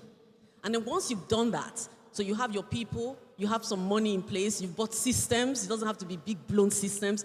You can start with Excel, you know, but then you know that you have some automated systems. Like I talked about technology earlier on. It could be small. It doesn't have to be a big HRMS system. You can actually start with quite small off-the-shelf systems or one that you can even build. You know, so when you have all of those things in place, it's easy to scale because you've started and said, okay, I have this amount of money. I'm going to start my business this way. I make money. I put it back into my business and you begin to grow. And before you know it, you are listed on stock exchange or even on NASD or whatever. But those are the fundamentals as a business that you must put in place to ensure that your business does not die with you. Okay. So those are really key. Thank you so much. I'm seeing movement. Do we still have, how much time do we still have? Not much time, so we'll add 2 more minutes and then we'll ask, because Moya's been here as well. So in terms of African hospitality, how can it make its mark in a global context, just like the creatives have done? I think My brother Obi has said it. It's about the uniqueness and of Africa. Africa is really about warmth. It's about warmth, and that speaks to our humanity. It's about joy. That speaks to the cultural energy we bring to things. And it's about excellence as well, which we do have, which speaks to the operational standards we must have. And that is what will make us distinctive or different in globally as African players, which is what the music industry brings. It brings the joy, it brings the excellence, and it brings the warmth. That's what we bring to it. All right. Thank you. And sorry, this one is very relevant, so I don't want to miss Kofi out of this. Many businesses enter December in reaction mode. How do you deal with the dirty December promotion? And how far ahead should the entrepreneurs and business people here be planning for maybe 2026 dirty December?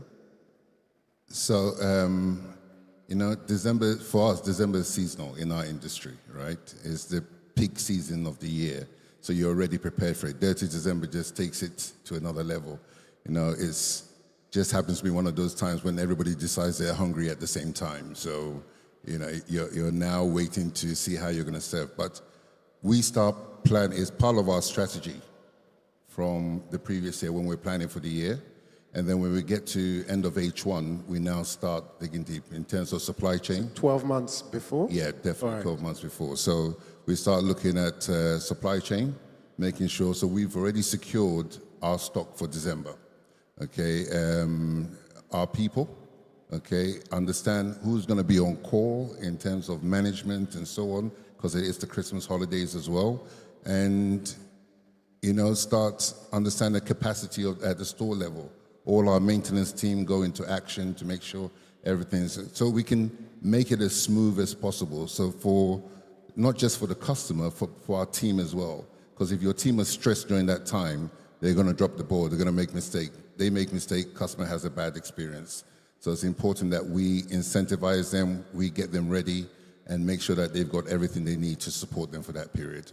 All right. Thank you very much. So please make sure you give them all a round of applause, please, our three brilliant minds here. Do we have time for questions? We can take one question. Wow, one special golden question from the whole crowd. Who do we select? Could we have some show of hands for who has a question? Whoa. Okay, please. Is the microphone there? Sorry, we can go to that man there, to your left, please. Please, can you state your name? Just one question, please. And so as I said, with everybody else who doesn't get a chance to ask their questions. The QR code will be... Thank you very much. We're tag teaming now. It's very good. Thank you. So please ask your question. Okay. Ekele Marian is my name. I'm an airport customer experience specialist. Very good. Across the world, we are having issues today of unruly passengers. How are the hotels preparing it? What are the hotels doing differently that we are not hearing the stories from them, but we are hearing the stories across the world in our airports? What are you doing differently? Okay, and would you like the whole panel to answer that question, or is it posed to one specific person? Well, maybe I start from Transcorp. Okay.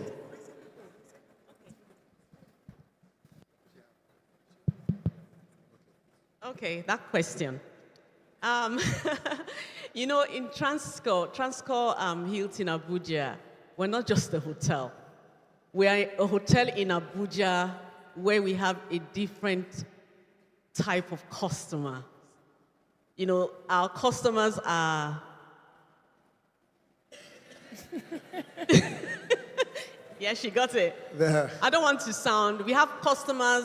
Special. Yes, special... Special customers that you have. Patrons. We have distinguished customers. And, I mentioned something. I said, you need to personalize the experience. You need to personalize the service. So we learn our customers. I said something else again. I said intuitive service. I talked about being able to know before they even speak. So our staff are trained to read minds. You already anticipate what this person is going to want. So I think the best way to treat this type of distinguished customers is to, give them that African warmth, that smile, that's counting 1 to 10 in your mind while you're smiling. Because we talked about hospitality. We don't care what type of customer that person is. We just make sure that when you leave our premises, you have something good to say about us. That means you want to come back. When you have all of this in your mind and you train your staff that the customer is king, it changes your mindset on how you treat them. Sometimes they expect that you work 24/7. They don't understand that you could be tired. But I can tell you that with a smile, with the right attitude, giving them more than they expect, will win them over. Right. And they'll come back. Thank you. So I think please, round of applause. So I think, sorry, to answer your question, I think summarized, there are unruly customers everywhere. It's not just in the airport. It didn't start there. So I think unless, can another member of the panel answer the question? Would you like to also answer the same question the gentleman has, or should we take another question? Are we allowed to take one more question? One more question. One more. So good. We'll have one more from... Okay. We have a gentleman on the... You need the question? Okay. Please don't be upset, people. Don't be upset. We're going to use technology to make sure you have all your questions. I can't look after everybody. This is the problem of hospitality, you see.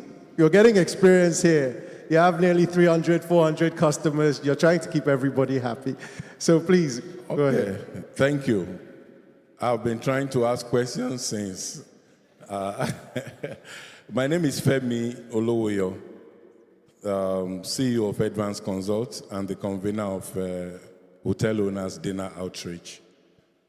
Well, talking about sustainability, as we've been saying, I found out that the international brands seems to have these processes that we are talking about, and they have what we call brands. Like we all know, a brand is the DNA of any business and is unique and peculiar to the business.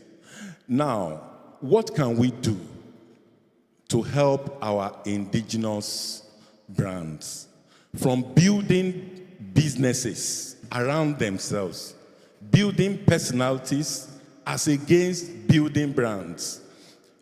So when they die, the business dies because there's more emphasis on the owner than the brand. Thank you. Thank you. I think we kind of covered that, but I think you spoke about that, Moyo, in your framework. Perhaps you can just repeat a one line for the gentleman to hear the summary of the frameworks that are required to deal. So he's talking about multi-generational. I think it's a combination of everything we said. It's about mindset. If an owner wants to pass it on to many generations, mindsets, they must decide that that's what they want to do. So that's one. Then after that, it's really about having frameworks, systems in place that is not a human system, but an operational system in place that can be repeated. You can't duplicate a human being, but you can duplicate systems, and then from there you're able to scale. With good people, having good people, and then you should be able to scale. I think we've spoken about it in different ways. We cover that, and I think to summarize, I think for everybody, if you want something to be multi-generational, involve multi-generations. Don't say you want to be multi-generational and your board is all of the same age, same gender, same things. If you really want to live that path, then make sure you're involving the new generation in your planning, in your strategy, in your delivery, in your audit. So I think it's for us as well to look at ourselves to say, if we really want to be multi-generational, make sure you are multi-generational. Thank you. We can still take one more question after this, but go ahead. I just say very quickly, You know, to be able to build legacy, you must have the structure in place.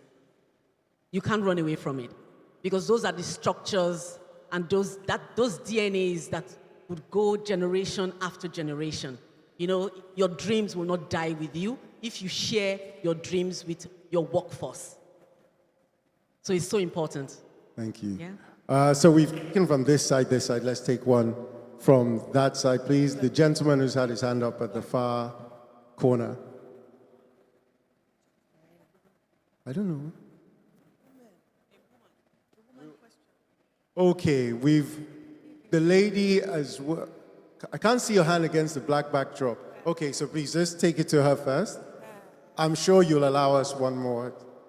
To the lady there. Thank you very much. I do not have a question. I wanted to also answer to the man for the airline.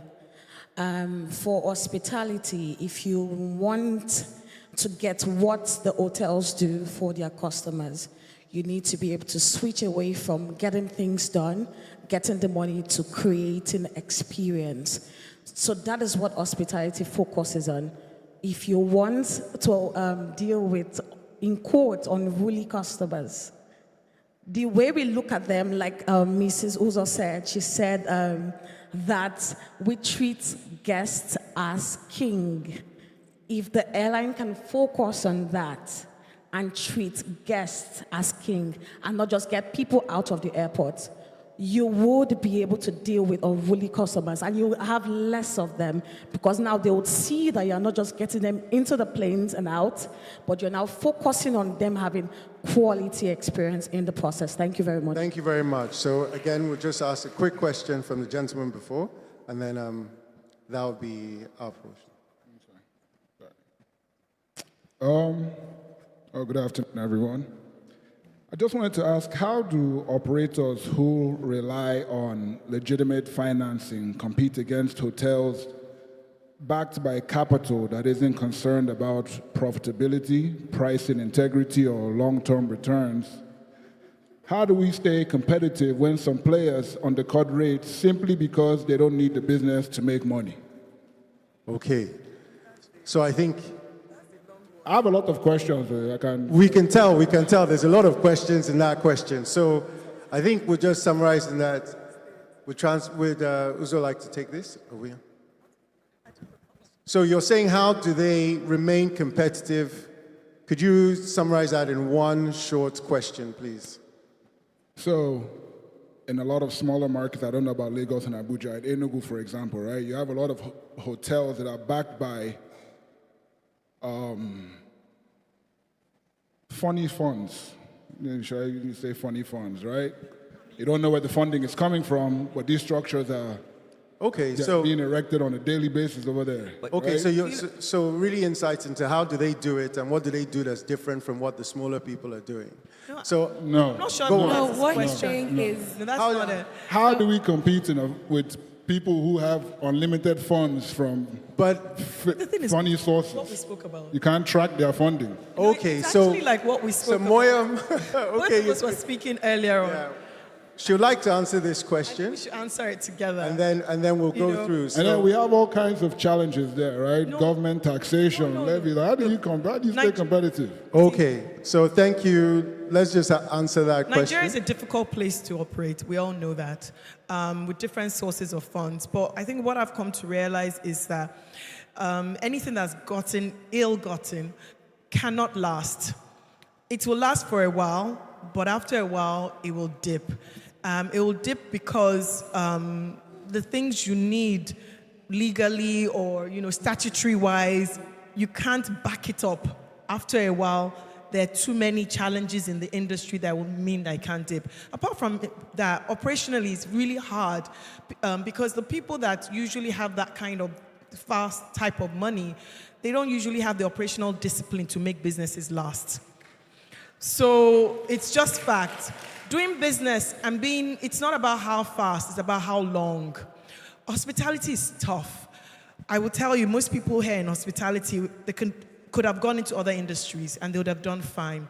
But if you choose to be in hospitality, you have to be very resilient. Not only because you have distinguished customers that are screaming at you. But because the hours are long, you know, after a while, you just be like, why am I doing this? Why are you shouting at me? I have money. Let me go to London and I'll be fine. And you stop the business. So that's what I'm trying to say. Doing things right pays in the long run. Thank you. And I think just to summarize, as Moya said, I think we raise capital as well for hotels with groups. And what we find is that some people think it's a short-term business. What people must understand is hospitality is long-term. And by long-term, we're talking 7-year paybacks on some projects, 10-year projects. So if you don't have that staying power, then maybe you pivot to a different area in hospitality rather than owning a hotel, which could maybe lean more towards faster returns. But ultimately, as the panel has said here, it is important to know what you want to be and make sure you have the structure and best advice early. Don't start taking advice when you're already making your mistakes. Take your time, plan, learn from people that have done it before, made mistakes before, and do that properly and structure. And I think that's something that I'm sure the panel would like people to take away. Let's put more emphasis on the planning aspect of a project and a business. It's good to start, it's good to get going, but really if you plan well, you do save yourself a lot of pain in the future. All right, thank you. All right. We're done with questions, unfortunately. However, the QR code will be projected so you can scan. At this juncture, I'd like to invite Dr. Belinda Nwosu to take photos with the moderator and the panelists and present them with their certificates.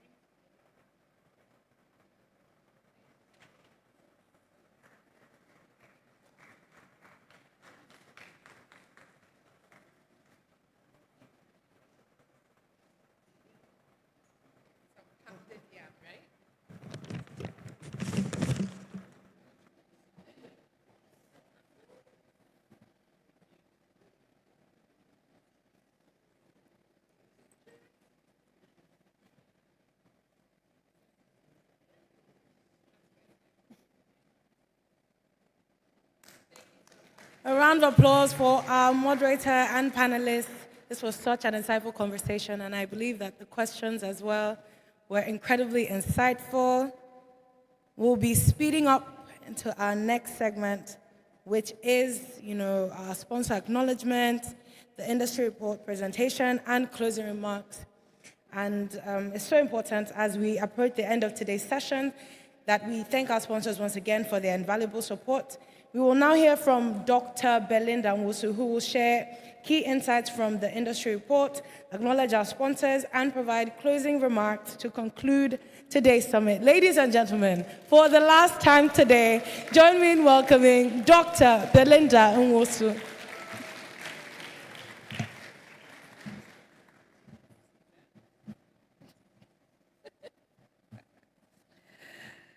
A round of applause for yourselves. Thank you so much. Like I said at the beginning, we do not take your presence here for granted. We truly appreciate the time you have taken out to be with us and to start this movement and to continue this movement.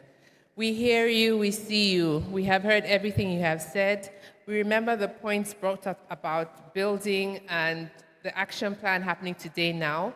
We haven't forgotten you, Uzo. You have won a report, right? The case study of Ibom Air.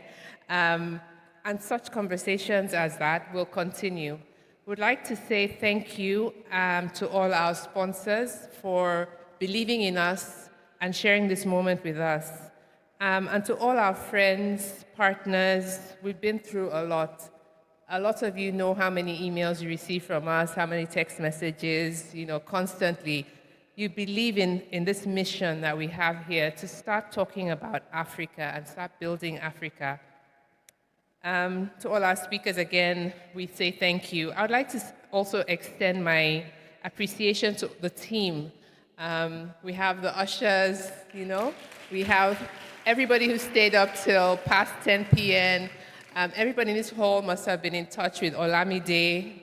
Thank you, Olamide, for everything you have done. And we continue to build. The ideas and connections formed here today will continue to make an impact long after this event. Thank you again for joining us. Safe travels, and we look forward to seeing you at our next summit. Thank you. Sponsors. Okay, so we'd like to say thank you to our sponsors. We'd just like them to come up stage. A handshake and, and certificates. Thank you. So.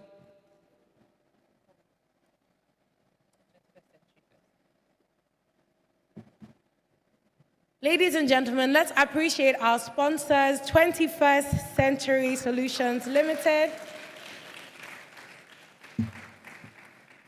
A round of applause for them. They have played no small role in ensuring today's event happens. So we'd like to present them with this certificate in appreciation for their contributions. A round of applause for her. Thank you so much.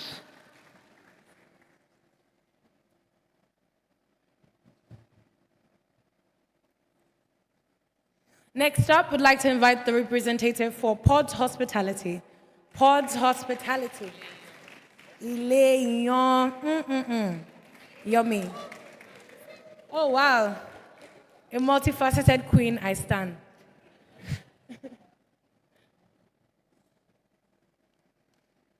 A round of applause for her again.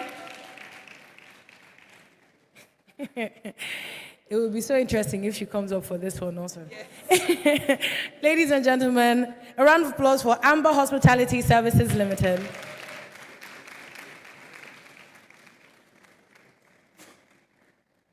It's a long walk from where she is, but let's keep the applause coming.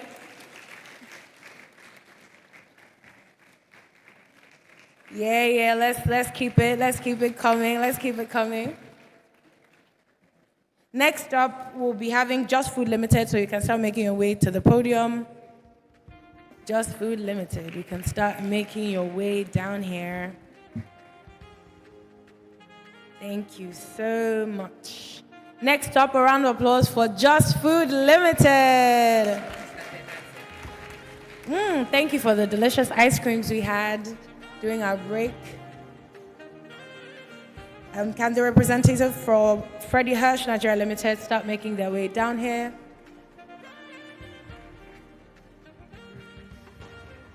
Representative for Freddie Hirsch Nigeria Limited.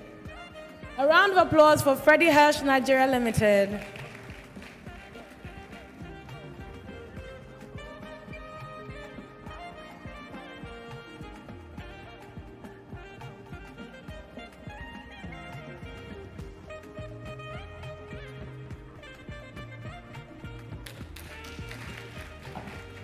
A round of applause for them.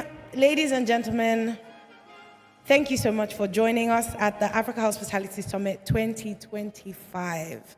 We hope that today has been insightful, inspiring, and rewarding. We'd like to invite at this juncture for another special performance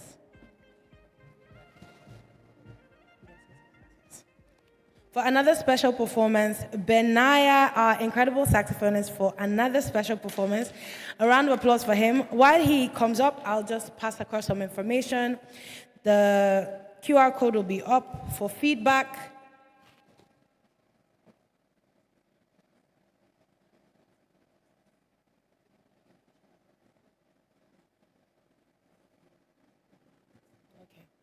Amazing. As Benaya makes his way here, I'll just be passing across some information.